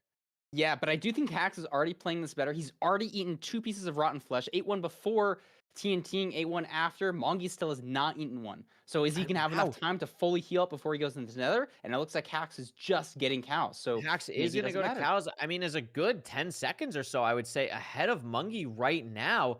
I mean, again, I still haven't seen a lava pool on either screen. So unless like I'm missing something. I think I see it for Hax through the bit right now. Yeah, this is the same one for both runners, but we could see the difference here. Mungi's only going to probably get this 1 pig, and Hax is going to get probably. I mean, Hax just has so much more food already, and that was a 1 drop for Mungi, so that is unfortunate. Could be bad, especially if he's going to eat this entering the nether. That's just going to be all of his good food gone besides the gapple. Meanwhile, Hax still eating that rotten flesh. This is becoming a staple of Hax's gameplay. Look at that. Mongi just already loses his good food source when he could have been eating rotten flesh the entire time to heal up like Hax has been doing. Yeah, I think it's interesting. Like, I think Mungi definitely misplayed it originally, but I think actually eating the pork there is not awful because your thought process is it's going to, you want to be on as high of a health as you can really entering this bastion and also get your saturation bars kind of back up. So I like the play then, but it's just you don't want to put yourself in that situation in the first place, really. So you're now kind of just banking on not taking too much damage to have the notch apple like just be enough throughout the rest of the run. So if he's able to perform this route well, should be fine. But again, Hax, as we're saying this, already in the gap and trading. Yeah, just different decisions from the players in general. Mongi spending more time to check trades or check chests while Hax is starting the trades. Yeah, I mean, this is really impressive from both runners right now. Hax is playing this really well. Haven't seen the fortress yet. We get the pyrite on Hax's screen, so knowing where to go, Mungi's going to have to make up time somewhere here, and I'm just not sure where that can happen right now. Yeah, I mean, well, here's one thing, actually. Hax dealing with this and just kind of one less pig. that one weird piglin, like a little bit awkward here. If Mungi's able to kind of just Wrangle maybe has a little bit more. I think entered it potentially to give a little bit more piglins, but also Hacks going for this chess play is really smart. Yeah, I love this chess play. Digging down, gets the chest, and that's Obby. Wow. That's an important chest, so that can really matter. We haven't seen Mungi do it yet. He's checked more chests, but he hasn't checked that chest, which is the important one. He's mining Yeah. some backups here. Maybe it's a little bit weird. It's not a triple to gap route. It's just a straight gap, so maybe you get less resources. Oh, What it happened? just doesn't matter. Hacks threw a fire as splash potion, but missed, and it went in the lava. But Hacks just has like 4 more fire as, so it just like doesn't matter at all. It would have been cool if it was just like a 1 fire. Also, they have a notch apple, so like True. literally nothing matters. It was just funny that Hacks misplayed, I guess. But still waiting here. Mungi 17 obby. And Hacks Hacks has 21. seven, We're just waiting on a- seven stake. That's like Yeah. huge, especially if We it's just have long so much- distances I to mean, the fortress. Got to yeah. pearl a lot. I mean, here it is. Mungi, in my opinion, should be eating the notch apple like now. Yeah, puts it in a hot Yeah. bar. Again, I think better pearls from Mungi going to get him to the fort. And I think the food is going to be manageable because he's going to pop the notch right now in the Warped Forest Fortress. No spawner. Hacks actually going for 5 RD. Mungi at the spawner and also has like 3 strays behind him right now. Yeah, so depending on the rates, maybe Hax's play works out. If it's 6 for 6, strays are usually better. He's already on 3 rods, but if it's bad rate, oh my gosh, he's on 4 rods. Is it going to be 5? mean- No 5. No 5. Setting up TNT, triple TNT. Love this setup. Have to mine like two pieces of nether brick, but other than that, it's a clean explosion. One Yeah, blaze, a also- little bit far in Hax's screen. Mongi only on 2 rods, so I don't know what happened to all of his blazes. Maybe he just didn't get a I think huge Hacks first just got spawn. more strays before getting to the fort. So, or before getting to the spawner. So, Mungi having a little bit, but just not as great as you'd like, potentially. I think still definitely in this. The thing that I really want to watch out for is just the management of the food for the rest of this run is going to be so important. I mean, already pre-crafted, needs to get the portal going, but Hacks just has the 8 rods. And if Hacks is able to leave off these next couple blazes that have already spawned, it could spell disaster for Mungi. Yeah, especially because he only has the rotten flesh. You know, he didn't get to save his enchanted golden apple for a 0 or for pearling. He used it, I guess he used it for pearling to the fortress, but if it's a far stronghold, looks like it's only 800 blocks, so might not matter as much as it could have. Absolutely. And we're going to see now Mungi measuring eyes, but still needs more blazes. This is crucial for Hacks. If these blazes allow him to leave, it could put him in a massive lead. 1 drop, still needs 1 more. It doesn't. So Hacks is still here, sees another blaze, but decides against it and is going to just stay here, maybe get a pearl hang off. Yeah, pearl hang, definitely the correct play. You know, it's probably only 1 pearl, maybe 1.5 pearls with an 800 distance. Mungi killing blazes. Still needs 2 rods, I think. Gets 1. Pearls? Yeah. No, but he's Oh, out. has 2! And How he's did made up Mungi time get all the of a other sudden. rod? I don't know. Magic Mungi. At it again. Just makes up time all of a sudden. That's Hacks unreal. building That the chords. I cannot believe Mungi was able to leave off that. I thought it was going to be 1 more cycle, especially because Hacks had to kill like 3 blazes in that last cycle that spawned. But no, and they're building portal at the same time. Hacks still has the lead though, and with being up 2-0, every second matters here on this preemptive. Yeah, it doesn't. Oh, there's a spike for half a second. There's a Hacks spike. seems to be confident in this direction. Not a ton of ways to go. Mungi gets it Wormholing. as Love well. to see it. And but there's the it's portal just room. so obvious. So Mungi doing the unless- same thing, but it just probably doesn't matter. Hacks still has 3 steak and a notch apple. Mungi only 10 rotten flesh. Pearling, front tower. Should mean, be it's easy. just- it's Probably just a- pushing to 94. A free 0, right? I mean, I could see Hacks going to 99 here for sure against Mungi. Has to get He is as going much to stuff as 99. possible. It has to go here. I mean, plenty of time, but I just don't think. I mean, Mungi only went to 95. Like, unless Hacks messes this up, it's going to be a 3-0, and Hacks will be the 3rd place finisher. Yeah, Hacks just really sealing the deal here. Commanding And that's lead. it. Eats the notch apple. Look at his health. Not only does he have full health now, he has more Wow. than full health. Finishes the seed still with 3 steak. Managed it beautifully and gets the win on Big Mungi. It's over for Mungi. Unbelievable. Over for Mungi. Almost was able to I- bring the seed back at the end there, but Hacks is going to take it 3-0 on another sub 8. The average for these 3 seeds, Parker, was sub 8. Like, Wow. it's just unreal. That's insane. Have we? Wow. Yeah. Sub 8. That's incredible. I don't have any sub 8s. Do you, Curry? No, I And do not. they just whipped them out. I mean, granted, the seeds are a little different. Like, we look at them beforehand, but incredible gameplay. These two are both demon runners. Congrats to Hacks for winning. Yeah, I mean that was an unbelievable kind of matchup between the two of them here. I mean, it's just incredible because like I feel like Mungie didn't play poorly at all. I mean, maybe on the second seed it wasn't like perfect, but especially on this seed, I didn't really think of anything too poor except for maybe just not getting certain stuff in the overworld. But I mean, an unlucky spot with the notch apple lost a little bit of time, so really, really unfortunate to kind of go out in an 0-3 fashion. But I would say, and everyone in chat could probably attest to this, really put on a show and played really, really well in both of these sets. Yeah, I agree. Totally agree. No crazy being behind, no crazy difference in decisions. Like he loses literally 0 time from nether enter to end enter. You know, they played it identically in terms of time, even though he had lower food. Like it was so close and It really was. And privileged I to think it watch. shows just the power of the notch apple. Like I think Hacks probably took too much time getting food and could have had even bigger lead comparatively. And it's just the notch apple was so good. And again, like the fortress split from Mungie was great. Getting accords was phenomenal, but just end game from Hacks, no mistakes. And when you're just ahead in the overworld, it's just that's what's gonna happen. Um, Unbelievable match. Thankfully for the seed, we do have an interview with Hacks. I'm very excited for that. Hacks is in the waiting room right now, so any second we'll be Some moving into an interview with him. Very excited to ask some questions about this match, thought process, everything throughout. I mean, just a really great set, just with both of these runners. And my only regret is that it's not a 5-game series. I mean, it was so much fun to watch. yeah. Yeah, 100%. So we're bringing him So, in now, or are we waiting? yeah, here we Ah, go. here we go. Hello, Hacks, Hacks. how you doing? Hi, what's up? What's up? Well, first off, congratulations on the 3rd place finish. How do you feel? How was the matchup against Mungie? First initial thoughts after winning.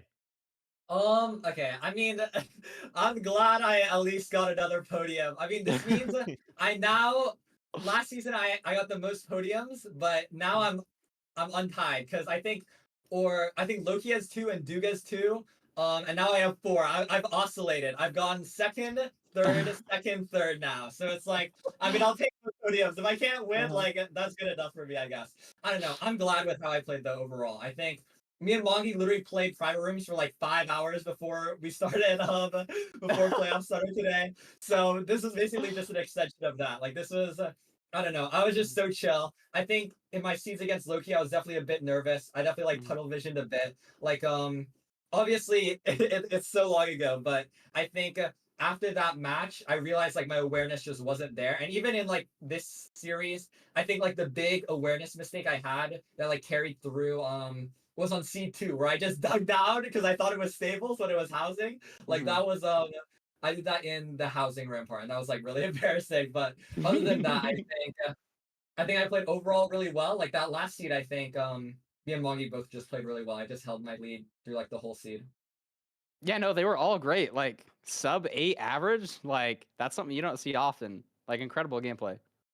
Yeah. It was really The cool. only- I think no, go. I want to hear your thoughts first. No, the only thing I'm sad about was I didn't get to because Loki a while ago got 3 sub 8s in a row. I'm just sad I couldn't tie that. That's the only thing I'm sad about. That would have been cool. I mean, yeah, there's a lot of things with that too. The fact that all of these seeds were just so fast. I guess my question to you is obviously Mungie is such a close friend to you. I mean, you even brought it up with playing 5 hours together. Is there anything different that kind of goes through your mind when you're playing against someone like Mungie that you're so close to? And like, what is it like playing against one of your close friends? It's just fun. I mean, all the playoffs matches are just so fun. I remember like yesterday or whatever before my match against Oxy, like I think I definitely get hit with nerves pretty badly, but like I definitely was still nervous going into that match. But like one thing, like I went to the bathroom before my match and I just realized like I was just like smiling so much, like I couldn't stop smiling. Really, that's It's awesome. just I don't know. It's so rare. It's once every 4 months, and it's like there's so many people watching. It's so cool. So it's like nice to just enjoy the moment. Shout out everyone in chat. Thanks for being here. I don't know. I love playoffs. It's fun. It's rare. I'm sad I haven't gotten a win yet, but I really like playing. It's awesome. Yeah. W. Parker, any questions from you? No, I don't think so. I think that was a good recap. It was good to hear that like you're smiling before. You know, where you're wondering like what's the mental like between these two players coming off a loss, Mongi having to play immediately after. But it sounds like you guys just had a lot of fun. I think it showed in the gameplay. Yeah, Yeah. it's a treat.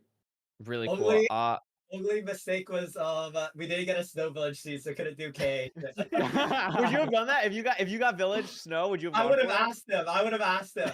Really? That's so funny. Oh, that's awesome. And last question before we get you out of here. Grand finals prediction. Who you got? What's the score? I just want Duke to win, so this is kind of cope. Okay. I'd say there's kind of like the big two. Like obviously Duke and Loki are the two best, but it's like in terms of stats, it's like I'm kind of like the polar bear in Arlington, Texas, but you can kind of squeeze me in. You can kind of squeeze me into the big three, Yeah. and it's like I mean, you got third like place. so right? I need this storyline to happen where Duke can win this one, and Duke and Loki can be tied to playoffs, and then I can get come in. two, and then we can all fight for the third playoffs. We can all be tied too. That's all I want. So I want Duke to win. No, that's a great storyline. I want that. I want that to happen though. So we'll be looking forward to watching you next season. Yeah, I mean, Yeah, listen, yeah. you're I'll not try going my anywhere, best. I'll so try my best. Yeah. we'll see you. Thank you so much, Hacks. Congratulations. Soak it in. It sounds like you will. Great performance today, and I'm sure we'll see you in another playoffs very soon. Congratulations, dude. Thank you. Thank you. Awesome. Well, that's going to be it for me and Parker commentating ranked. We had such a blast. It was so much fun. Chat, you're all Mhm. amazing. It's so much fun to do this. It was really cool for us to kind of be a part of this this season and do this and kind of, especially with Feinberg playing, and to be able to like take a little bit of load off of him and everyone else with ranked and help out with this. We absolutely love doing this. I don't want to speak too much for Parker, but I'm so grateful to be here. I'm so grateful to be a part of this. And we have such an amazing grand finals coming up between Dougal and Loki with Feinberg and Nerdy. So Parker, any last thoughts as we wrap it up here? Just for our season echoing you. Like, thanks for being here, guys. This is my first time commentating, so it's been awesome to do. It's been really fun. I love watching playoffs, and there's so many cool people and that are involved. I think this is an awesome community. Absolutely. 100% agree. Last thing before we get out of here. Guys, if you're watching this on twitch.tv/Feinberg, this guy is pulling a massive prize pool out of his own bank account for these runners. Drop the freaking prime if you have it. Drop the freaking prime, gift a sub, pass one forward. This guy putting in a massive amount of work. Everyone from behind the scenes appreciates it. We could not do this without everyone watching. We could not do this without Feinberg putting up a giant prize pool every time. We're really grateful to be a part of this. It's really cool. The players appreciate it. We all appreciate being here. We freaking love you guys. We'll hopefully see you next season. But for now, that's all from us. Have fun in the grand finals between two of the best runners that Minecraft has ever had to offer. See you guys soon. We'll be watching. Bye.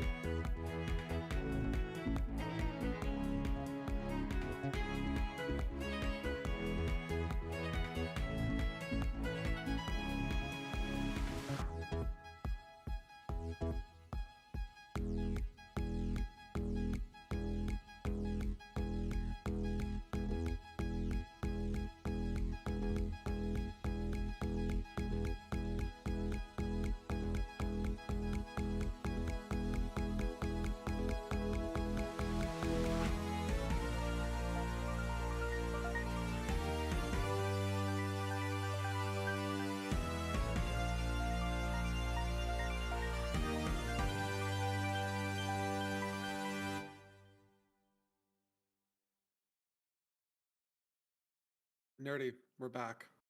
We have We are Loki. back. We have Doog. We have the 1 seed and the 2 seed. We have potentially the 2 best MCSR ranked players we've ever had. Loki going for his 3rd playoffs win. Doog going for his 2nd in a row. What better way to have a grand finals? I mean, like you said, 2 absolute juggernauts. We have just I could not be more excited about this match. Seeing, I've the matches I've commentated, I feel like Doog yesterday was on point. Loki yesterday was on point. Loki today, on point. Now, I know Doog did drop 2 seeds, but he still looked pretty good. I mean, He he's killed going the against... dragon in all 5 of them as well. Like, Exactly, it wasn't like he dropped precisely. seeds to dying, dropped seeds to, missing the 4, resetting anything in the overworld. Like, he was within 20 seconds on the 2 seeds that he lost as well. Maybe the only person to kill a dragon 5 times in a series, at least in a best of 5 for sure. That might be true. But so, I mean, like we said, queued up a few days ago, 257 or 300 elo in 1. I mean, what is that? How is that even possible? 83% win rate, super confident, super consistent player going against an absolute juggernaut that is Loki, that has literally not dropped a single seed this entire playoffs. That's true. Yeah, I mean, I played 2 series so far today and yesterday. He's 6-0 so far. Doog's dropped a couple seeds today. Let's throw it into the player cards just to really see the player win-loss, and then we'll get over to the seed stats as well. Only 9 matchups between the 2 players. Could just be, time slot thing as well when they're queuing, because obviously they're able to queue each other every time they're queuing up. 4 and 5, very close. Literally couldn't be closer over 9 games. Yeah, and I mean, these stats obviously ridiculous. 10:01 average, 7:15 best, rank time 7:30, RSG, PB. I mean, literally any of these numbers that you want to pick out, they are phenomenal. Season 5 playoffs winner. So this is the chance for a back-to-back playoffs win, Feinberg. I mean, that is something. I mean, I would love to see that. And also just, I feel like there's just so much on the line here as far as who is the best Minecraft player. I mean, a lot of people will say Loki, a lot of people will say Doog. I feel like this solidifies it. Speaking of which, here's Loki, 656 best rank time, 10:03 average time, also 9:41. It's not on the board, but 9:41 average for this new season. So just absolutely ridiculous stuff. Has a little bit of an edge on that win-loss, and then just a 69% win rate. I mean, just ridiculous stats across the board. Yeah, I mean, the point, like you said, who really is the best Minecraft speedrunner? These guys combined, not even including this season, have won 60% of all the playoffs that has happened. And including this season, one of them has to win 2/3 of all the playoffs that have ever happened. They've won 4 of them, split between the 2. Is it going to be Loki winning 3 and Doog winning 1? Or is it going to be them both winning 2? Can Doog string together the first back-to-back playoffs wins? Got a lot to prove today. Let's look at the seed stats specifically. And I mean, it's been the story today. Like, the numbers, they're just so similar. Like, what do you pick? Like, does anything matter? Like, so similar on all these numbers. Like, Loki's Desert Temple's 30 seconds slower, I guess. That's the only, like, significant thing. 7% win rate on BT seeds, but they both have sub 10 BT. The Room Portal's almost sub 10 for Loki, sub 10 for Doog. Like, exact same stats for Shipwreck. The same That might everything. seem suspicious to me. I almost wonder if there's something a little off there.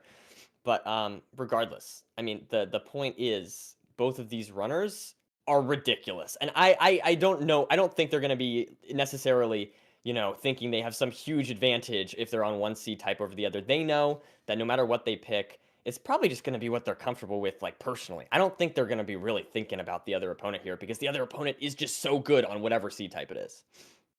Yeah, it's just going to come down to those really small micro decisions in the nether, micro inventory stuff, all the mechanics, and just, what you're going to be able to lock in with. Like we saw, I mean, Loki, even in his first best of 5 he played today, was down to 11 pearls on that 1 seed, and that could just be, a mental lapse. So just trying to be as comfortable as possible to be able to lock in on the seed that you're playing, knowing you're playing someone the caliber of Dougal, right? Like, these guys are making their own caliber right now of player into this grand finals.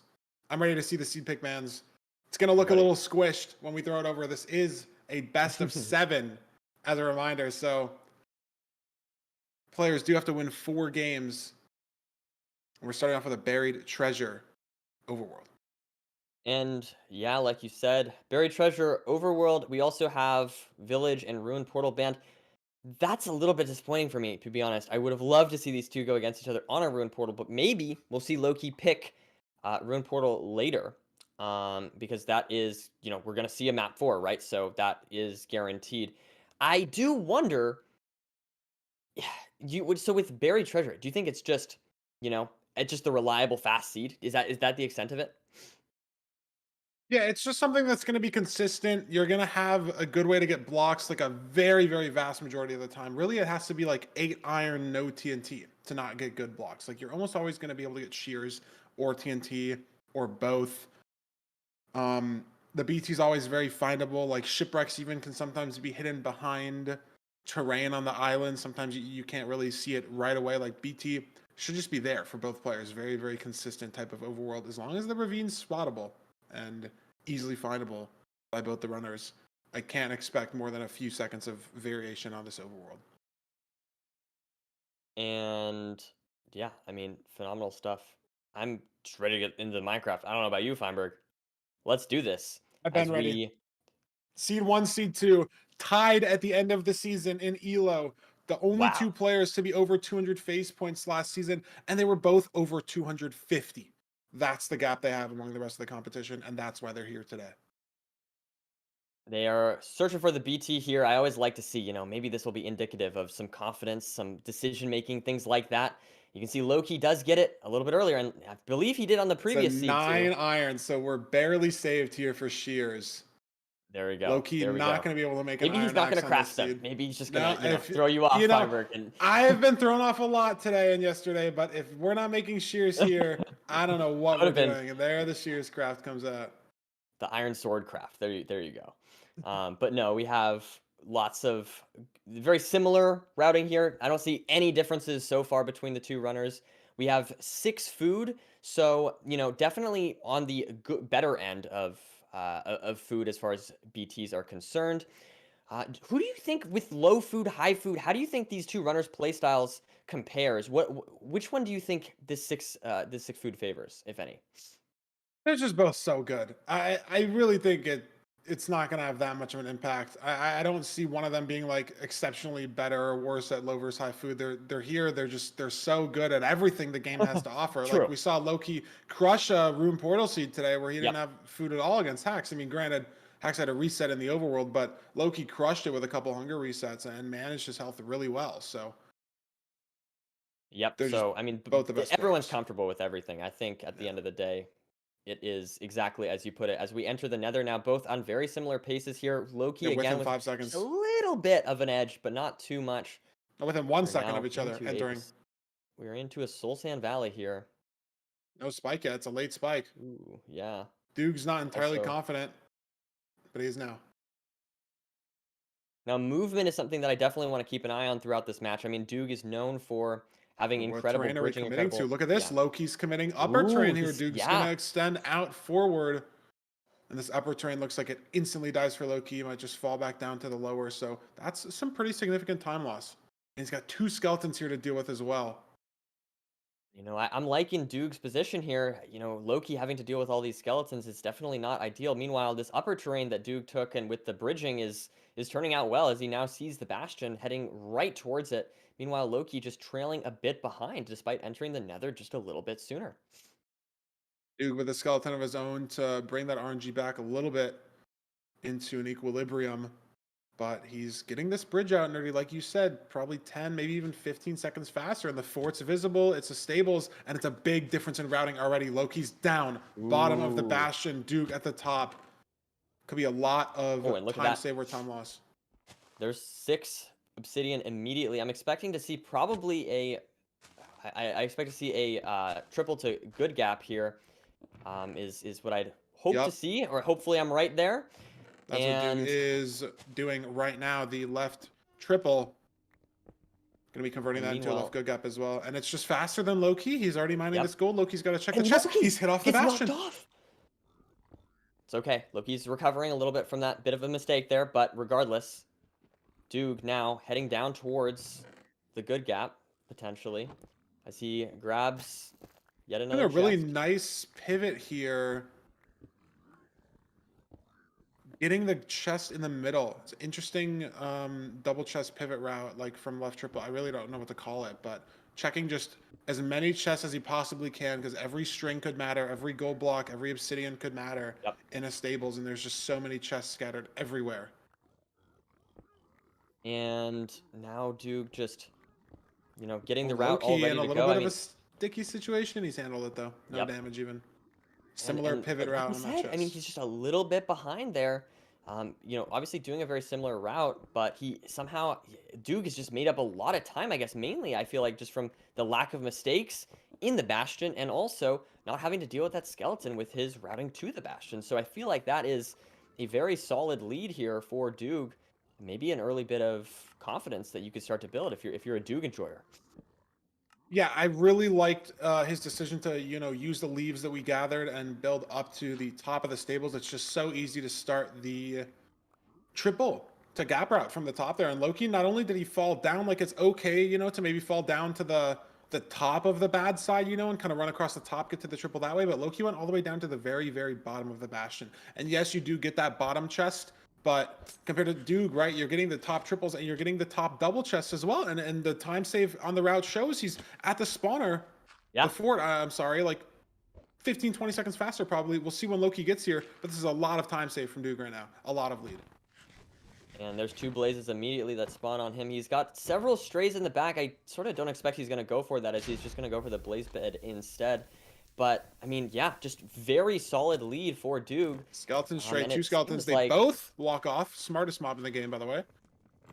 And like we've said before, as good as Loki is, I mean, I don't want to be behind Duke in a Minecraft speedrun. And look at That- this I situation. don't want that at Loki's all. going up here for the chest. It's that 6 obsidian chest that I think Duke checked off the rip on the route. Yeah, Loki only has 16 obsidian, so Wow. still not in the fort. It's been over 30 seconds at this point.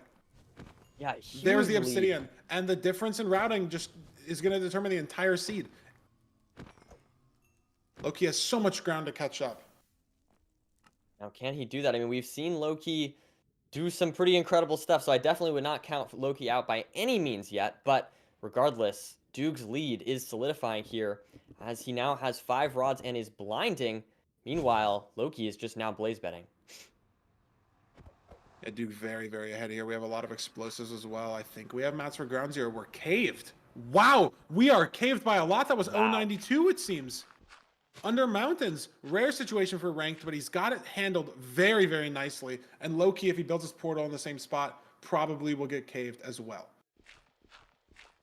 And But not we going to pick won't up the eye. Going to just go back. I mean, he must have enough rods to just leave, I suppose. And it looks like that is that 1800? I can't quite read it, but I believe Yeah, it says pretty around far. 1800. I mean, still So 2 pretty far. salmon. But Loki, like only on 3 rods. There's the 4th. This might be the 5th, but has to still measure. And if he gets caved, I mean, that's his only, real hope for a lot of time save that's left in the seed, apart from, the stronghold and the 0. It's a slightly different spot for the portal. He's on a different part of this 4-way. I'd imagine he still gets caved. Here we go. Yes. So Loki now blinding, but looks like Duke is just potentially just right on coordinates here as he's building his portal. Can he nav this stronghold quickly? I mean, he is several. I mean, we have not seen Loki drop a single seed, and now Duke is like an entire split ahead. I mean, this is just incredible stuff from Duke. Just fully down to the better play in the Bastion, the better decision making on how he handled that terrain. He got a good spike this direction, but he's not loving it when he scans deeper. But no, Finds he it, finds though. it right away. I mean, that was basically an instant nav there from Duke as he now is into the end. I mean, this is very open. 7 beds. Going for the back 0 here. 2 anchors as well. He's got food to eat after this pearl. It's 90, it's 100, so he's gonna, ooh, this is weird. 99 standing, it's gonna be close. Looks a This is little bit really awkward offset, there. and he's gotta eat a salmon in the middle of this as well. I'm a little worried for his situation. Oh, But that's great, KB. That's a good double bed. Only 1 bed left, and then anchors. And I don't know if this anchor is going to break the crystal or not. It doesn't. He gets 1 more. He might die, though. oh my God. Oh, goodness. 1 heart Sexing me left. out there. Wow. But Duke did manage to make it work. 1.5 hearts. I mean, very clutch 0 there from Duke, able to take this seed 1. And Feinberg, that is Loki's first loss. Loki barely gets in the end. We'll get to see the splits at least. I was gonna say this, and it's like such a significant loss as well. That's like 50 seconds. Right? And I mean, so close to a potential loss for Duke as well, though. That 0 down to 1 heart at the end. Needed to eat that last salmon mid-cycle, and it's such a weird offset on 99 there. T100 back to 100. Very, very hard to hit with the pearls. Didn't have a great third pearl, so had to go for a side setup. And he was like shaky on the Y coordinate. You know, you want to stand at like 91, 95, 99 for the best damage and the best dragon not breaking the bed, and he was pretty shaky building up there. I think maybe he wanted to be at 95 and then saw that he was at 97, 98, had to push it, but he got it done on the last explosive with 1 heart left. Yeah, and I really want to, I know it's going to sound subtle, because it looks like there's a huge difference between Enter Bastion to Enter Fortress, and not as much of a difference between Enter Nether and Enter Bastion. But I really want to point out that split, because in my studying, the main thing that I noticed about Duke, and the main thing that that Silver informed me about Duke, was to really keep an eye on his nav 2 structures. That he's an incredibly talented player when it comes to movement, and that he'll just kind of miraculously save time on runners that you won't even necessarily pick up on just with subtle movement things, subtle movement decisions. And this is exactly what we had here. Not only was he into the Bastion faster, but he was into a part of the Bastion that actually ended up helping him more, right? With the chest that Loki had to get at the very end. And that was the big pace lock for Loki. So I feel like this could be indicative of potential future wins for Duke, or Loki might be able to use some of his other skills, some of his other strengths compared to Dugile in order to take these future seeds, but we will have to find out. Yeah, I think those 6 seconds, just a little bit better terrain decision, like you said, better movement. And then even just like a second here and there on the rest of the splits into the stronghold, into the end even, just that small micro. Duke might be more on point today. We'll have to see if we can keep that up in a seed 2. Let's see what Loki picked for us. It's the Desert Temple. So Shipwreck seed 3 will be the pick. No 2 ocean seeds in a row. Sending it over to the AA runners. Best. I couldn't finish the sentence. I don't know where I was going. I'm sorry. I know. I knew what you meant, Feinberg. I understood. the AA runner's dream. We'll say that. How about that? In my brain, I was gonna say like their best nightmare, because I was just thinking worst nightmare, and I just couldn't. I couldn't get the word together. I mean, dream. You're close enough. We knew what you meant there. But yeah, I mean, Desert Temple. It's definitely. I think we're gonna see very similar routing. I don't necessarily have anything that I'd say. I mean, I'm ready to get into the Minecraft here if you are. Yeah, me too, man. I mean, it's so individual seed dependent, right? Like, is the Flint going to be in an annoying spot? Like, we haven't seen it yet. Actually, I think we did see it once this playoffs, like a Flint versus a Woodlight decision, right? Like, if there's no close river, we did see, I think, 1 or 2 Woodlights happen either yesterday or last week. I can't fully remember the specific game, but there's a river here next to the temple, so that shouldn't be a problem. There's dark oak trees, acacia trees, a couple animals in this acacia as well. I see a cow. No lava pool, but that's it. There we have it. It's taking slightly different terrain there to the temple center, but both arriving at a very similar time here as both digging down. I expect to see the same routing. We have seen slightly different choices here, but usually there's the one that ends with 7 in the inventory. That's how I'm going to mark it, and there you go. You can see and 7 TNT. Yep. And there's some gravel down here. Duke might have gotten Flint off of that explosion. He did get 2. I wonder if Loki did or not. I think they did it actually on different sides. Their TNT was on different sides of the bottom of the temple. Yeah. So Loki might need to blow up different. No, he does have 1 Flint. Pretty important as well, too, because the Flint and Steel, not only is it just nice to have Flint, but it lets you blow up a TNT in a different spot. Loki doing a high TNT here, Duke doing a low TNT. The major difference is wood count versus dirt count, but not too good for Loki. He got 1 extra log, but way less dirt for the blocks. Right. Probably a minor thing in the grand scheme of things. Maybe the 1 log is better than 48 dirt. I don't know. Killing some cows here for Dugile, hopefully getting, some good food. Meanwhile, Loki, I guess not choosing yet. Oh, no, now going, of course, as I start saying that, going for the cows. I mean, I don't know though. Is he going to get as much food as Dugile? This could be a bit of a difference in this seed for these runners. Both runners just looking for the lava pool, just not anything in sight, it seems like to me. Yeah, I mean, Duke running more into this desert. I kind of like the play here. Maybe you get on top of the dark oak trees and look around. Low-key looking around as well. Maybe see something here. Loki going into the savannah does Yeah, find... he's got something on the side of the savannah. Duke has nothing so far. Punished for the direction he ran. You know, I don't really hate either way these runners went, but this is a lot of time. I mean, I'm not seeing where... And yeah, Duke still nothing. Meanwhile, Loki is into the nether here, and looks like he does... I believe that's a bridge bastion, so... There's the lava pool for Duke.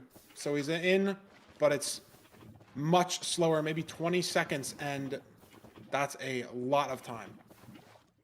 When Yeah, these I mean, splits have been so close between these runners.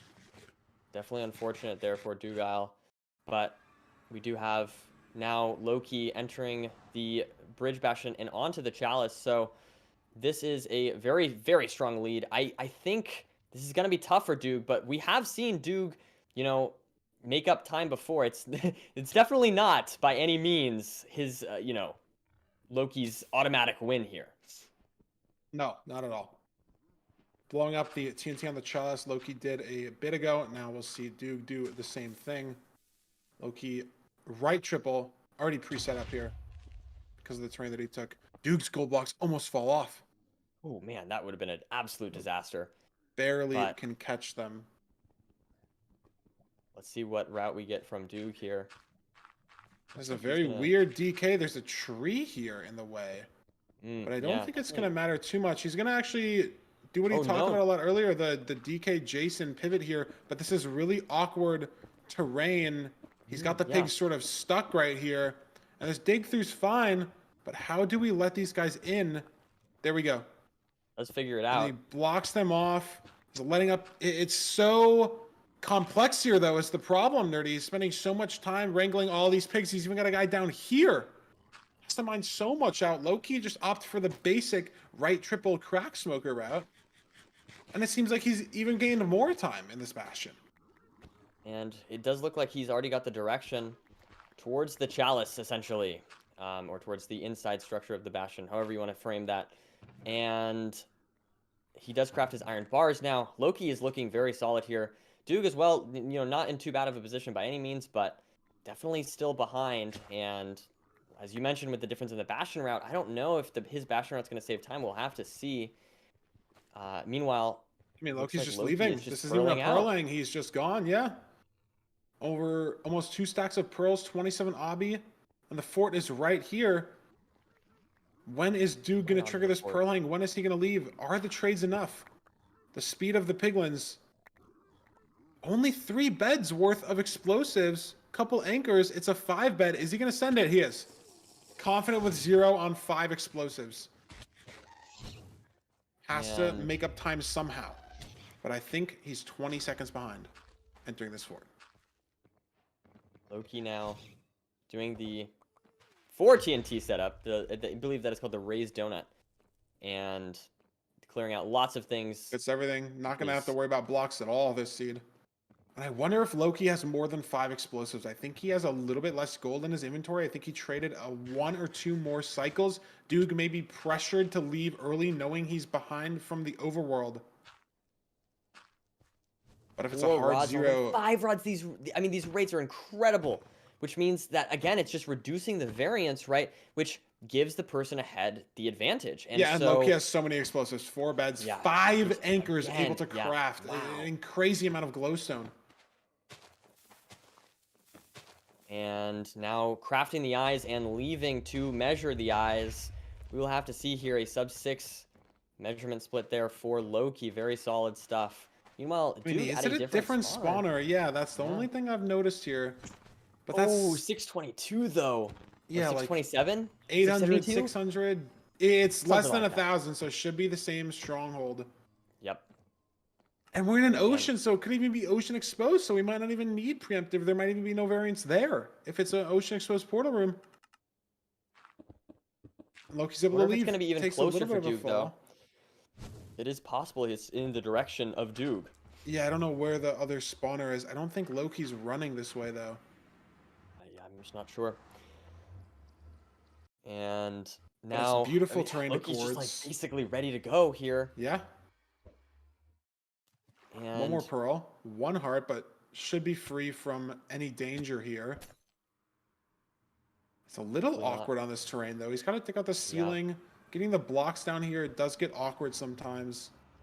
But no, he's actually just going into the wall here, so... A little shaky on the terrain, to be honest. You know, a couple pearls left and right. Didn't fully zone in on the cords for a while. But there we go. That's a big spike. But like I said, ocean exposed. Exposed. Is he able to just swim out and see it? Not anything No. immediately. But he seems to like this direction. Dude getting the still, cords so. now as well. Doesn't have a gold pick, it doesn't look like. And he's taking the same terrain path that Loki did. Oh, trying to hunger Messing reset, up. and there's water here. That should be fine for the items. Wow. Yeah. Nice stuff. Good recovery there from Loki. I mean, once again, just quickly fixing little Is inaccuracies. this the spike? No. Very awkward. Duke's going to look out for this as No. well, and Loki finds it. Loki finds it, trusting that spike from the beginning, getting the 2-eye, and now entering the end here. It is encaged, but I mean, he's got a don't gold know. pick for the cage, too. Duke doesn't have a gold pick for the cage. He has way more explosive, some point. rotten flesh as well, to let him heal up through the 0. and now getting the 0 ready.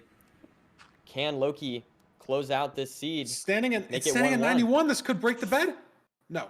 Oh, what a Very fantastic low first odds bed to there. break the bed. He dodges it. Very good stuff from Loki.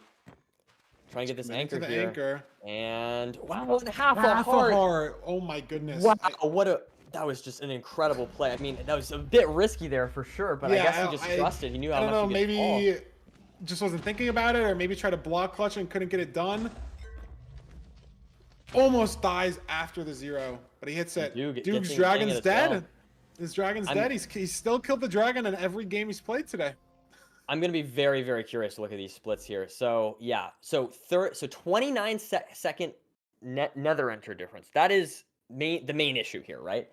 Yeah. But it looks to me like I mean, basically nothing happened different in the found stronghold split. You can see as far as their nethers were about the same, and then Doog though enters the end faster, enters the end faster relative to their found stronghold split. Their stronghold nav was the same speed.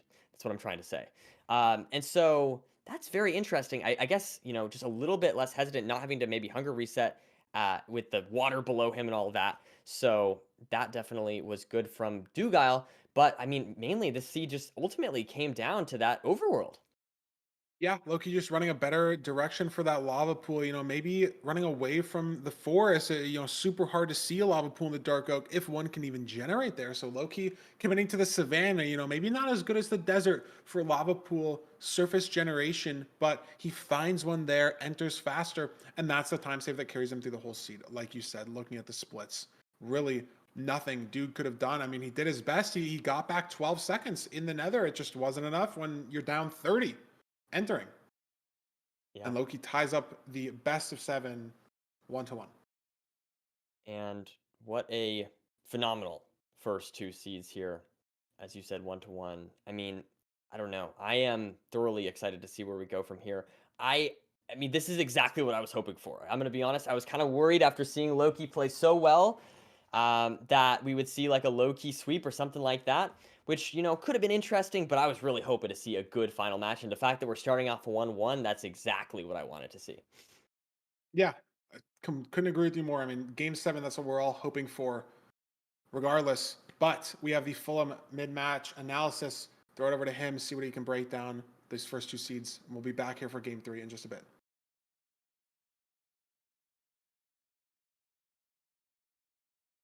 Amazing, amazing stuff. Thank you very much, guys, in the booth. Grand finals of MCSR playoffs. And we have a 1-1 after 2 seeds. Now, honestly, the clips are so few and far between in this exact time for this exact playoff match for me to analyze, simply because there are so few mistakes for these runners. Let's talk about like the only real mistake that we saw in seed number 1, and that was Loki's both movement towards the Bastion and play in the Bastion itself. I've tried to summarize that in one small clip here. After opening up the path down to be able to take this good gap, wants to try and grab the triple here, and does get hit off, which does, you know, kind of epitomizes that this is something that is worth bringing up. This is a 3, 4, 5 second time loss here. This kind of does spiral alongside the terrain decision to navigate to the fortress, as well as traveling down and starting the route from the bottom of the Bastion. Sorry, correcting myself. I didn't mean to say fortress there. Heading towards the Bastion, entering from the bottom rather than the top where Dougal did. He was much closer to the chests, much faster to be able to leave as well, as Loki did end up only having around about 19 or I think maybe 16 obsidian, needing to grab that top chest after the entirety of the Bastion was traded. That definitely led to a big disparity between the runners. And by big, I do only mean 50 seconds. Like, that's the kind of level that we're talking between the runners here. Simply because this one mistake is the only mistake that was made, really, in this seed. Throughout navigating the Bastion itself, that small knockoff, and then entering from the bottom, really were the only mistakes that Loki made. And being honest with you, Dougal pretty much played this first seed flawlessly, in my opinion. Entering the Nether only a few seconds behind, maybe the only important thing was the overworld that could have caused a slight issue. Then playing this 0, he had a little bit of shakes during that, but at the end of the day, the dragon did die after a few more explosives than may have been comfortable for Doog. Maybe he wanted to get this done with 1 or 2 fewer explosions, but in the end, did end up killing the dragon. Had to use every single anchor, surviving on 1 HP, but was able to do exactly that and get down to the bottom and take the first seed comfortably, while Loki just about entered the end. Let's talk about the difference in the second seed, however. Let's talk about the difference in routes here. Loki going for that Crack Smoker or Funky Kong route, going and getting things done a lot faster than Dougal. But I wanted to also note, look at the terrain around the Bastion here. As he opens up this terrain, notice in our top right screen up here, look at all of this connected terrain to this rampart. We have pigs that are out here that can get aggroed and simply wander towards this rampart. That is something that maybe, due to line of sight and piglin interactions, if you're playing that low hole, which Dougal ends up playing because he goes for the Jason route, this line of sight may be more difficult for the piglins to see. They're less likely to come and path from the top of this terrain from all the way out here to come into the rampart, path down the staircase and into the hole. Whereas Loki, who has made the hole at the top, is much more likely to get a few of those wandering pigs, possibly, from around in the Crimson terrain. Of course, look at how comfortable this sort of level is. If you see a piglin here, it's easy to lure him into this hole. Whereas if you're down at the bottom of Jason, all the way down here, you can't tell if maybe there's a piglin up here. You can't tell if that piglin is actually aggroed or if it has line of sight, etc. And that small thing, just the difference between these two routes, which are both very fast routes, bear in mind, made pretty much all the difference in this seed 2. Dougal ended up being the slightly slower one. You can tell he wanted to go for Jason here, ends up trying to go Donkey Kong pivot, which doesn't end up working ideally well. Instead going for this Jason route, kind of wrangling these pigs around the lava, around the terrain. It's kind of built in here, which is something that he's not used to. He usually plays Donkey Kong in everything apart from the built-in ones. Maybe he thought it was exposed, or maybe he just believed that the Donkey Kong was too hard to do because of the tree that was in the way. But Loki able to take out this second seed with a very nice, very comfortable 0 cycle, even replacing the soul soil there in case any fire tick spread.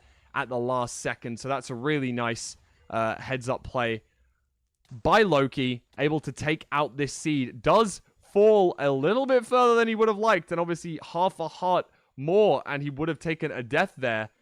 Given the fact that Dougal did finish out this 0 with just a few seconds behind, it could have made all the difference, but it hasn't so far. 1 seed apiece, and I will see you after seed 4. Thank you so much, Fulham, as always. As always, exactly. And we are back here for seed number 3, Feinberg. Who's winning seed 3, Feinberg? What do you any early predictions? I mean, what? Let's look at the seed pick. Just to remind us, I think we're going to a shipwreck seed for seed 3. And, I mean, Doog won the first overworld, the ocean overworld. You know, can't get lost at a lava pool. Could get lost at a magma ravine, but I'm going to take Doog again. You take Doog again. Okay, you know what? I'll be a contrarian. I'll take Loki. I think Loki has been playing very well throughout. I mean, sure, the terrain nav in seed 1 maybe wasn't as good, but I feel like that is a very small thing compared to the other, I guess, 7 wins that he's got. I mean, he's 7-1 right now, if you think about it like that. So I'm gonna take Loki. All right, we'll see who wins. Let's get into the gameplay. Into seed 3, and then we'll get to seed 4 obviously after, and the loser can get to pick from any of the remaining, or any of the 5 overworlds. They'll all, you know, go back into the pool, refresh, whatever you want to call it. But this is the shipwreck, the last seed yet to be played. And here we are. Let's see what we've got here. Scanning for the shipwreck. Immediately No finding problems it. finding it. Yeah, that's good. Saw that And yesterday. looks like Dougal spots the ravine in reverse, you know, F5 mode there. So able to get a sense of where he's going later on after looting this. The this one shipwreck. gravel here is so annoying. It's so awkward. It looks like, though, Loki, look at this, going to be actually mining out the wood here. Meanwhile, Yeah, this is a big difference, honestly. The 2 wood here. I wonder if he did this just to commit. You know, he was going to take a little bit of drowning damage, or if this is just the uber variance play. I was going to mention the shears on the island, but are we just going to get the wood in the ship? oh, Doors here, wood here, and then leave? what an interesting decision here. Not expected at all, but it looks like this might actually be like fairly quick here. Is it going to be It's so faster than fast. Doog? He's out to the ravine right away. Like, Duke's still on the island, has to get wood, has to do crafting. He has 2 logs here. Maybe Loki just, you know, took an insane mental note of the trees on the island and knew that, you know, there's not that much wood anyways. Wow. And very look- interesting decision here. But this is way faster. Yeah, I was expecting, you know, maybe 20, 30 seconds of a gap here. Like, it's insane. And Duke's going to hit this ruin portal too. So this is such a gap on the overworld. And it's one of those things where Duke doesn't even necessarily know. He won't even necessarily know. He Wow, did wrong. I wonder- 11 carrots, gold carrots, but we have Oh, some wow. from we have 8 carrots from the food chest. Shouldn't matter too much. Yeah, I mean, Loki, we'll he have has to to see. spend We'll have to some see if that time- matters. I mean, that could matter. Yeah, I mean, Loki's spending some time getting blocks here, building with his wood. Now, Duke finally entering another. entering. But, I mean, as we can see, Loki just I having mean- to get some blocks. I mean, I know, he's mining a little bit. It's going to slow him down on this movement just slightly. And if this Bastion terrain is a little annoying, you know, have to go up somewhere. Duke's struggling with the portal a little bit. He's got... Yes, he finds it now. Needs to fix that leaf. So a lot of struggle for this portal for Duke. And lots of wood gathering here for Loki. Yeah, just Up for the to- blocks, I think. You don't have to build up to this Bastion. I think it's bridge. Yep. Yeah, it so is need bridge. not blocks not only to get up, but blocks for the route. So it's a lot of time lost, but he's just like ahead of Doog positionally. Right. He's at the Bastion. Doog's not at the Bastion. And now finally getting to the Chalice. I mean, we can just compare. So let's see, 250, 248 roughly is when the mining began there for Loki. I wonder how much time this is going to be, time gap this is going to be for Duke. I mean, keep in mind, he does have the carrots, but as we mentioned, There's 8 carrots. is Like so you can good. just craft those. You have so much gold from the Chalice. Yeah. to see as Loki now begins this bridge route. It's looking fairly similar to last seed with the Oh, Duke hits the boat clutch, but he fell Loki off the bridge. That's a lot of time loss. entering the bridge Loki's bastion. doing DK. It's a really early aggro. I think it's because the right side or left side is not a triple. No, he's just aggroing in the middle for some reason. Okay, Now haven't seen that one mining before. that gold block. Getting all these piglins into the hole for the DK route. I mean, just good stuff from Loki, just playing very consistently, making it very hard for Duke to make up really any time. He's like 45 seconds ahead on the chalice mine. Yeah, there you go. I mean, that's it's just these decisions that we sort of question, but then I don't know, they end up working. Yeah, it's so against like the theory of ranked to just play that shipwreck there, get no extra blocks on the island, but you're in so much faster. And like I mentioned earlier, maybe you're thinking, hey, these are playoff seeds, right? Like they're not gonna put us in a wall. They're not gonna put us over a lava lake. I mean, you can't be sure, you can't be like totally sure of that, but it's something that's maybe thought about when looking at seed finding, right? Like just in general, like a basalt enclosed fortress, like you're not going to have any of those terrible seeds. And that's a big part of why you want to get a ton of blocks. Because on great seeds like this, I mean, even on okay seeds like this, like Loki needed blocks, but you can just get them in the nether. And there Loki goes. He's done, but oh man, falls a little bit. Second fall. Able to recover that, but still a little bit of a mishap there from Loki. And Dugile is still just in the bastion as Loki enters the fortress here. I mean, Loki is playing exceptionally well right now and making it as difficult as possible for Dugile to make up any pearls time. to the spawner as well. Yeah, 2 pearls just thrown. Maybe only saved him 3 total seconds of running. There's another aggressive pearl. And but he's got the there's carrots to heal it up. Does make his way to the blaze spawner now. That routing looked pretty clean to me overall. We'll have to see what Dugile can do to make up any of this time, if he even can. It's just so weird. If you're Duke, like what win condition are you playing for here, right? Like Loki's so far ahead already. Are you maybe trying to trade more and just hope that you can get a ground zero off and Loki can't? Or just hope that there's some more variant? Like how do you introduce variance in a situation like this? How do you make that play that saves you so much time? Because we're out of the overworld. You can't just, skip going back to the island.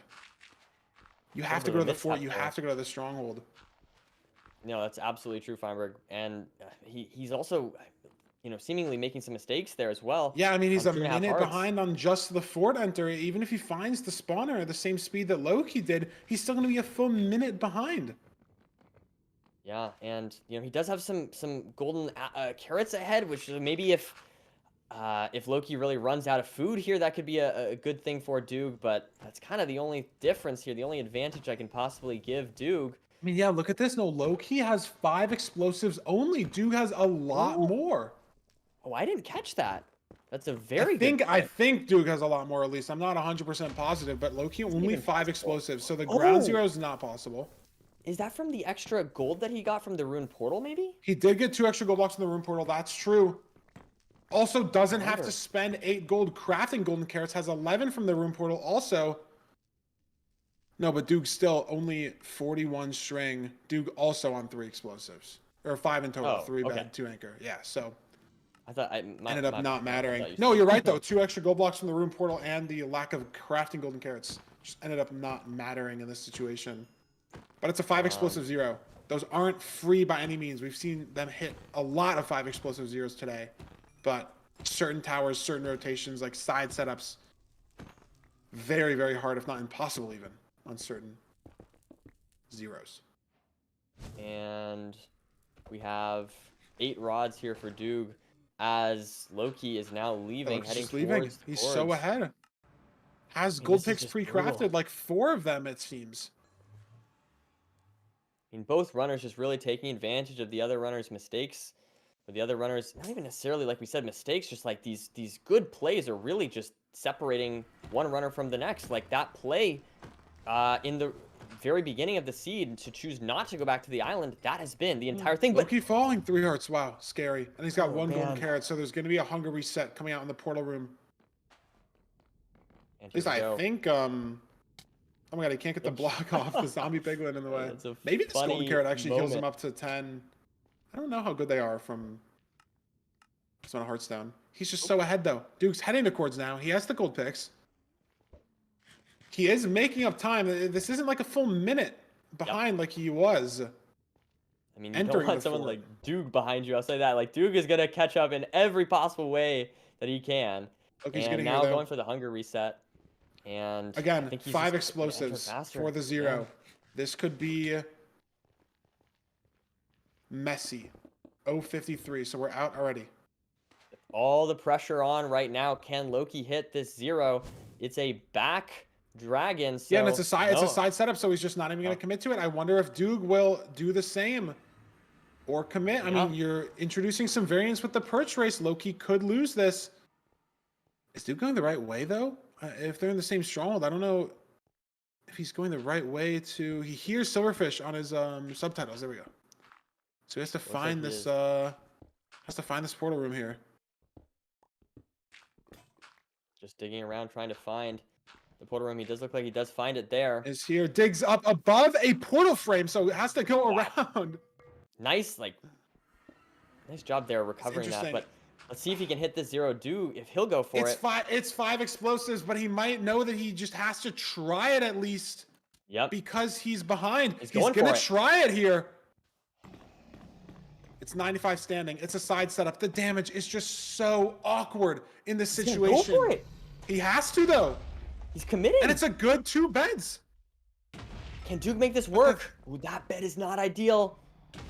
2 more explosives to make this work. Wow, he That got one- an anchor placed off. He can't get it. he Jump get for the it? crystal. It's not so enough low. damage. The other crystal. It's so Dragon's on low. it. No, he misses the shot. Going Waiting for that the hit. dragon to go through it. He Can- can't. is it he gonna possible? pearl on the 3rd crystal? Watch the dragon for the death here. I mean, it's Any still cage possible. crystal ruins him here. And it's a cage crystal. No. The chase down. He's trying to He make has this health, work. but he He's needs to getting eat. fireballed. Oh, This the is so cage scary. crystal That doing cage is so just much against him brutal. here. Has to pearl down to get this cage here. And it's Meanwhile, down. There's Loki more just waiting for the crystals. perch. He does get that one. No perch approach for Loki either. Maybe Let's now. get another one. Is that Maybe the for perch now for though? Loki. That's- Maybe it is. I don't think. Yeah, that's a The perch. dragon Okay. needs to be dead now for Duke, and it's just too slow. Loki with the 1 cycle. Looks like he's gonna take C3. Wow. Wow, that was so close. I mean, Duke just getting the dragon incredibly low. What an amazing attempt at the very least from Duke there, going for what he needed to go for to make this happen. But Loki does get the consistent win with that perch, and at the end of the day, takes seed number 3. I mean, it's insane respect and skill there for Duke sending that 0. Like I said, the side setup, the dragon rotation, like it needs to be so far away from the crystal to not break the crystal. If the crystal's broken, the dragon fireballs you, the 0 is over. So there are just some beds that you accept are going to do no damage. And if we watch that back, I know we'll watch it back on the film analysis. That 3rd bed, just physically, there's no place you can even put it to do any damage. The dragon head is just never in the right spot at the right time. But another thing, I think he air placed his 2nd anchor, and I want to see the clip when we get to the analysis after seed 4. I think he air placed his 2nd anchor, which is crazy tech.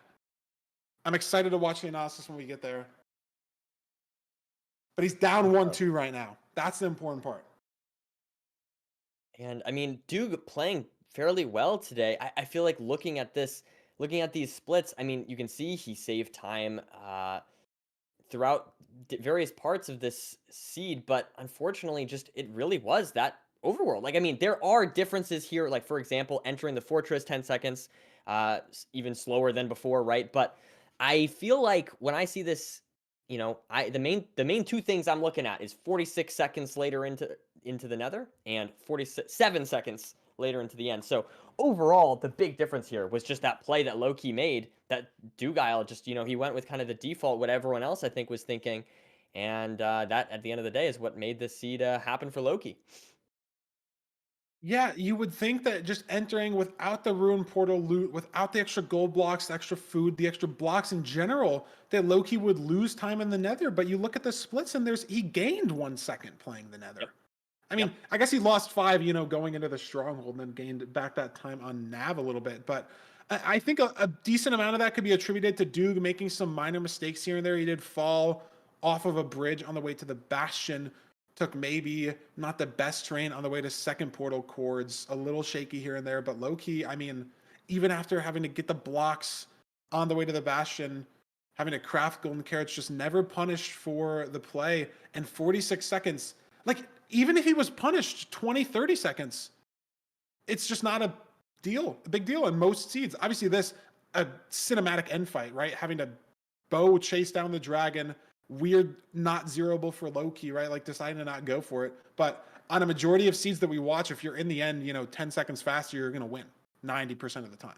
So like 45 seconds in the overworld, it's such a crazy time save. And Loki's just breaking the mold of what ranked players think is correct to play. Like, it's so unheard of to play that shipwreck. It's something that, you watch gold players do, you watch emerald players do. Like, the funniest thing to me is there's an analysis bot in the ranked Discord that analyzes your split times on each overworld. And if you look at like analysis of like Dougal or whatever, right? Like, he's top 1% on all 4 overworld types. And then you look at Rune Portal as the 5th one, and his Rune Portal enter type is like top 12%, because all of these players that are newer to ranked and don't really truly understand the value of food, the value of blocks, you can just enter the Nether, right? Like, you don't need blocks, you don't need food. If they see the Ruin Portal enter, they're going to go in. So it's the level of play at the highest level when you sort of value the blocks more. You value having better gear going into the Nether, extending,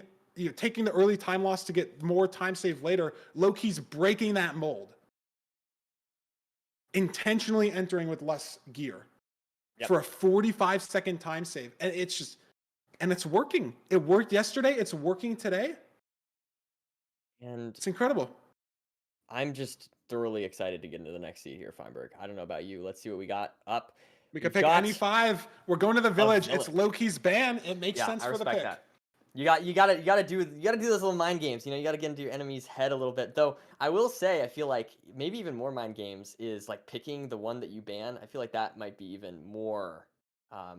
Like if Duke picked a Ruin Portal here, maybe that would be even more mind games if they're really overthinking it. But at the end of the day, I feel like, honestly, I feel like the runners aren't thinking too much about this. I don't think at the end of the day they got to just play Minecraft faster than the other person. I think that's what the vast majority of their mental energy is going into, rather than maybe overthinking about which seed to pick. But we'll see. It's a massive break point for Duke, though. A 2-2 series, much different than a 3-1 series. Yes, absolutely. It's almost a must-win seed for Duke. I'm ready to see the gameplay. Let's see here. As we count down to entering this village seed, what are we going to have in store for us in this one? We'll have to find out here as no toolsmith potential. It's a plains village. I mean, there could be a toolsmith house, but no chest in the toolsmith. I wonder why they did that. Like Mojang, making houses just not have chests for certain villages. Like Acacia Fisher doesn't have a chest, but there's a bucket in the normal houses. Plains Toolsmith doesn't have a chest, but the desert one does, and it's 2 stories. Like, zero consistency in which houses and which villages have which chests. Maybe they got to make the lore. The lore might be somehow explaining that, but I have no idea what I'm talking about. So we'll have to see here. But we can see 7 iron there is, or no, 8 iron. So able to get the shovel and the. Wait, hold on. Is Duke not going for? No, it's a golden kill. It's 6 iron. Duke might woodlight. Well, Duke made pick bucket, might not kill the golem. Loki made pick shovel shears and is going to kill the golem for bucket FNS. I see. I like that play better. Maybe Duke just miscrafted. I mean, he can obviously kill the golem and make shears and get a light as well. Looking for an enter right now, though. Maybe Duke's have- trying to, employ Loki's tactics against him. Like, screw Shears. I don't care about the blocks. I'm just going to enter. He's got a stack of planks just looking for an enter still. He spent so much time here jumping around. Can't find any lava anywhere. Loki Man. also Yeah, heading Loki into does this. find it. It was on Loki's screen. He saw it. Yeah. There's a little bit of fire there in the back, and so Loki able to spot the lava pool right behind here, I believe. Wow, And he there does. is. Did he And turn it on hard? Duke's heading this way here. I don't know if he turned it on hard. This is terrible for Duke, though. He needs almost an insta woodlight to even be somewhat close to the speed that Loki's at right now. Right. And that's not a good start for the woodlight at all. He's going to build it in a different spot. And just brutal stuff there. I mean, I think I understand the play of skipping the golem, but Loki, once again, just finding the lava pool so much faster, saving so much time. And meanwhile, Loki now, already navving to the Bastion. Here we go. We see Doog just waiting for his portal to light. Hopefully this won't take him too long. It's just off of the woodlight, or just off the lava pool find, I should say. Like, Doog out of the village so fast, but opting for the Hyrule woodlight play. Couldn't find the lava pool, and he's getting just even more and more punished. There's the fire. Is it going to spread? And oh no! But Loki's Loki's dead. Wow!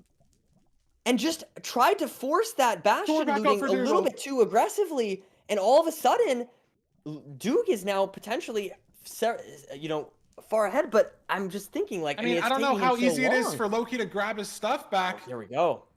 Duke doesn't know that he's ahead right now, obviously. Yeah. I mean, is he even ahead right now? I think he'll get to the Bastion first. No, Loki he needs is, to do he a is. pretty good amount. I think the Bastion was close, though. I don't think this death is going to be as bad for Loki as it seems. He's got shears, right? Obviously, from the way he played this overworld, he can get a lot more blocks. But it's a death from Loki in playoffs. That's a sentence you're not going to hear Yeah, often. and that is rare. I mean, that is the first probably several very large mistake we've seen from Loki this entire playoffs. Let's see how he recovers here as he's now running right back towards his stuff. But Doog is now, looting the Bastion. He's got that lead. We'll have to see how punishing this was. I think it could be awkward if there's a lot of piglins around his stuff. We'll have to and see here. You Duke can doesn't see. know about his lead yet. He will soon, as Loki, doesn't get the advancements you'd expect in the fort. Like, doesn't get Right. Obsidian, doesn't get Crying, doesn't get War Pigs. I don't know exactly what he got before he died, but he's heading back. And you're very right, Nerdy. Can he grab his stuff? He doesn't look even at have a this, though. pickaxe here. He can't even get in can't this get down boat. behind this. Can't even crouch to get in the boats. It's placeable, but not enterable. And the boat's now useless. He finds one block. Man, super awkward here for Loki. But How look does at he all the save his stuff? There's pants in the Nice, that's chest. huge. A huge So no find for aggro. Loki. Yeah, he'll be able to grab all his stuff back. Is there some off the Bastion, though? He's got his pickaxe. I think that's the most important thing here. Maybe the food, as well. 20 bread No, has it it. does have the food. Has the But now, wood I mean, as just well. just look at the pace. Doog now so ahead. There's a skeleton behind him. It looks like Loki, just so far behind. But I will say, I feel like that was a fairly solid recovery from Loki. That could have been a disaster, had he taken more damage from those piglins, maybe taken another death or something like that. But it was able to navigate around and, make this a close seed, at least to some extent. But nonetheless, that death was definitely the biggest mistake we've seen from Loki. And taking a lot of damage here again. But I think he is safe. It's okay. 20 bread, right? As long as you don't die. Yep. I mean, he already did once, but that bread's going to be able to heal you up. The Bastion Rat's going to take a while, so should be at 10 hearts by the time he leaves the Bastion. But he's going to be leaving a lot later than Duke. Duke's got 20 obsidian, 22 pearls. We have no string. We have no string.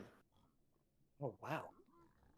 And, that's just going to give maybe Loki Duke a knows chance. one shot. I can't imagine he'll go for it. That would be awesome, to be fair, if he went for it. But he knows one shot. There's 10 string. We have 0. We have 1 explosive. Excuse me. And notably, Nerdy, we have no explosives from the village. Loki has 1 bed. That could be a huge difference maker in this seed. Duke grabbing no beds from the village chests. And What is Duke doing? Oh my god, he's letting his pigs up. He's letting his pigs up to maybe go to the other gap. He's maybe playing the first ever left to right good gap we've ever seen in playoffs. wow. And he Trying is. to really force this these explosives. And what is Loki doing? A crazy pearl hang he sent here. I guess just like really waiting on all these explosives. Only has one bed. I mean, this is just brutal stuff here. But the double gap stables route, I think it's the first time we've ever seen it in a grand finals, no less. And we'll see how much this one bed matters. I think Doog is saved because there's not like 3 explosives or 2 explosives, right? Like 3 explosives entering. Obviously, you could just full bow, right? It's very, very slow compared to just a 1 cycle, but you could just full bow and take a couple cycles. You could also destroy 9 crystals and then play for a 3-bed axe, destroy the 10th crystal as the dragon's perching. That's not that slow with 3 explosives. Obviously, much worse than a 0 cycle. Much worse than just a normal 4-bed, right? On a half bow. But it's not too bad. I think Doog's got the explosives, though. How's Loki going to handle this situation? Oh, man. Loki just... Yeah, Doog's got 5 explosives, maybe even 6, depending on how much Crying Obsidian he has. I'm not sure. Oh, man. Doogile just slowly... Where is Loki going? He's going to this single chest. He gets some string here. That's 5 arrows only, and he's gone. I don't know the explosive situation for Loki. I'm worried about 16 string, 1 bed, 35 Crying Obby. Not great. Loki's taken better terrain. He leaves the Bastion second. He's at the forward first. There's so much to watch on this seed. I don't even know what's happening. 1.5 hearts here for Doog. And they're building up the spawn at the same. It's the same time. They're here at the same exact time doing the same thing now. Wow. But it's the gear difference that could matter. Yeah, I don't think that Loki can really reliably 0 here. I mean, can Doog even 0? Can Doog even blaze bed? We have 2 beds, 4 anchors. 1 bed, 4 anchor is so much more awkward. He's just going to mine out the spawner here. What is Loki's explosive situation? Please open your inventory. It looks like 1 35. bed. Okay. Wow, 2 beds, 1 anchor. That's it. And he has 5 arrows, Nerdy. So he can't even break all 10 crystals reliably unless... No, I was going to say, you can craft spectral arrows. He could get 10 arrows exactly and not miss a single shot, but he doesn't have the glowstone to craft spectral arrows. Maybe glowstone on the ceiling over there, he might punch for extra explosives. There's always the library for string as well. He could also maybe find sheep on the way out for when he blinds here, but that's super unreliable. As you know, if you get an ocean, is you he just going can't do that for at all. 1 shot? I mean, if he's going for 1 shot, I would think he'd blaze bed here. No sheep, ocean, like you said. Yep. Nothing. So it's library or bust for Loki. Or I guess 1 shot if he really wants to go for that, but I don't know. I would don't love know if to Loki see that knows come out 1 here. shot. I've seen Doog 1 shot before. I haven't watched enough Loki to fully know if there's 1 shot potential in this man's veins. They are really close. I mean, if you just are talking pace-wise, ignoring the explosive count there, but I mean, I don't know. I mean, it's not impossible Dude, to okay. do like a... Oh my god, I'm getting... explosive. Okay. I don't know which seeds have 1 shot and which seeds don't. Like, I'm sorry. I'll get flamed. It's actually valid flame, though. No, it's fine. No, it's fine. It's fine. It's okay, Feinberg. We forgive you. No, I We just forgive don't know you, which Feinberg. seeds do it now or not. And there's like... Dude, I'm sorry. It's an under lava portal, though. Back to the actual game. I'll stop tilting out here. Because there's lava here. And both runners just on very similar I paces. just wonder, like, is it the library? I think it's probably the library play. That seems to me like the most likely option here for Loki. I mean, but okay, 1 shot versus perch difference, there is like none if you hit the 1 shot. I guess ranked is RTA only, right? So when you're doing the pause buffering, no, but is he Doog going for is the just 0? going to go for it. No, he has 5 explosives, I think. Yeah, I guess that is just what he's going to go for. I thought he here. was It going to is- have 6, but only 3 anchors. 2 bed, 3 anchor. This is hittable. He's got a spare bow to do a chase down if he needs to. Maybe he even has 3 beds. I think only 2, though. Solid first Only bed 2. there. Yeah, these are looking pretty solid so far, but It's good. See It's being going to be clutched this close out. on this 5th anchor. Wow, Oh, an amazing wow. 4th anchor. That's going to do it for sure. Not dying. stuff. So no chance to even witness a 1 shot. It's just, I mean, Doog played double gap. We've never seen it before. We might never see it again. He plays 2 gaps to get the explosives he needs, and it pays off. And there we Nerdy, have it. another 11-minute masterclass. And I mean, you compare these times to the other times earlier today, the other times throughout the bracket. How are these runners getting 11-minute times? It doesn't show nearly the full story in these seeds. Some of the closest 11-minute games we've probably ever seen. Absolutely. I mean, look at the back and forth here. Look at the, storyline of Loki dying, but still entering the end very shortly after. And I mean, just very well played from both runners. And we have a 2-2 Feinberg. I mean, that is as good as it could possibly be for the end of a game 4. It's the setup for game 7. It's as close as it possibly can be after 4 seeds. And even with an 11-minute time, I mean, just the storylines, the splits, Loki taking a death, losing all of his time from that nether enter, the lava pool play, doesn't have to woodlight, finds it right away. Right. It's a 757 fort enter. That might be the slowest fort enter this entire playoffs. Wow. Yeah. Like Just a over brutal every seed. seed. Like we've seen slower seeds to some nav, we've seen slower seeds to some 0. But I mean, the end game in this seed pretty fast, right? 8-minute fort, 11-minute finish. Basically 3.5 minutes from fort to finish, but an 8-minute fort. Potentially the slowest we've seen. I mean, a double gap stables. I've never seen that before in my life. And maybe a small crack showing through Loki in that first death today. I mean, that is going to be very interesting to think about. I mean, well, hopefully that won't, ruin his momentum. But I will say with Doog also making a few mistakes here and there, right? We've seen, in the previous seed, Loki having the better enter into, from the shipwreck, right? That was a very surprising play, and it worked out for Loki. And once again, during this overworld, we see his decision-making just saving him several seconds, even a minute, I think. And so at the end of the day, I feel like despite those mistakes that Loki made, this seed was very, very close. He was able to go around that death and make it work. 100%. Let's see what Fulham has to say on that matter. See the clips he can analyze. Oh, he's not ready. That's A-okay. Not my fault. I mean, maybe he's ready now. There's an R, and then I was in my head leading into the segment, and then not R all caps, not R all caps. So we'll do a little bit of waiting around before Fulham's ready. I mean, there's a lot to analyze in those 2 seats compared to the first 2, right? Like the first ever death we've seen from Loki in playoffs, the insane 0 attempt from Doog in seed 3. And it looks like we're ready now, so we're going to throw it into Fulham and be back here for seed 5 after he's done. Okay, my fault. Really bad timing on the arrival of my dinner because it's like 9 p.m. in the UK now. Just literally awful timing. I type R, food comes. Awful timing. I'm sorry, not Feinberg's fault. Blame it on me. We're back. It's seed 4 and it's 2 apiece. This is the perfect setup for a seed 7. I hope it happens. I'm hoping.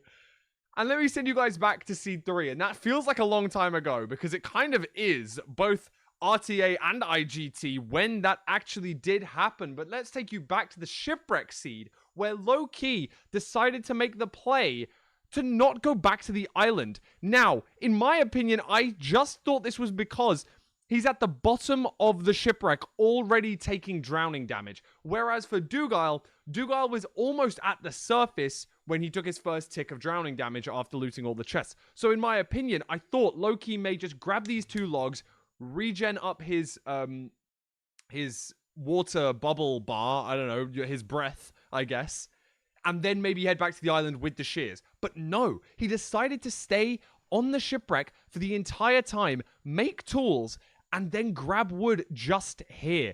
It's a really, really good play. I still think that it's actually an optimal play in certain situations. And this is actually proof that in this situation, even though the Bastion wasn't particularly close, it still worked out. He actually was forced to grab logs on the way, extra logs, 10 logs, but still made it to the bridge substantially ahead of Dougal. However, Dougal was able to clutch back a lot of that time within the seed due to better food management after having some of the golden carrots from a ruined portal that was nearby. And then he went for this. going for a low side setup with low explosives. And it's not the first time, sorry, it wasn't the last time we will see Dugile go for this kind of zero cycle on low explosives. That third bed, Feinberg did mention it just after the seed. Unfortunately, because of the rotation of the dragon, let's just exactly show. I think that it only takes out about this much health. It's a small amount, but because of the dragon's proximity, the head hitbox is not close to that pillow of the bed, just because of how the dragon's rotating. But let's focus right now on this. Let's focus. The anchor is going to be exploded here. It's been charged, and Dugile explodes the anchor. But notice where the next anchor is placed. It is placed in the exact same location. You can't really see it through the explosion, but you can just about see it here. The anchor is placed in the exact same location as the final explosion was done. The anchor was air placed. Now, I know that Feinberg did mention that, but this is a strategy that I only heard of 2 or 3 days ago. And that is literally by clicking at a certain speed. If you can click fast enough, you can place a block in the same spot on air. There is no block that this was placed against. There was no hitbox to click onto, and there would have been no place to put this anchor down for Dugile had he have not air placed this. It was a really awesome play, and I think you might have to like drag click or do something fancy that I actually don't know. But to be able to place this anchor on the air, going for a 5 explosive 0 cycle side setup when already behind, you just have to give a massive amount of respect to. Unfortunately, this anchor was not able to take out around about a quarter of the dragon's health, leaving the dragon on about an 1/8 of its health left, trying to chase down the dragon, and one important thing was this arrow that missed. Had he have hit this shot, unfortunately, he got fireballed right here, and worrying about standing in the dragon's breath, he had to jump at the final second, which misplaced his arrow, shooting it just short of the crystal, as you can see in this screenshot, or this frame right here. You can see the hitbox not quite interacting with the crystal. Had this have blown up at the correct time, the dragon would have been dealt damage, and given that it went on this rotation arc, avoided this cage crystal, and avoided the crystal that is on Dugile's left here that was also caged. And maybe the dragon would have been able to die. I think that unfortunately allowed the dragon to be able to regen a few extra hearts. And look, as it approaches him, is able to regen from this cage crystal. A beautiful pearl, but not able to chase it down. And Loki eventually does get that perch that was ever elusive throughout the rest of this seed, allowing Loki to take the third seed, going up 2-1. But in the early part of this seed, even though Loki was substantially ahead, during the time that I was getting the clip of the lack of woodlight for Dugile, Loki actually takes a death right here, getting 3 hit just on the corner of this stair block here, unable to path around all of these piglins coming at him, and taking a lot of damage in quick succession. As you can hear, the 3 ticks of damage coming in, going to kill Loki swiftly.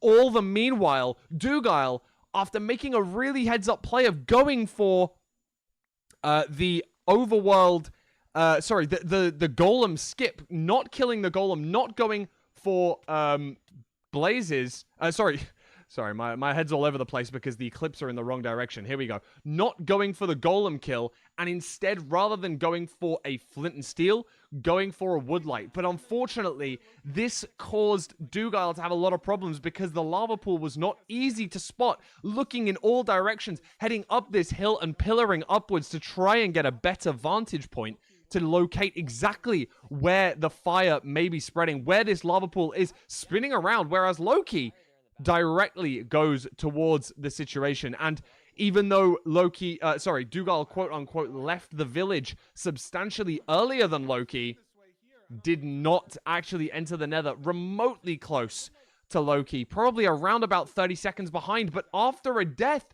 from Loki, it really did tie up the game. But then as the runners did pick up, we had our first gap-to-gap play, for luring all of the pigs from this left side good gap down the stairs to the right side good gap. Punching the piglins on the way in the middle specifically to lure any extras from the upper rampart, and punching one more time to lure any from the top of this good gap here. An absolute huge amount of piglins, but bear in mind, Dougal, by the time he entered the fortress, only had a measly 6 explosives. Now, this is 6 explosives from 2 gaps. He had 3 from the first gaps, because this is exactly how many Loki had when entering the end. In fact, he did have 4 from the first gap, of course, because Loki, I believe... Oh, no, Loki didn't blaze bed. It is 3 apiece. 3 from the first gap, because that's how many Loki had after going for the... After entering the end. And then maybe, in fact, it was only 5 by the end because Dougal didn't blaze bed. This is something that we've not seen in any other match, really, this entire playoffs. Neither runner going for the blaze bed, and Dougal entering the end here with an insanely low amount of explosives. And we've seen it before. We saw it in the in just the seed prior. 5 explosives going for a 0 cycle. But in this one, it is a front dragon, a much more easy tower, and no side setup, no weird offset, a comfortable location. The head hitbox is going to be right above all of these anchors, and this anchor in particular, an insane amount of damage, allowing Dougal to comfortably 5-bed this dragon. And I've been yapping for a long time. I don't want to ice these runners anymore, so I'm going to send you guys back. Seed number 5 on its way, and if we do get to a seed 7, I will see you back. But if not, a massive thank you to everyone for all the support throughout this playoffs season so far, and this just amazing work from everyone behind the scenes, everyone front facing as well. Thank you for all of the commentators, all the editors, all of the ranked players themselves, and everyone in chat. Big thank you to all of you. Hopefully I'll be back, but if not, a massive thank you to everyone. I'm going to send you guys back to our commentators in the booth right now. I mean, Fulham's going to be back. What can I say? It's going to go to a game 7.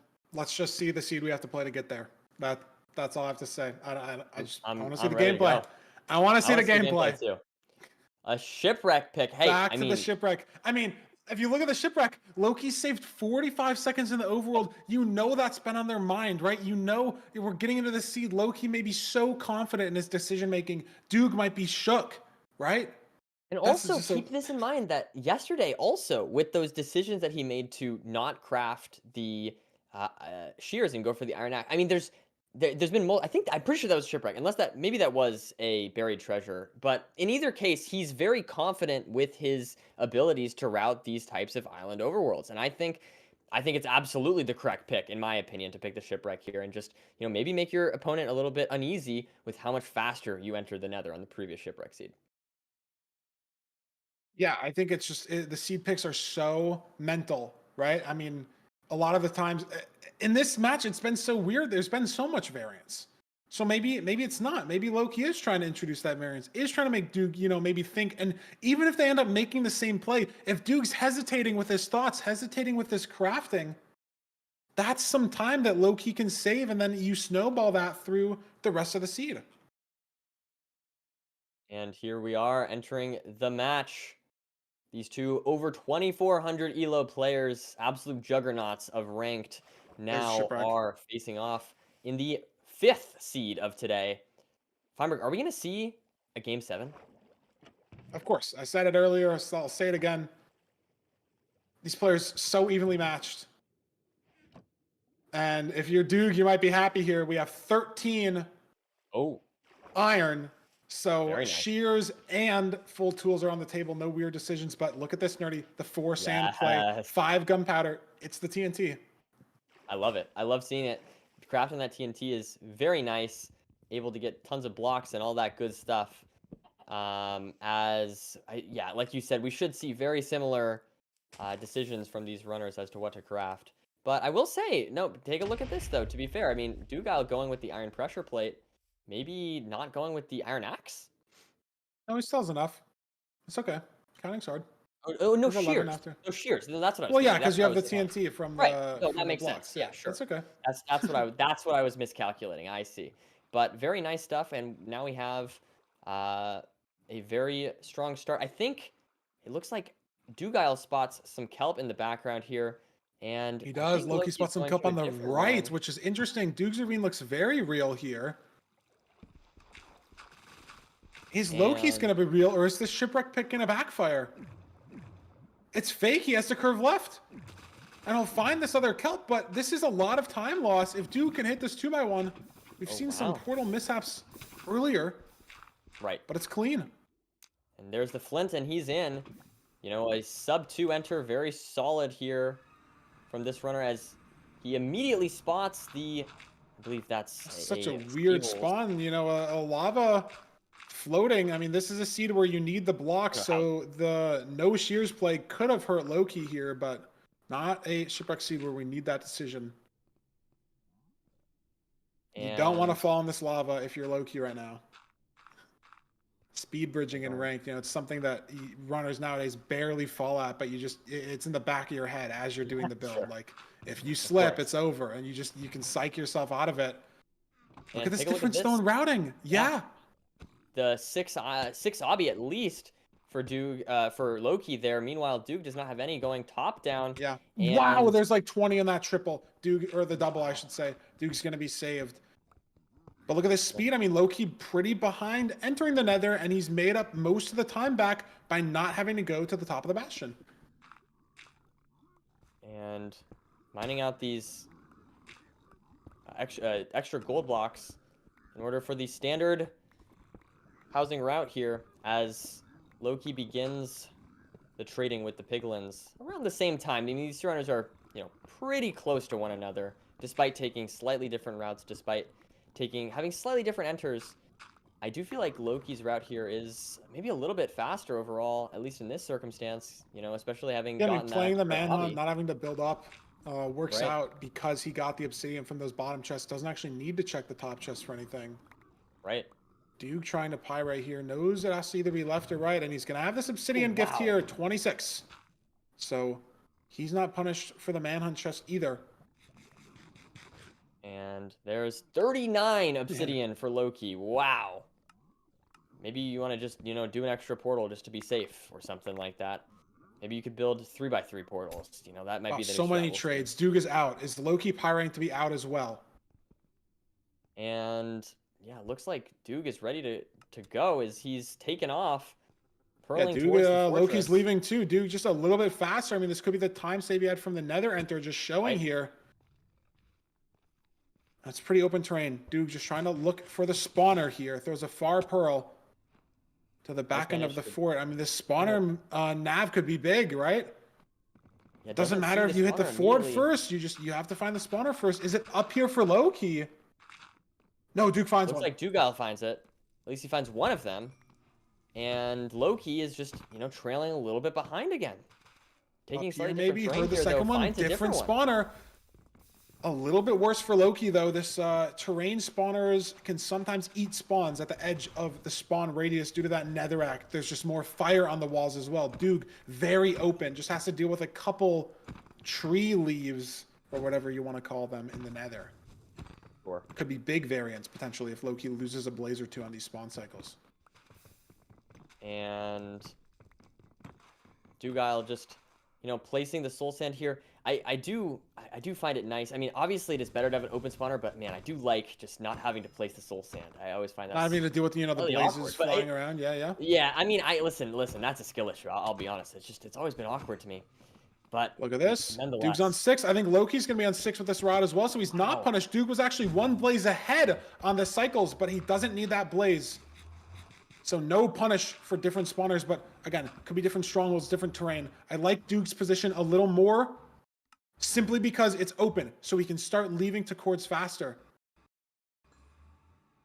And Oh, he's Looks got to like throw two though. 1700 distance, I believe, for Yeah, he has to throw Loki, two, and is I that- think it's probably this 1200. But throwing two here is not good, especially because he doesn't have that 7th rod. Oh, doesn't get So it's punished. just a little bit more time picking it up. Is Loki pre-crafted here? Dude, spending a lot of Loki's time ready to go. crafting. I don't know if Loki's pre-crafted at his spawner or not. But he is. You're right, Nerdy. He's ready to go. As he's now digging into the wall and just trying to place this obsidian soon. I mean, this is looking, suddenly I feel like this has shifted in Loki's favor. Yeah, but I mean, he dug down here, Duke, in the same exact spot digging here. It's just the time that Loki potentially needs to take to craft his explosives. Duke did that in the overworld. That could be the difference. Right? We'll have to see. He does seem to No, like it this looked like spike things here. were crafted for Loki. He had an overlap that Duke Wow. didn't. And that's the And there portal we room. go. Insta finds the portal room, and now he's in. I mean, this could just be game over if he hits this 0. A lot on the line here, trying to make this match point for Loki. Let's see if he can hit this 0 as he pearls up to the front tower. This 94 should be textbook for these runners. 99, you've probably practiced this 1,000 times if you're in their shoes. And so many explosives. Doesn't have to be pressured by any weird double beds, any weird extensions. Duke just now enter the end. So he's taking And it some very slow here. Solid first beds. Gets the double Nice bed in there. 4 cycle. Gets another double bed, and that will take our seed 5 in Loki's favor. Now up 3-2. Match point for Loki. Can Duke run this back, Feinberg? I don't know. I mean, he's going to have to win 2 in a row against someone who, before this game, has not lost a single Any seed. So seed, that is yep. tough. That is very, very tough. But at the same time, we have seen Loki take a death this series, so, definitely is possible for anything to happen. Yeah, Duke's Dragon's dead as well. Only lost one of these 3 seeds to not killing the dragon. It was off that incredibly scuffed 0. And a very stark difference from the 11-minute runs of seed 3 and 4. Seed 5, a mid 7-minute run. Back to And, normal. Yeah, lots of, look at that. 14 seconds faster entering the nether, 17 seconds slower entering the end. So just losing a lot of time. Mainly, it looks like in that fortress to stronghold split, I guess. And, at the end of the day, that's all that matters.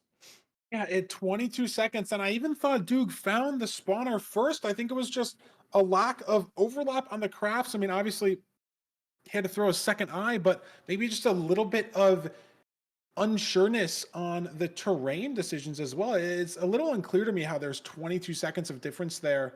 Not sure how much time exactly he spent on the pre-crafting, exactly how much time he spent on the eyes. But I mean, looking just at the spawners, right? They both blinded at the same time with 6 rods, so it's 20 seconds on just the measuring and the terrain. Yeah. Can narrow down the time loss even a little more there. Goes to show that Loki will punish really any mistakes that you make, right? Like, he will not let any mistakes slide in these types of situations. And I don't know. This match just is neck and neck throughout, not only in the individual seeds, but the overall score here is we have a 3-2 lead to Loki with potentially 2 seeds to go if Dugal wins this buried treasure seed. Yeah, and we're going back to the ocean now for a 4th time. Maximum ocean experience. And It's yeah, good I stuff. guess that makes sense, right? You win the first seed very convincingly on that buried treasure seed. I think it's just what he's comfortable with. It makes sense to me. I don't know about you, Feinberg. I'm ready to see this game 6. Yeah, I mean, he won the BT seed, right? Like, he won the village seed. I guess could have picked that as well. It was Loki's ban that he did win, but granted, that village seed he mainly only won due to Loki dying. Was in the nether a full minute slower with worse gear. So we're at the BT for seed 6. I want to see a seed 7. I'm rooting for Duke here. Potentially the last seed of the season 6 playoffs, though.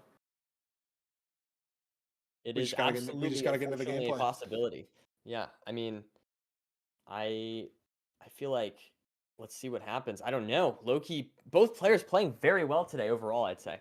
It's not, there's been very, very few mistakes, and I feel like it's one of those things though where we see one big mistake happen, that's the end of the seed.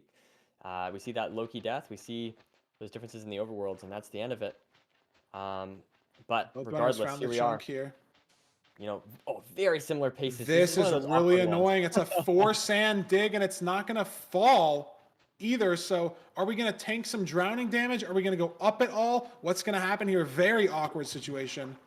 Looks like both runners choosing to tank a little bit of damage there. Yeah, and this is the Duke taking speed less, of though.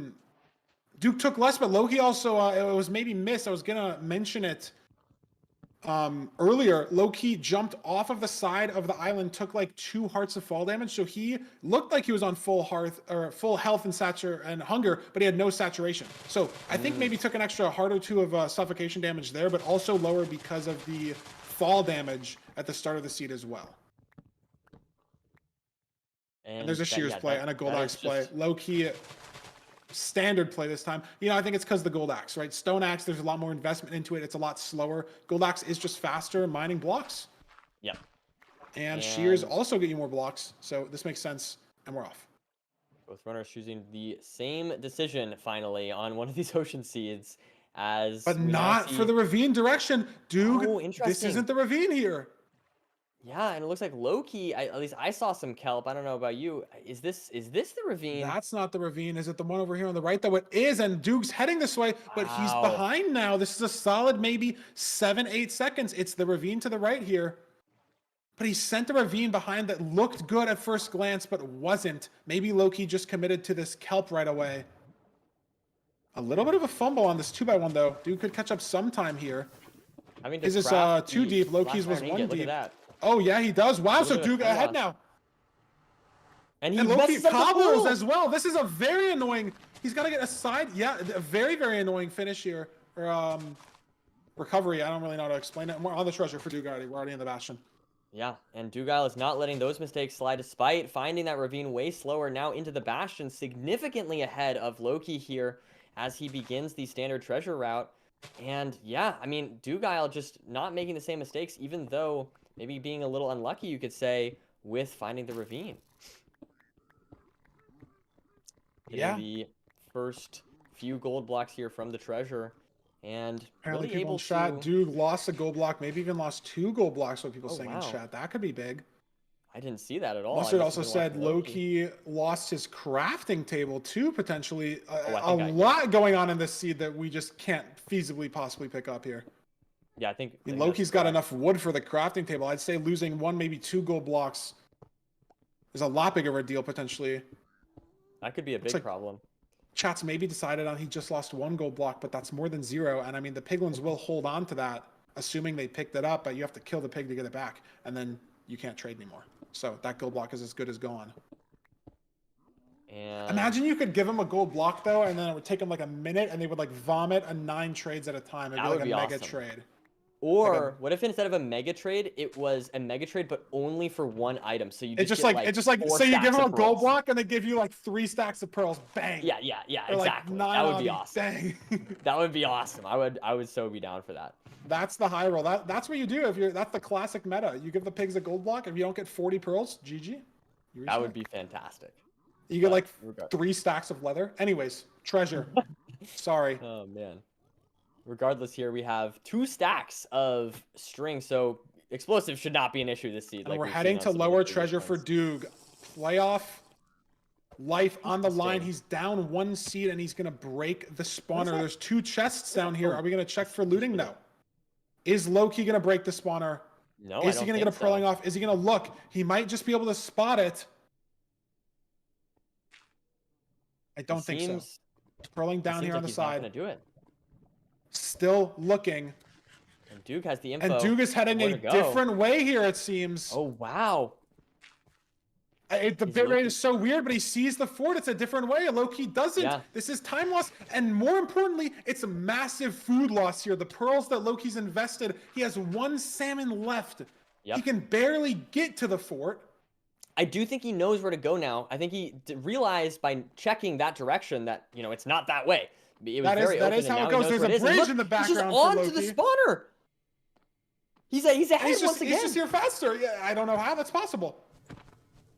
I guess just using the info that, you know, it's not this way. Well, just So like it's gonna better be that pearls, way. I guess. But Duke saw the fort maybe 20, 30 seconds even faster.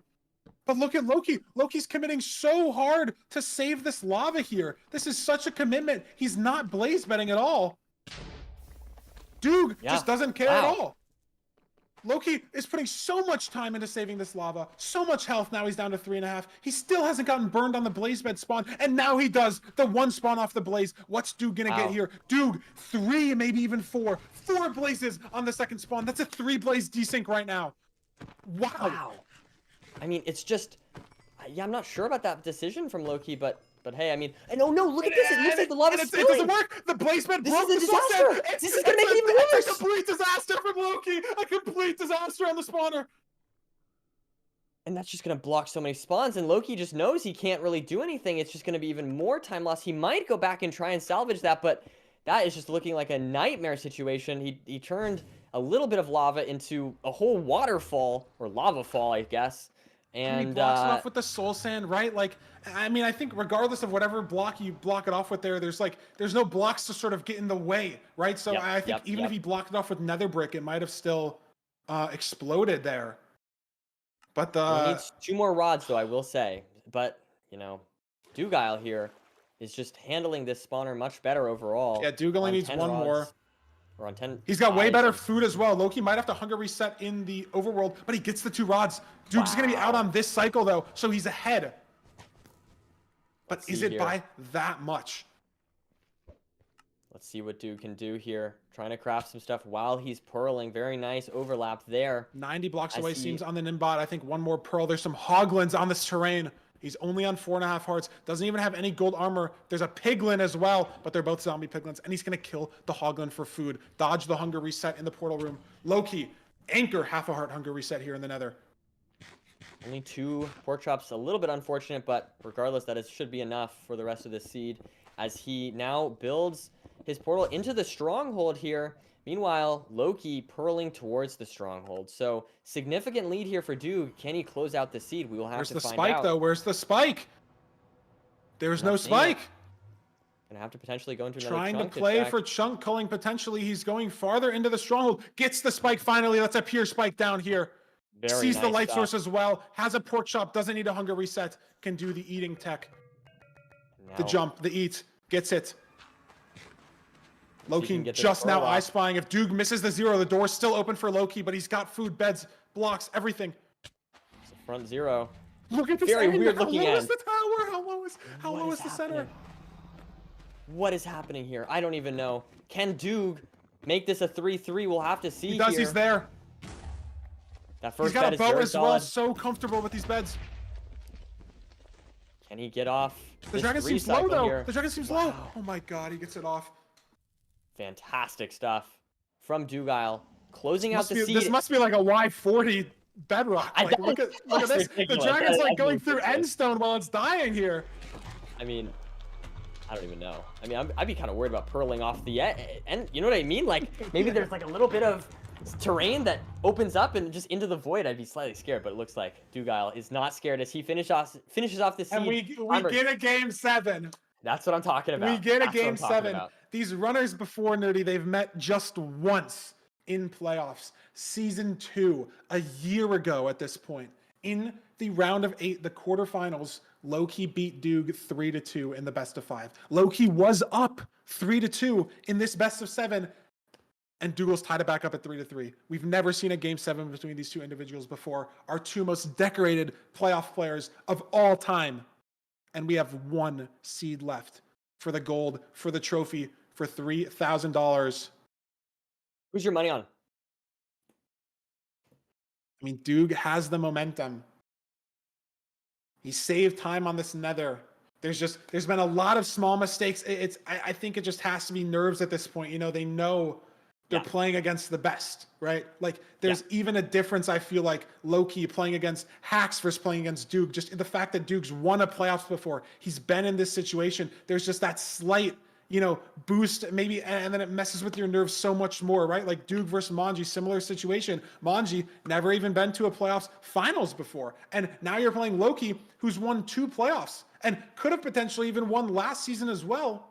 he just declined to play, right? Like Loki could have won 3 of the last Absolutely. 4 if he played last season. Doog, the pressure of winning 2 in a row. Loki, the pressure of being the first hat-trick playoff winner. The nerves must be at an all-time high, and we're seeing it in the gameplay, right? Loki's mess at the lava spawner, dying in the bastion, Doog missing enters twice, 3 times. It feels like he's missing so many magma ravines, so many lava pools, you know, things you just wouldn't see him make earlier today, wouldn't see mistakes he'd make yesterday. And it literally all comes down to this next seed. I mean, at the end of the day, there's no more seeds after this. No matter That's all we what, got. this is the last seed. It's So all I we could got. not be more excited. I mean, this is, like we said, Battle of the Titans, absolute juggernauts of Minecraft speedrun players. And, you know, at the end of the day, this is what we came for. This seed here. Stay tuned, chat. You know, this is going to be awesome. Yeah, we are getting into the full analysis segment in just a second. Once he gives us the go-ahead from the clips there. Definitely a lot to analyze in those last 2 seeds. So whenever he's ready, I just want to get into the gameplay. I can't even think of any like yapping. I can't think of any stalling. So eager. I mean, I feel like, And he's ready. Oh, Let's man. go. I just want to see the Let's gameplay. go. Let's go to the analysis segment and let's get back into the gameplay. We'll see you with Fulham. Okay. I think we're live. I think we've transitioned. Amazing. I've sprinted and I've tried my absolute utmost to dress for the occasion. It is Seed 7, Loki versus Dugile. It would be unfair to these runners and to the ranked playoffs as a whole to simply not turn up in at least some sort of formal attire for this amazing spectacle that we're watching right now. It is Seed 7 in the playoff finals, and it's Loki versus Dugile, our number 1 and number 2 seed, pushing each other to their absolute limits. And let's talk about Seed 5. In Seed 5, the main thing that I could speak about was this slight ravine misplay in the overworld. There was very little to analyze. Loki was able to claw back the time loss after heading to the incorrect kelp in the ocean throughout the amazing play through the rest of the seed. Even though there was a few small errors for Dugile, there would be no point in me clipping them all, simply because we'd be here, you know, for too long, analyzing a 30-second clip for a 1-second time loss. But all of them added up, and Loki was able to make an amazing comeback, get into the end first, and hit a beautiful 0 cycle on 94, pushing up to 99. Comfortable 0 here. And, you know, noticing that Dugile entered the end late, didn't have to worry about hitting too many of the double beds, hit 1 here, and 4 rotations, was able to get it done. Really, really nice Seed 5. It felt a bit more comfortable for Loki to win Seed 5 than it did for Dugile to win Seed 6. However, let us talk about this Seed 6, because there were a few incidents. There were a few things that went on. First and foremost, Dugile firstly went to the wrong ravine, and then eventually, once finding the correct ravine, actually entered the nether first. So Loki made like a relatively big mistake. A bigger mistake, I think, than any of the other seeds that we've really seen, especially more than Seed 5. With the portal build, with, I think, 2 pieces of cobblestone, which is something that we don't often see from Loki. Into Dugile making a pretty big mistake here on the Bastion. Now, I know that chat may have thought that 2 gold blocks were missed. It was only 1. There's the gold block that did end up getting eaten by the pigs here. Just instantly getting picked up by this pig right about here, which is unfortunate. However, everyone, those that thought that the second gold block had gone, it was in fact a just a ghost block moment. So you can see it get picked up here. It does go to 2 for just a split second, and then goes back to 1. It is still in his inventory by the end of the Bastion, so he was able to throw it out and trade it. So that was totally fine. However, it did mean that he had a little bit of time loss throughout the rest of the seed, just because of 1 gold block's worth less of trades. But this is really where the time loss came. trying to block off this lava and placing the wrong block, flowing all the lava out, not being even sure what to do, kind of just F5ing and staring into the void for a second there, and eventually had to try and block off the lava like this. It was really unfortunate. Annoyingly, I've got these clips in the wrong direction because the time loss initially came from finding the fortress, which I think we're going to have to analyze next. It was such a hectic seed that I've actually got them in the wrong direction.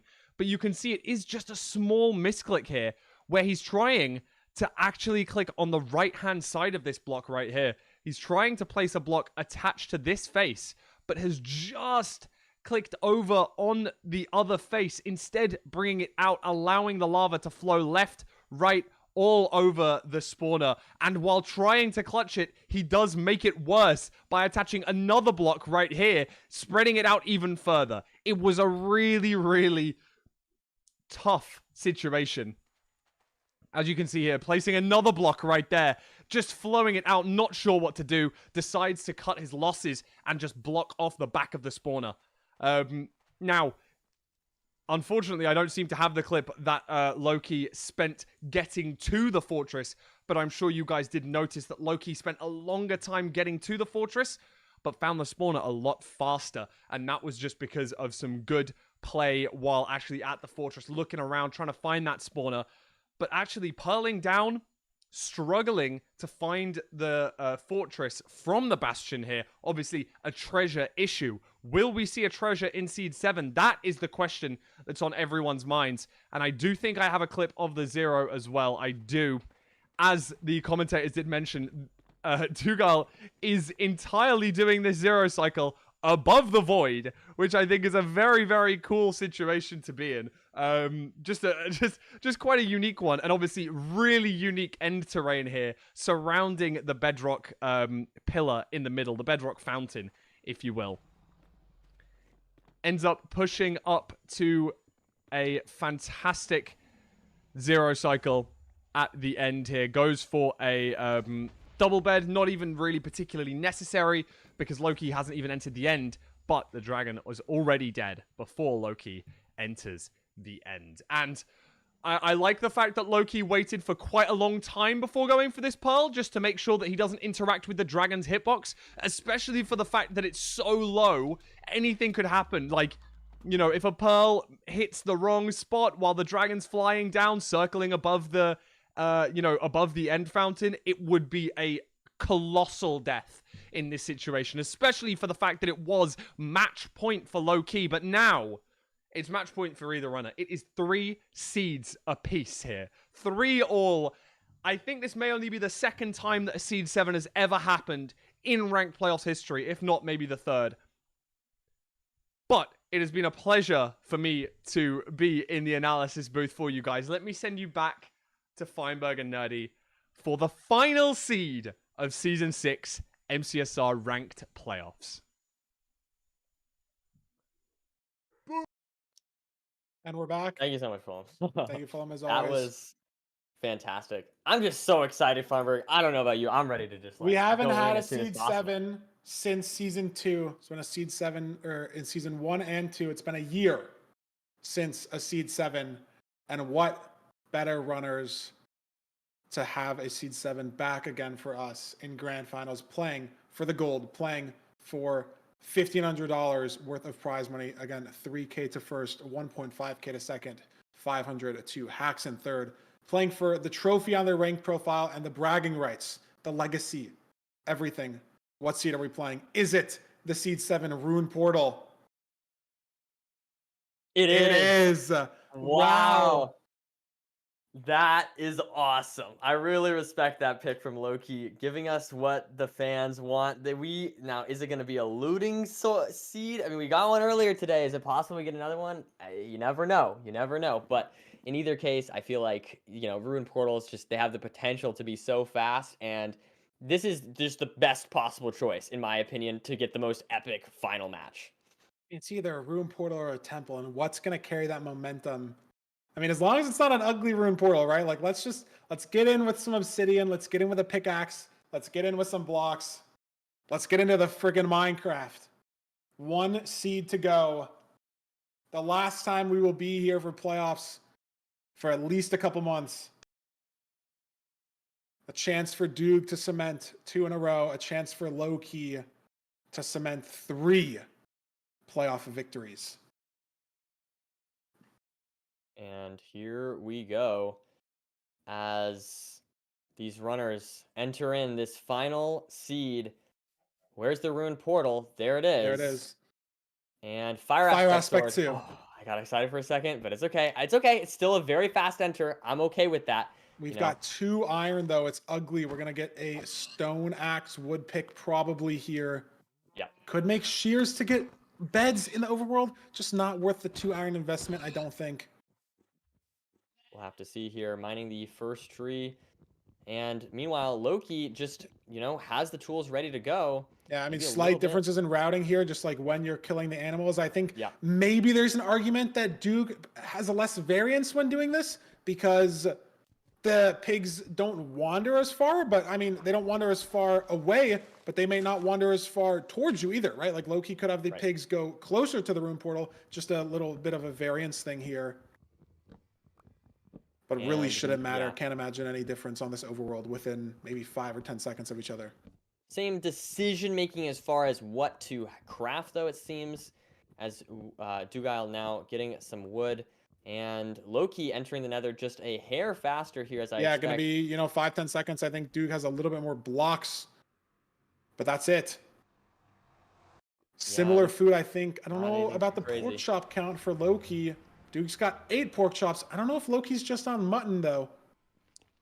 These runners are going to be routing the bastions a little bit differently, chat, just because they need to get, of course, that extra iron. So that might influence, the way that they approach these Exactly. bastions. We'll have to see if we notice that at all. But regardless, I feel like... why do I feel like they're going different ways? I think I just got turned around I think looking they're at the going the terrain same here. way here. I think they're heading the same way. Bastion finally on Loki's- Loki's screen. It's a stables here. and there's the bastion for Dugile. So Could just be a lot little bit of behind. variance on what chests you're checking first. There's iron already in that top double. Is Boom. Duke gonna check it first? He Yep, is. there There it it is. is.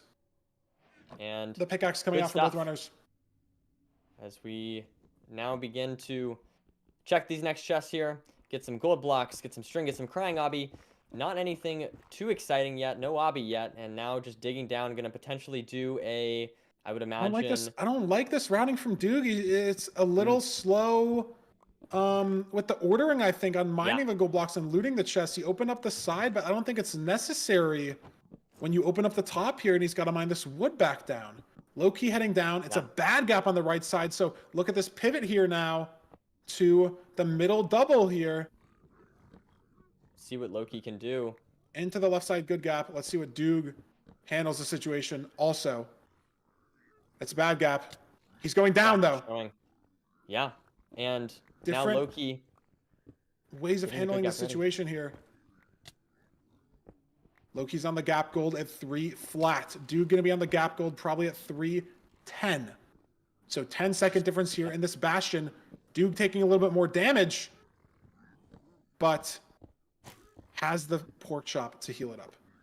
And I think that, it's just a little bit of a lead throughout this seed so far for Loki, but nothing too crazy, nothing to give up if you're Dugile by any means. And let's Not at see where Loki goes next here. Just going to grab these upper blocks, these backup blocks. And, I feel like we're seeing such similar routing, but at the end of the day, Loki's just a little bit faster.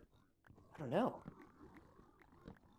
Yeah, so unclear here who's actually going to leave the bastion first. Could come down to maybe just having one extra pig follow from the triple to the gap, right? You can leave one trade cycle earlier. That's 6 full seconds. That's almost all the time loss that Dougal has right now. And terrain to the fort, getting to the fort, the pyre, everything. Fort hasn't been spotted by either runner, so they have to just rely on a direction.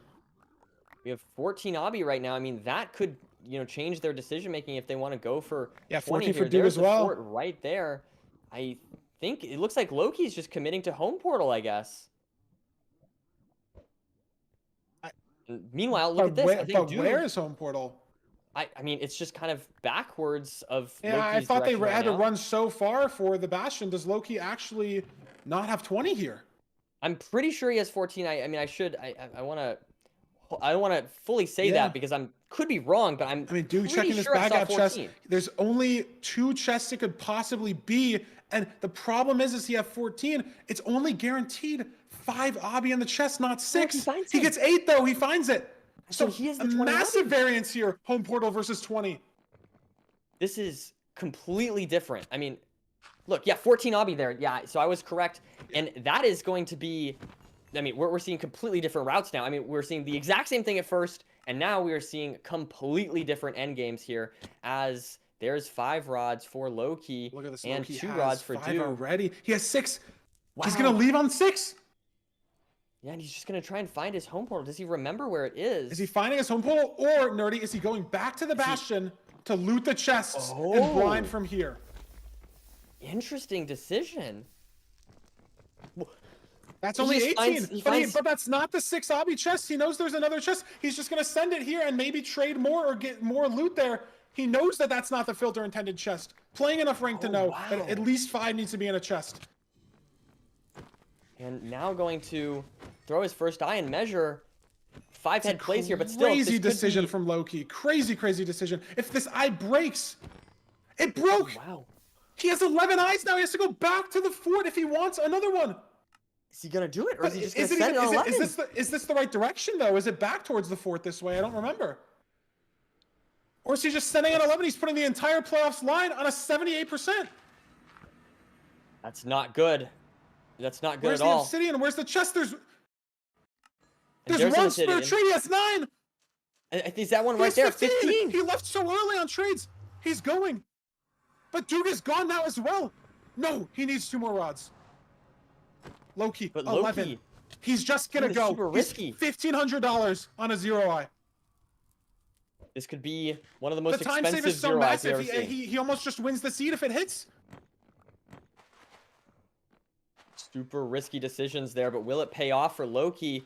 It all comes down to this. I mean, at the end of the day, he I also, can't I believe mean, I can't believe he's sending it on 11. I cannot believe it on a game 7.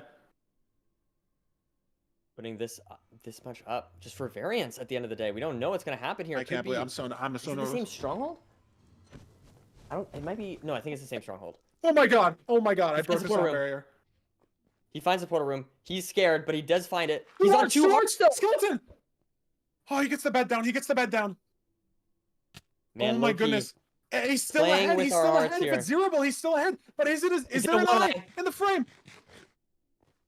It's a 1. It's a 2 It's a 2 eye. He's It saved. doesn't matter. Oh my god! And the 2 eye. Now, going for the front tower here. It's such an easy 0. There's nothing left to choke. There's no Can he time close left out for this Dude. seed? He's Leaving pushing all of that up to the 99. zero eye.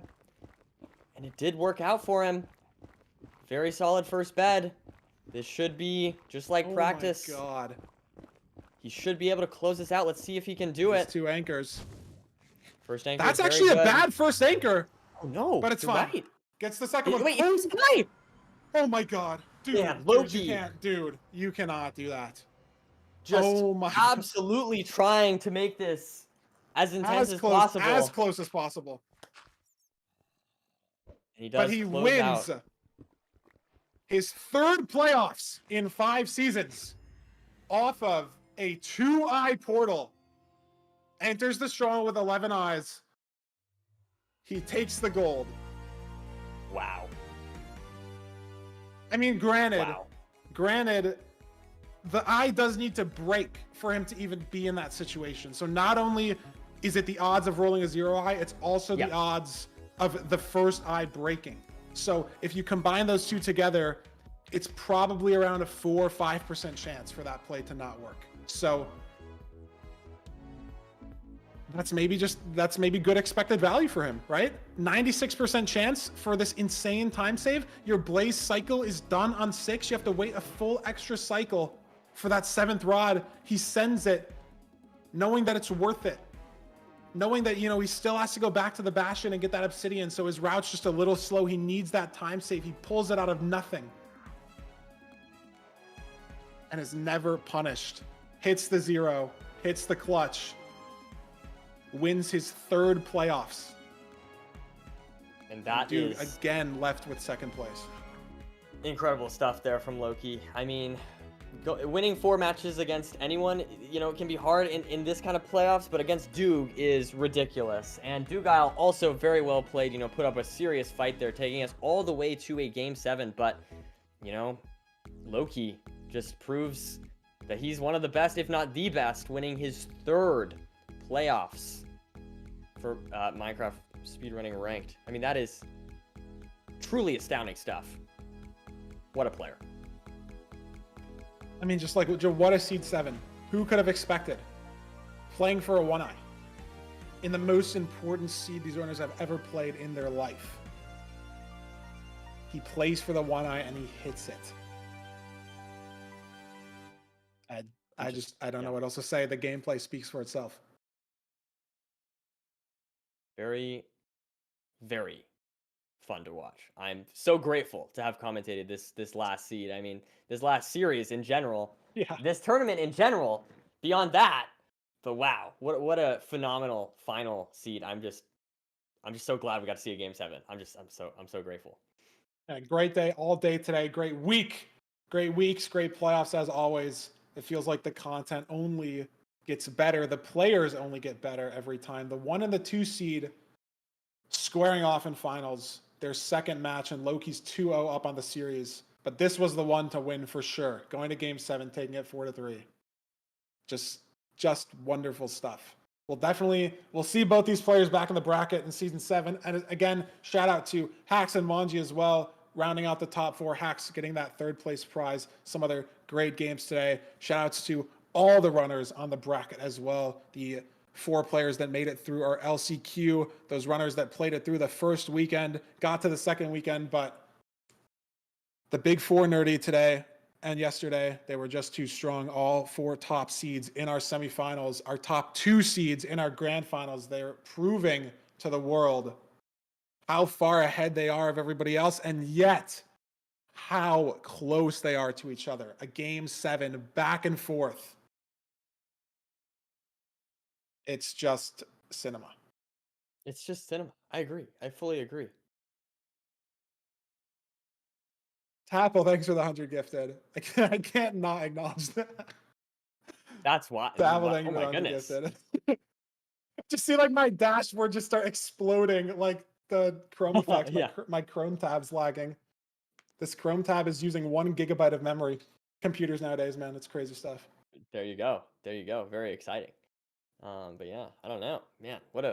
I'm just out of words after that last seed. Like Loki what a tournament, almost man. What a dies falling into the cave before the PR. Almost dies even after the 0.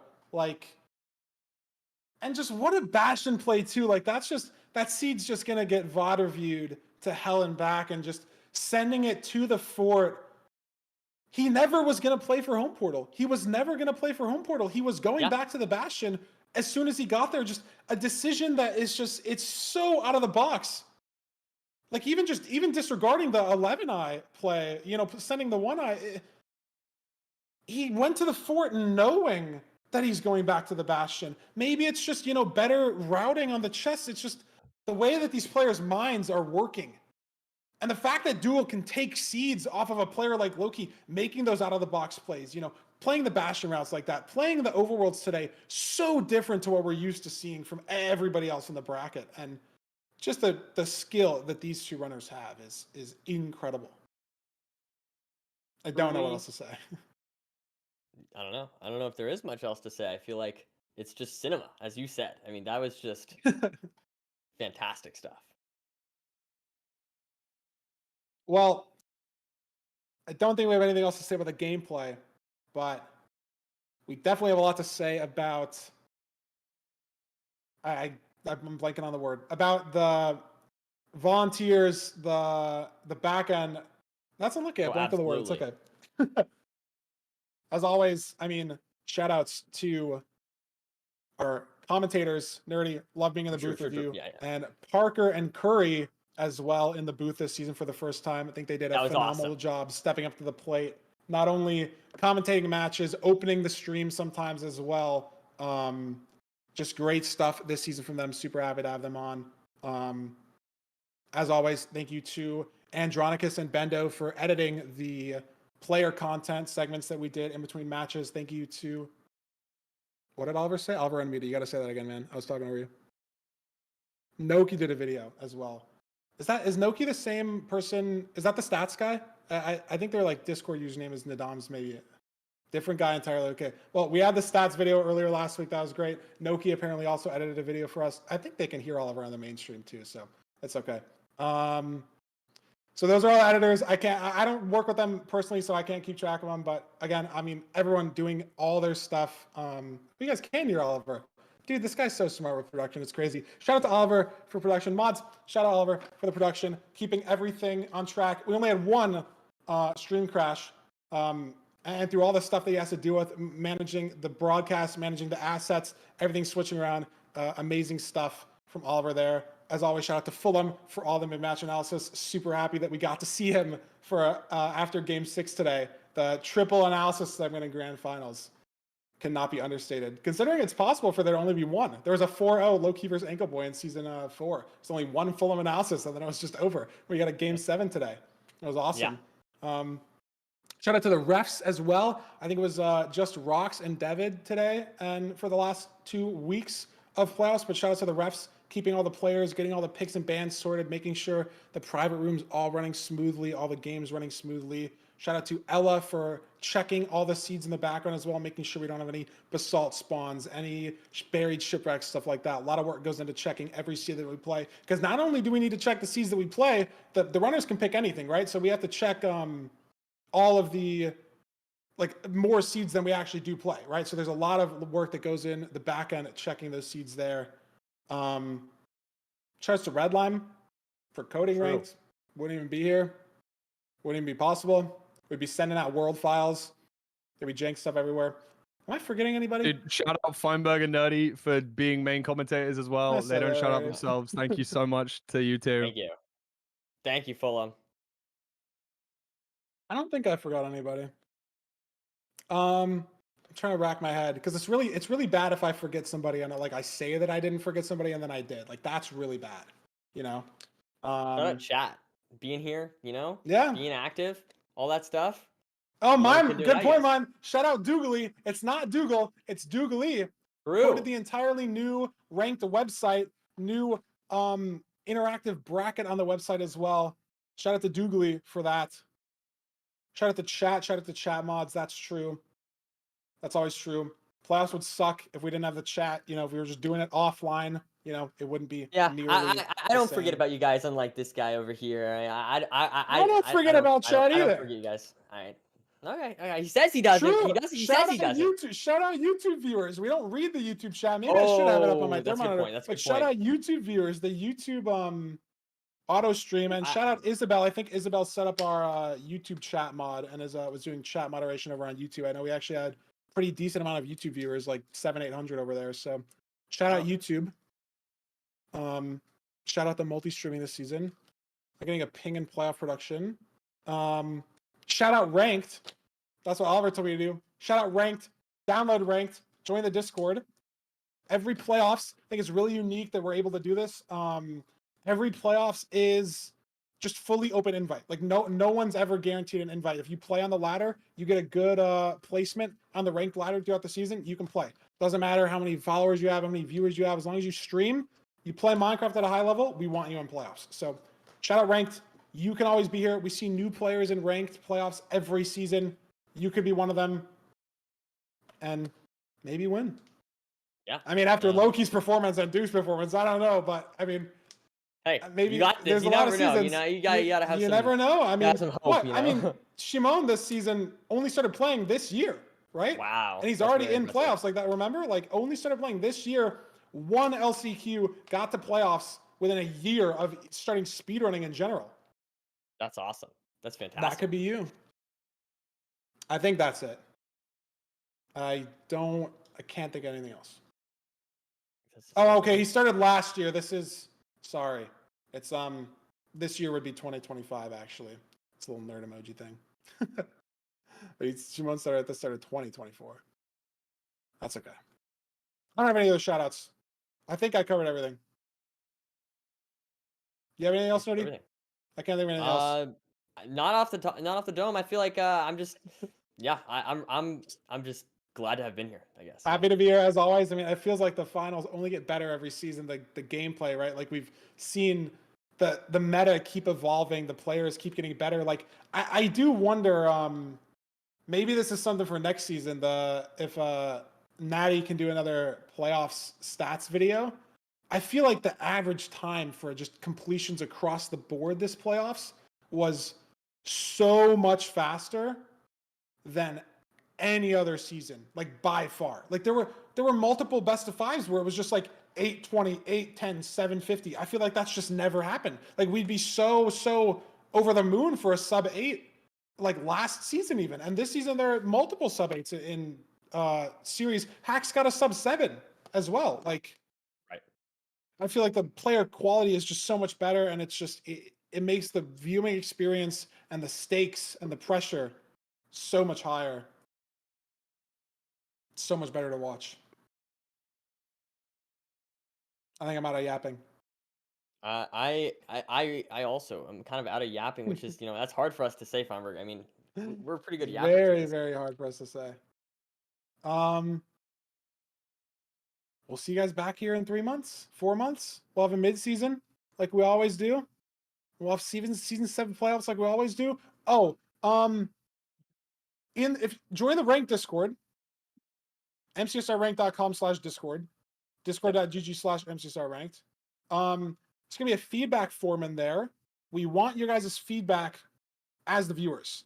What segments you like, what true. segments you don't like, what commentators you like, what commentators you don't like. It's all anonymous. You can dog on us as much as you want. We're always trying to make the best product, the best viewing possible. We'll have a Google form in there for feedback, probably in like 5 or 10 minutes. I think we just I made the questions while Nerdy and I weren't commentating, and I think we just want to maybe read them over and make sure I didn't miss anything.